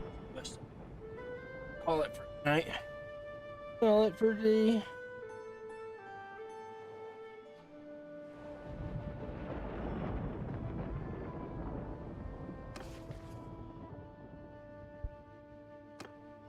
Way is now clear to attack Crusa's fleet. Destroy it.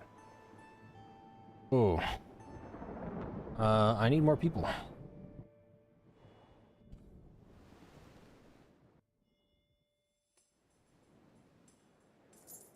Just go to QDS. 39 ain't gonna cut it.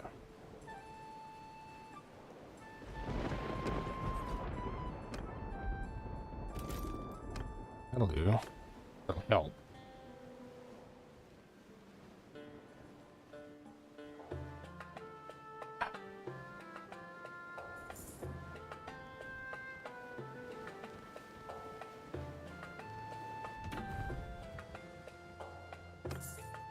Ships, gather reinforcements.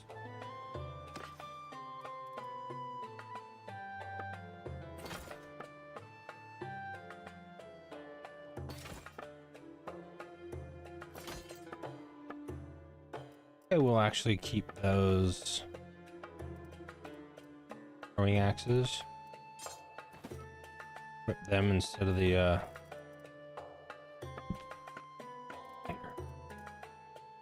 Here's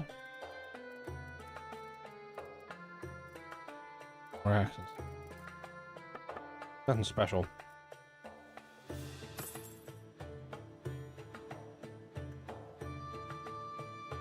Okay.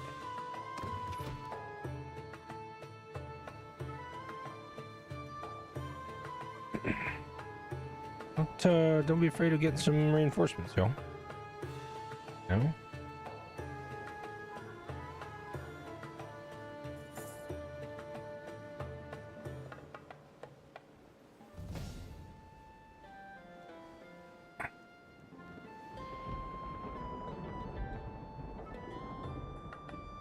Okay, where'd my guy go?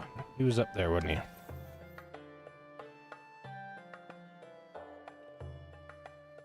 Oh.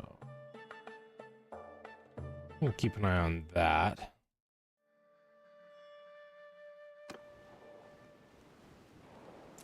I end up doing a lot of ship-based stuff. Having some those three will be good. All right, what direction is this ocean going?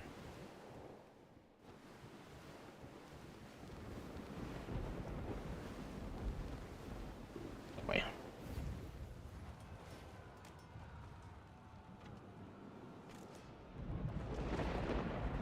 Oh, flaming ball arcs out of the cluster of ships.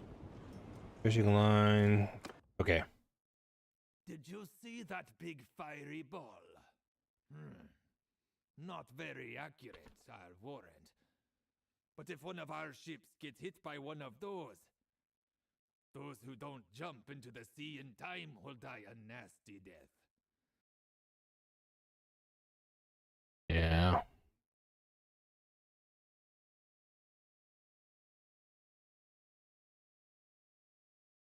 I've heard Cruces does this. He doesn't try to maneuver or run, but lashes his ships together, building himself a floating fortress. He mounts mangonels on them and peppers any attackers with flaming pitch. Not a bad tactic if you've got the time to prepare and you just want to be left alone. Most attackers will keep their distance and look for easier prey. But we're crazy, so fortress is invulnerable. If all our ships row in together, we'd be presenting enough targets that we're bound to get hit. So let's not do that. Here's another idea. Our captured ship, the Golden One. Fast. The roll has that ballista. As possible, remove all. Start within range while avoiding the flaming pitch. Use the ballista to take out mangonels one by one while they're all down. The rest of us storm in and clear the decks. Okay. I saw you handle that fire ship.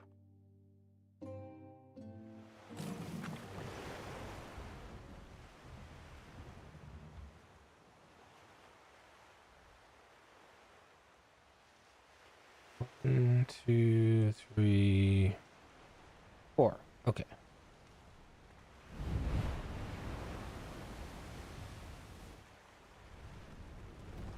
Okay.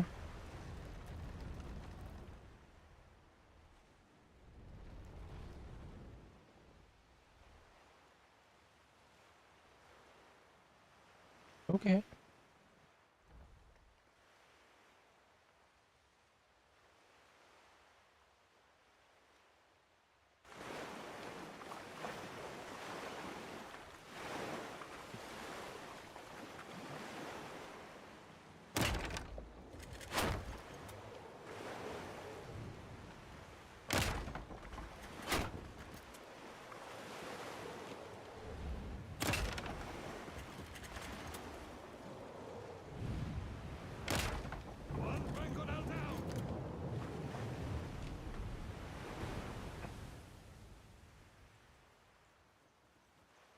Let's keep our distance. Their decks are packed with bowmen.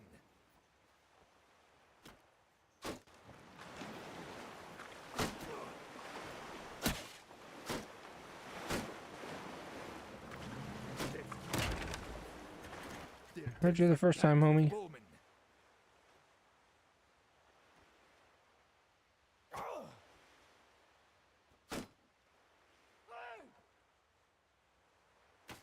Let's keep our distance. Their decks are packed with bowmen. Yes, dear.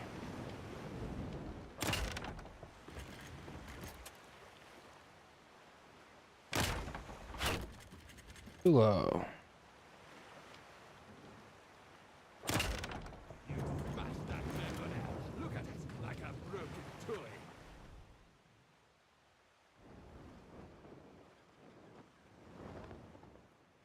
Let's keep our distance. Their decks are packed with bowmen. Love my broken toys. The white child of the 80s. That's broke many a toy in my day. Mostly by dismantling them, trying to figure out how they worked. Terrible idea overall. Don't do that. That's fun, but I was good at taking them apart and bad at putting them together.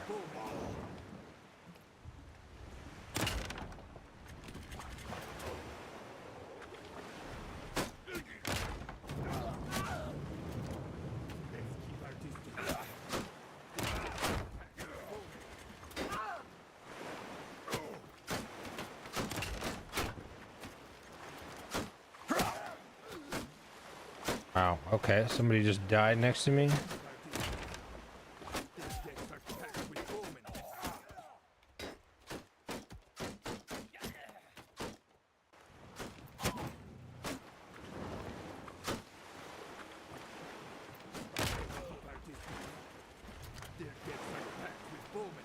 Put up. One more shot. Not that shot. Holy shit.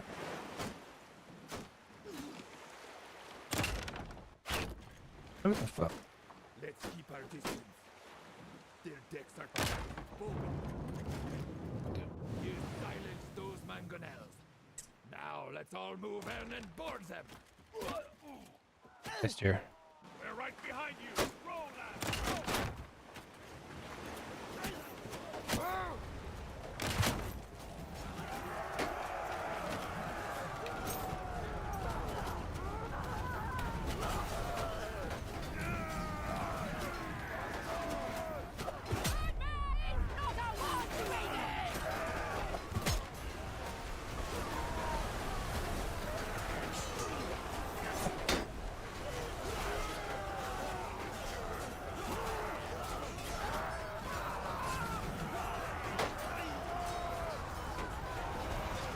I'll take a free javelin.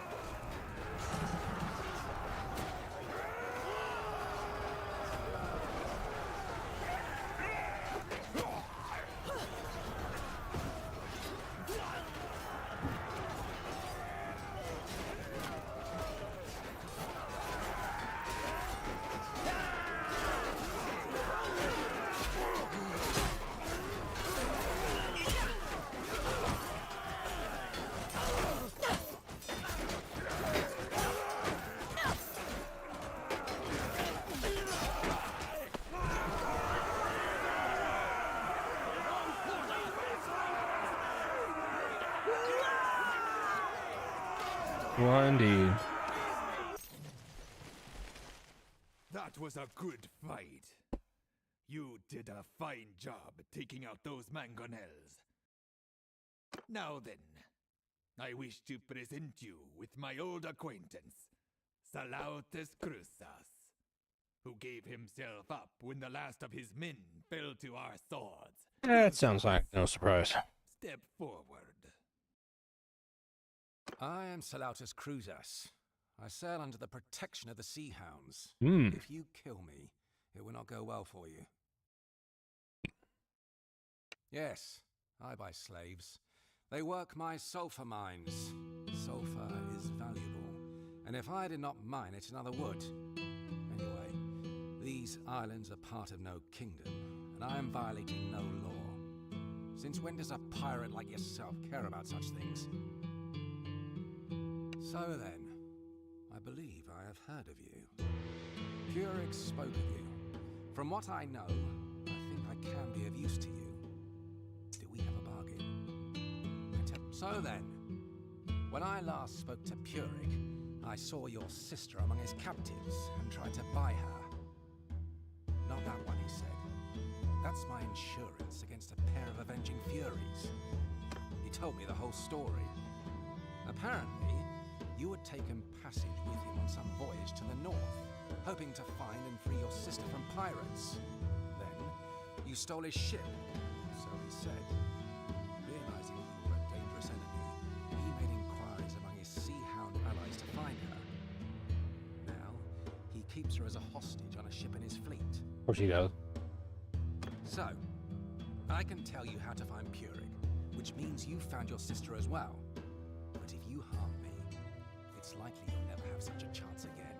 So I repeat, do we have a bargain? Indeed. So then, Purig has run a bit short of money, and has arranged to sell off some of his captives in the Grandfjord, his hideaway in the north. He will be anchored there for the next several weeks, doing business with his favored buyers. We may be able to get close to him without him suspecting that anything is amiss. He will not sell your sister, though, as I explained. Were you to be one of these buyers? Of course. Among others, yes. Good. Then we will take your ship. It has fine lines and expensive fittings, and I have no doubt that Purig, who has an eye for costly things, would recognize it instantly. If Purig is holding your sister as a hostage, then capturing his round ship will be a very delicate affair. If he sees Krusa's ship, then believes that we are Krusas, he may be able to allay his suspicions while we sneak aboard and turn things to our advantage. Absolutely right. We shall need to think on this. It might even be good to keep Krusas with us to converse with Purig or his crew. Yep. Ah, good news, Krusas. You are indeed worth more to us alive than dead.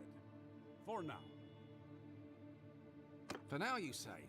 What, might I ask, is to be my fate? You don't play us false, we will have mercy on you. Well, that's decided then. We should return to Astekan to refit and gather our allies. Then prepare to sail for Angrenfjord. Yes.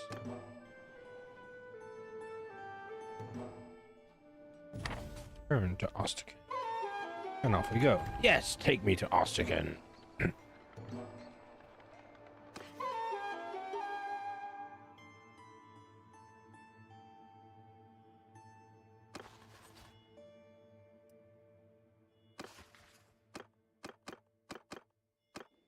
Okay. He tells you look for him in the harbor when ready to proceed. Okay, talk to Gunner in port. Well, here we are. Ready to set sail for Angrenfjord and settle accounts with our people. Let's set out then.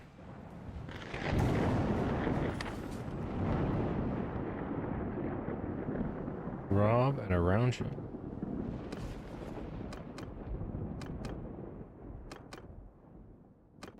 All right.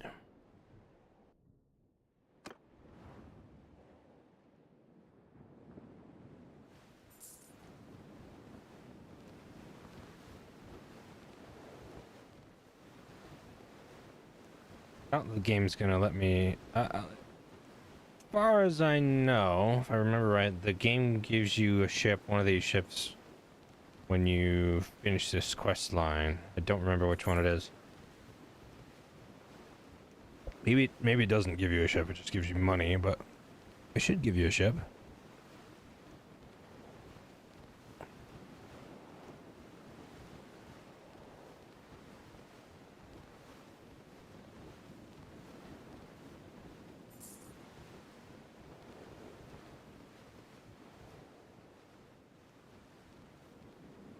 There are 96 people.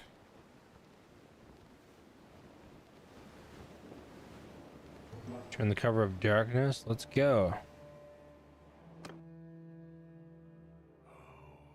There they are. attack is out of the question. Not if they don't know it's us, Throughout but this voyage, they'll probably figure it out. thinking on what we might do to ensure her safety. And I recommend that we try an old corsair's trick. Okay, I'm listening. Do you see that big cluster of ships back there? That's got to be where they're holding the prisoners.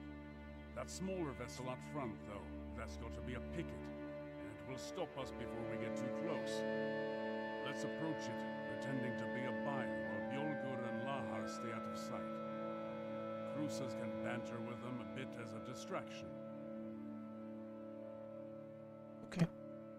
You and I, meanwhile, shall dive off the side of our ship, swim around to the stern of the prisoner ship and climb up the side. Then together we can try to find your sister on board.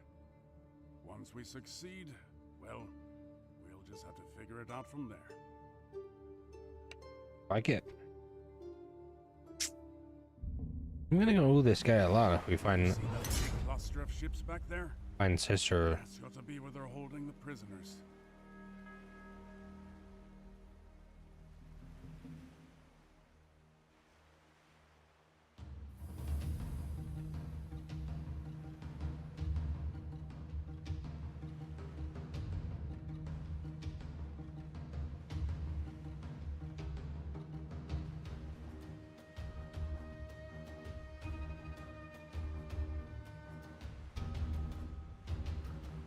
Into the water.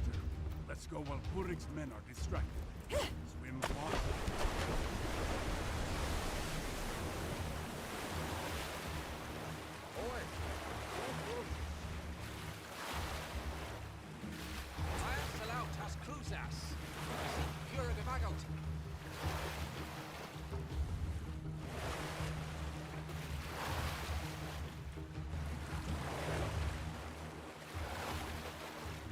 The game gave me some very fancy looking javelins.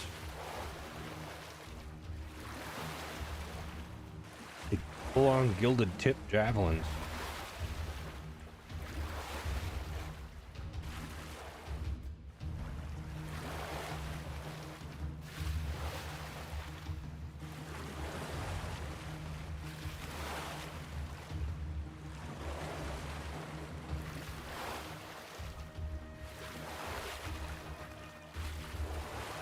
Now you can't actually dive.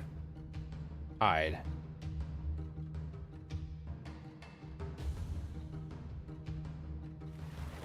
But you can't be underwater and move forward.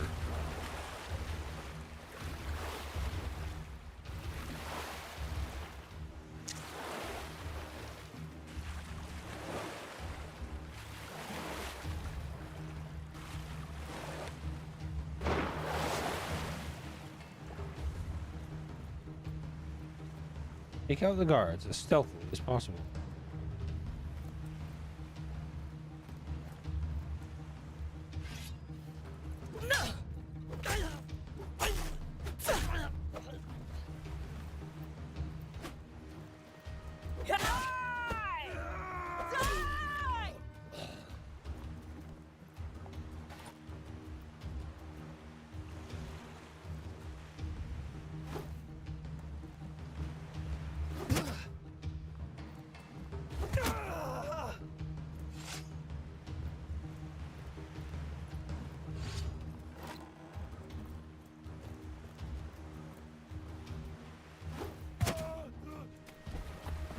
Ooh, there we go. I needed that one before. A really nice javelin. Some broad blade, wide blade javelin thing. Good. Now get to the hold. Yes, dear.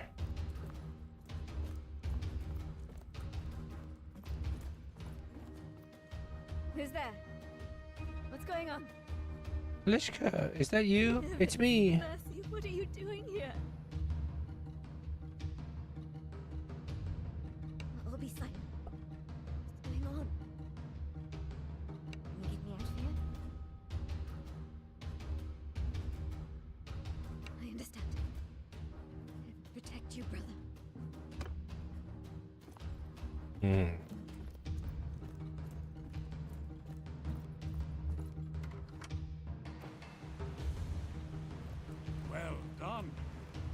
sister is still within. We need to get her to safety. Cut the lines tying us to the other ship, and let's be away.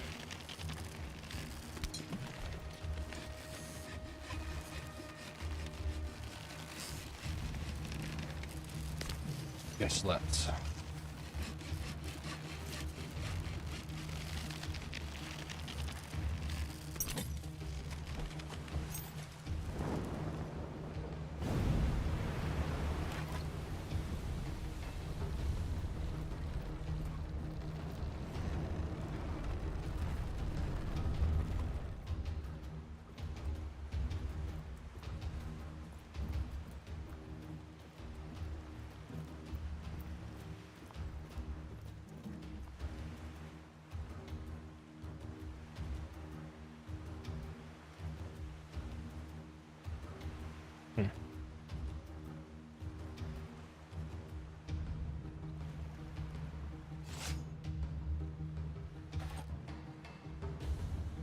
I don't think they'll let me keep this equipment after this battle. Too bad, though.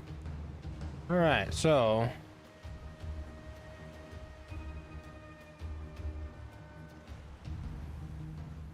Alright.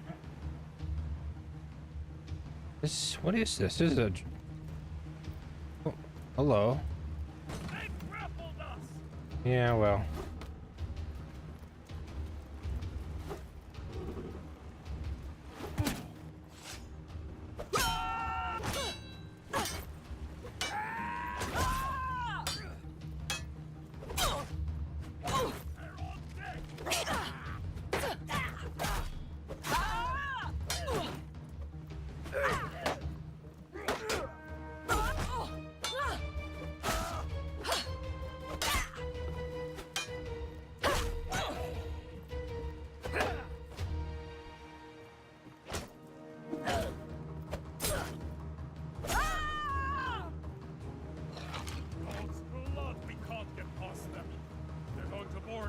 Shoot those bastards! Cut them down if they come over the side. Whatever it takes.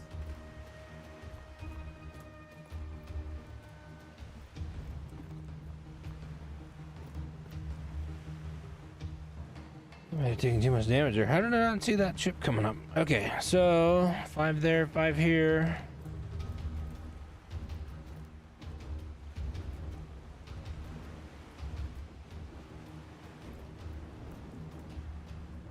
I can kill him. How did that not hit you?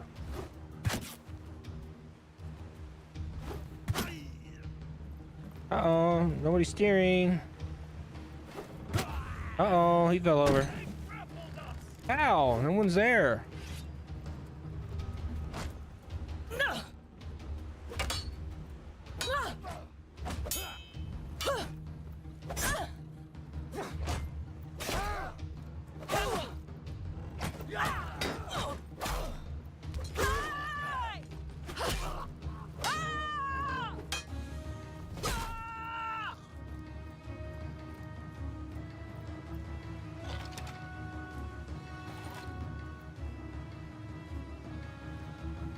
Okay.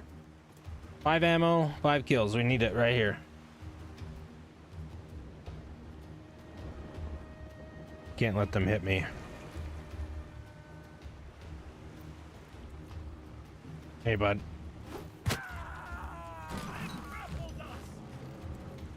Sure.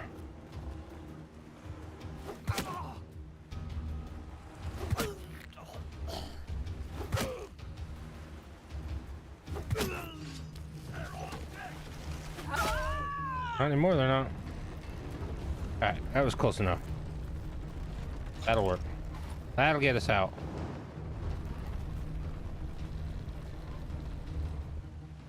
Does the ship have a ram on it?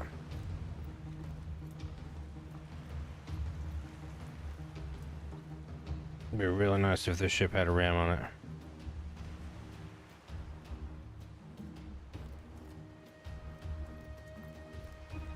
Doesn't look like it, does it? Yeah. No.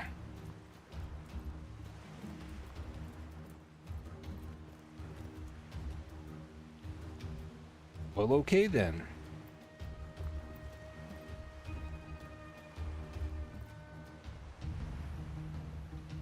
Glad they don't have any sort of missile weapon to attack me with. I'd be screwed.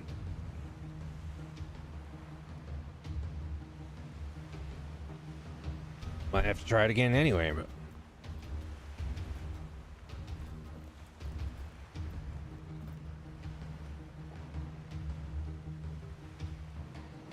hopefully I have a little bit of plot armor here.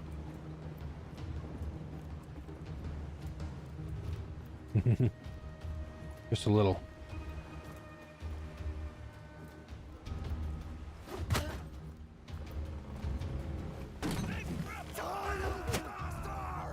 How'd you not die from that?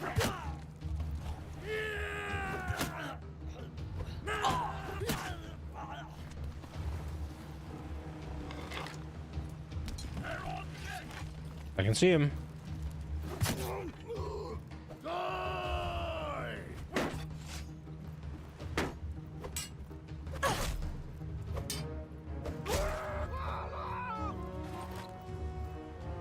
Ooh, I must have like 1 hit point.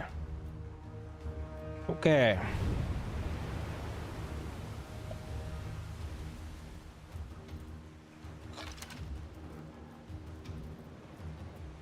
We can do this. We can do this.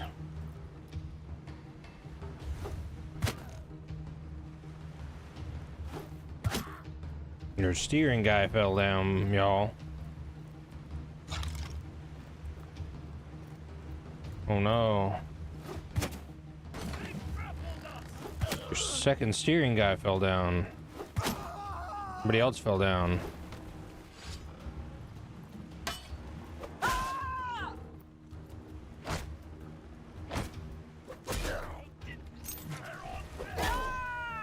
What the hell? Whoa! Okay, sure. We went through their net like a slippery old eel. Yolgud and Lahad are right over there. Let's turn the tables on those bastards. Sure. Oh.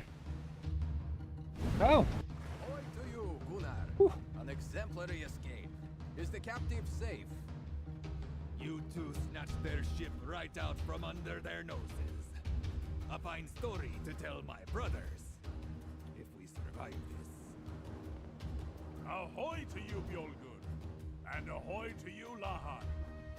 She is indeed safe with us. But now it looks like the whole pack of hounds are coming baying out to meet us.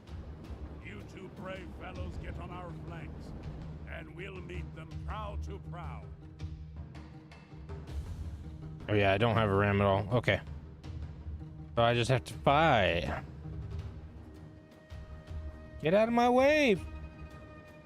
How did I still do 700 ramming damage? 628, whatever. Alright. That's a grub. That's another heavy.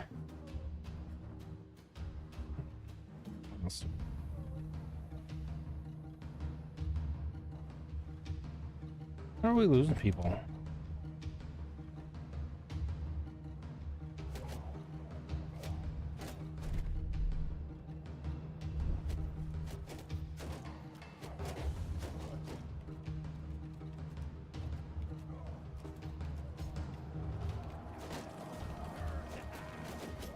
Apparently the sails ain't do much in this.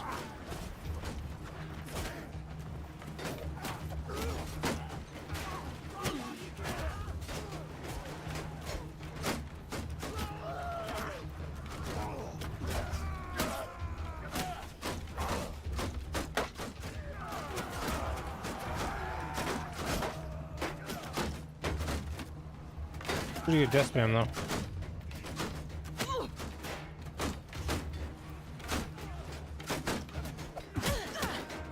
Ouch.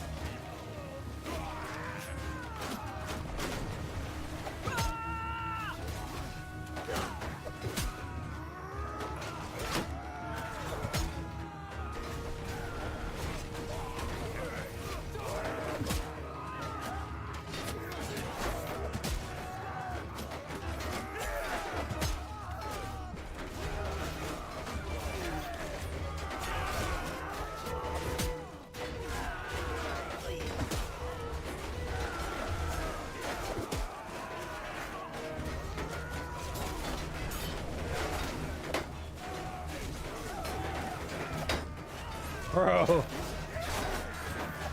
That wiggling though.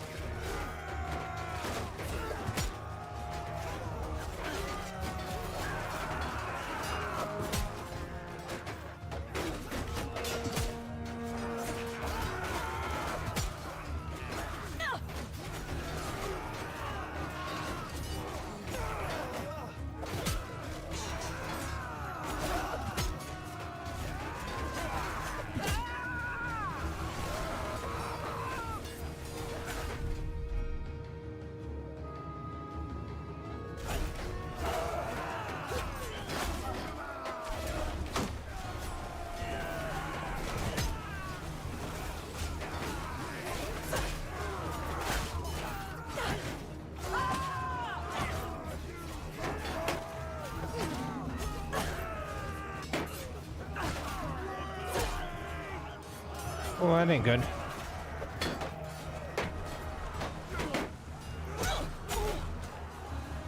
Okay.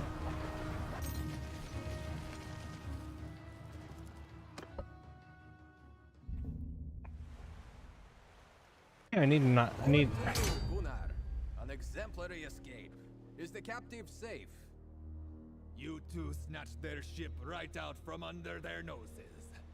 A fine story to tell my brothers. If we survive this. Ahoy to you, Bjolgur. And ahoy to you, Lahar. She is indeed safe with us. But now it looks like the whole pack of hounds are coming baying out to meet us. You two brave fellows get on our flanks, and we'll meet them prow to prow.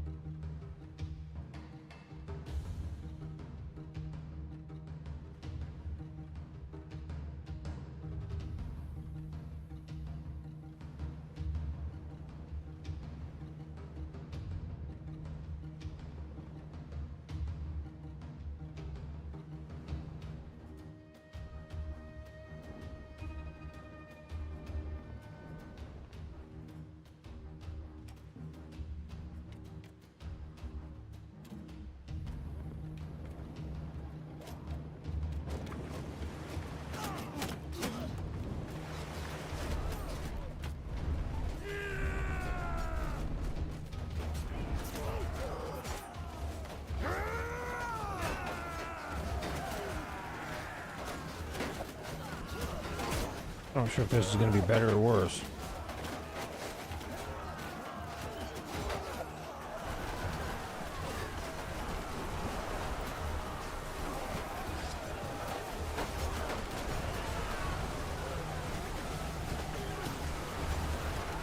Yeah, it seems like maybe worse, but with this fucking giant Gurab next to us, shooting in our backs. Actually, because they're not trying to board us, we push across and sandwich this ship between me and this and our Drakkar.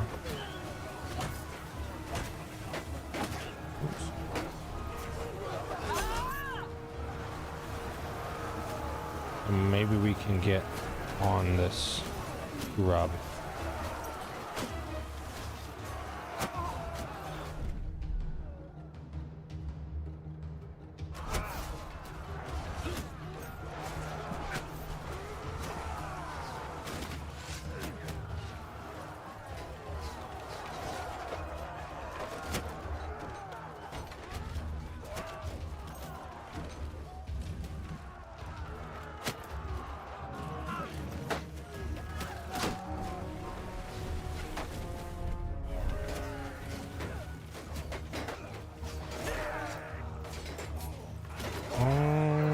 Seems like it's going better. It's for my ship. The last battle was going fine for my party as a whole, but my ship in particular was for whatever reason, we suffered a lot of casualties. Yeah, I guess we're going back. Somebody drowned. More casualties than I'd prefer, but we're still outnumbering them a fair amount. Okay. On the deck here.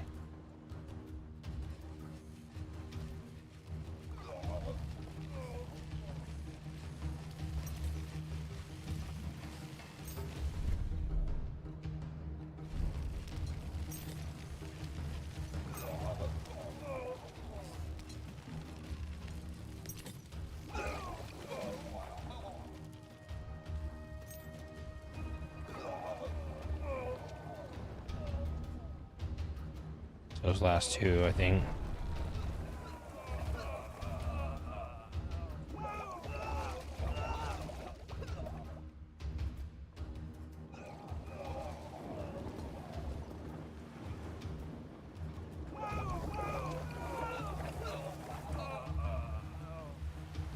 Okay, so we have people in the water.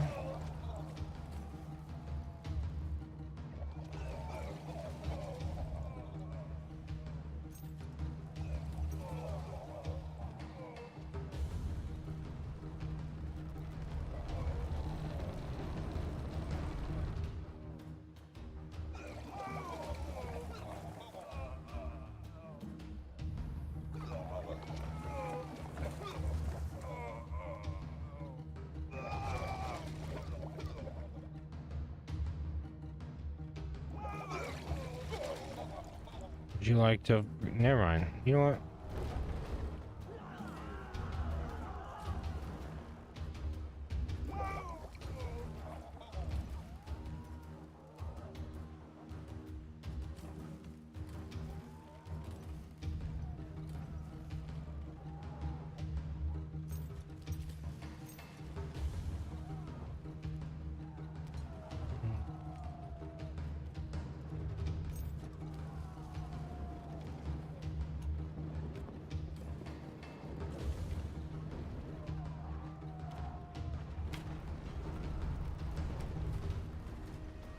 I think there's one of every, not one of every ship in the game in this battle, but there's several different types, that's for sure.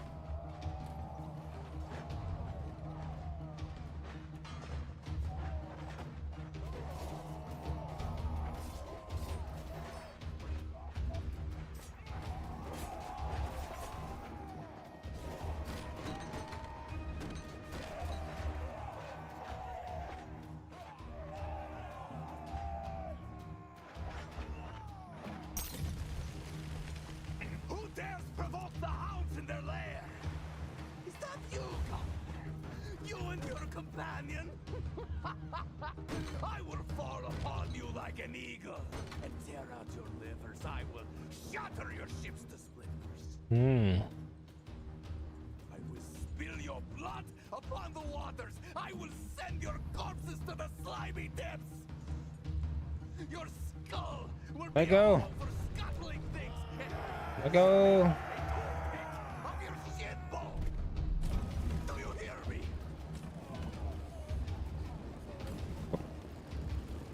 Oh.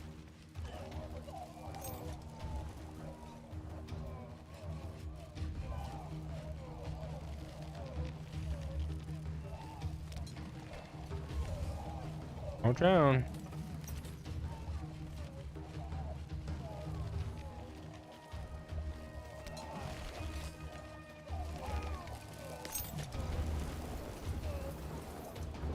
Come on, boys, get back on deck. Or not. Sorry. I'm sorry.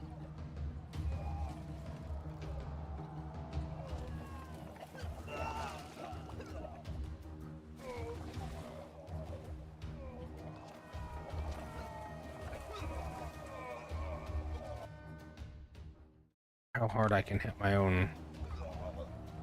Well, not gonna hit my own fleet, boys, but and it ain't gonna. Maybe it's able to save some of them though.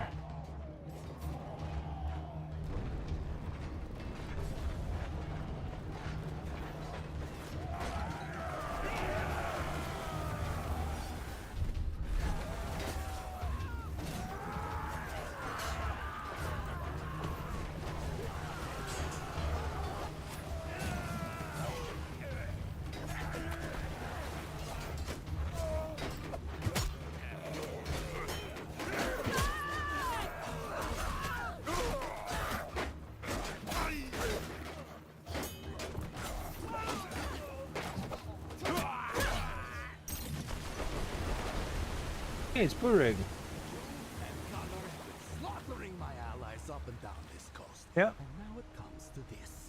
Aw. I was going to forge the Sea Hounds into a weapon of vengeance against the House of Olbjorn. Then you got beat by a couple of dumbasses walking around. Welcome to life. I would have drowned them in their own blood. But the free warriors of the North, to the men who stood against the tyrant, I would have showered them with gold. I would have given them the fame they deserved. Ruled, but that is all for nothing. Instead, the kings of I really don't give a shit about your old wars. Not much honor in having your men just cut me down.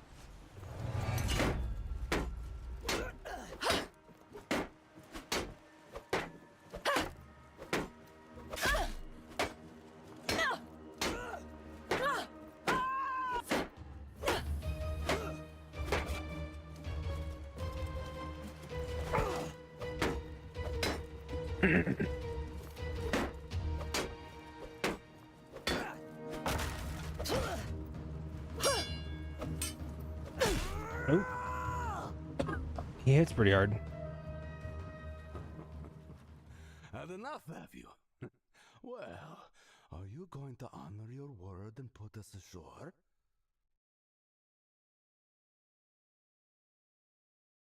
Oops. Oops.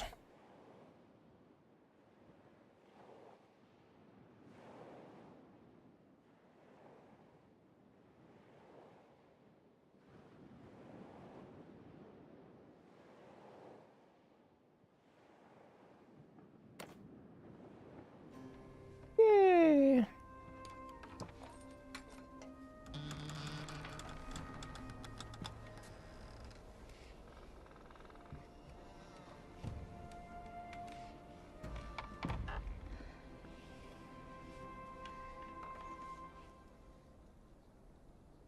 I didn't actually meet him to be redheaded, but sure.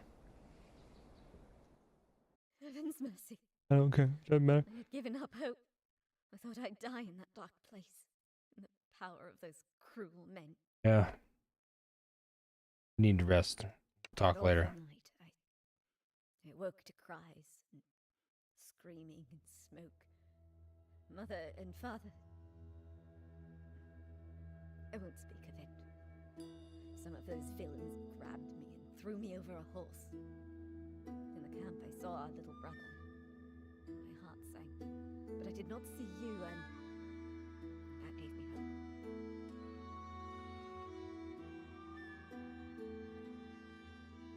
They separated us. They took the younger, stronger ones to be marched to the coast. Mocked us, telling us we would be worked until our deaths on some hot island mine or on some frozen shoreline. I told them that you would come after me with an army of warriors and see them all hanged. I did not believe it, though. I just could not bear to have no answer to their taunts. We arrived in Ostracan. We were smuggled in by night, as the slave trade was banned by the Vlandian king, although many there clearly profited from it. Eventually, Purrig came to buy us. He questioned us all closely about our families. At first, I thought he was trying to find out whether he could get a ransom for us. No, he was trying to find someone related to you. He feared you, and was keeping me to protect himself from you. That made me proud, despite my misery. They threw me in that cell when he found me. When we sailed from port to port, sometimes I could press my ear to the door. I'd hear Purrig discussing his plans to topple the Nord king and build a pirate empire. I heard your name again and again, as their schemes were foiled and the noose around his neck grew tighter. Heaven bless you, brother. I'm ready to do my part for our family and our future. But I can see our men calling you. I hate to interrupt, but we need to move fast. We've got men badly hurt, and our water stocks are low. My lads won't be leaving.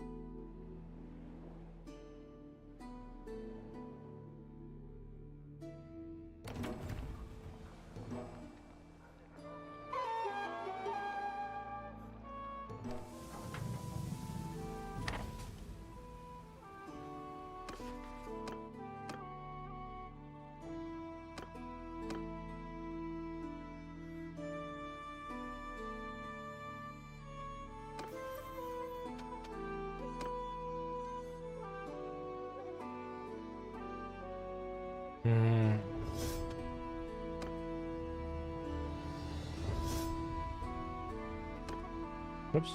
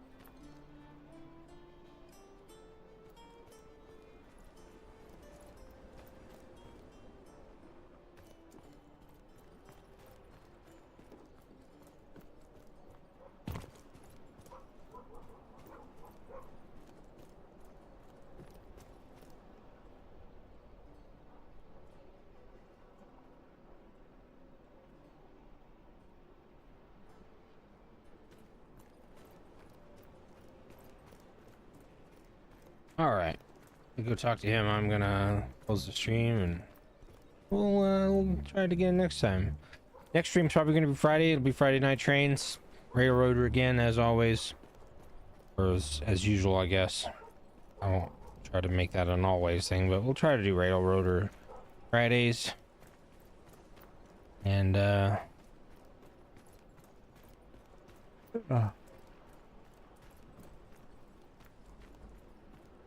Well, your sister is free, thank the gods. Purig is dead, and none will mourn him. I might wish that his death have come some other way, but I will not dwell on it. Yeah. The Sea Hounds, I hear they mostly scattered. It's time for me to return to my home in Bannerlord. I've settled what I wish to settle, and all this rowing and ramming and climbing and jostling and fighting is hard on my old bones. It's hard on young ones too, bud. My men, though, well, some of them have been quite impressed by your leadership. They want to follow you if you'll have them. And as I mentioned, they prefer to sail on our ship, the Wavesteed. So I guess that's yours too, if you'll have it. She'll carry you well, especially in the rough seas of the north. You should come see me in my village, Lagshoven, in Bannerlord. It's not much, not for a warrior like you, who's no doubt seen all the wonders of the Empire and the Hardly. lands beyond. But It's we can still wet pass a behind the summer's ears. night on the beach and drink to our deeds. It's good to be free and back on land.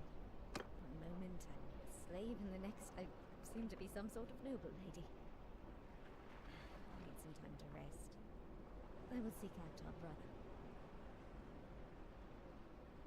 Okay.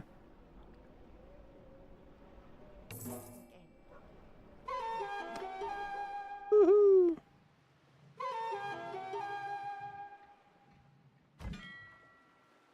My fleet will arrive in 6 hours. Maybe I'll be up from 0% health by then. And of course there's a... Of course there's a freaking tournament when I'm at 7% health. Okay, so we start with a longship. All that, we got 10,000 bucks and a longship, which is worth about the same. And yeah, let's see if I got any loot to sell. Oops. A little bit. Oh, it's my bow. Mostly just my bow. Which I'm gonna re-equip because I like it.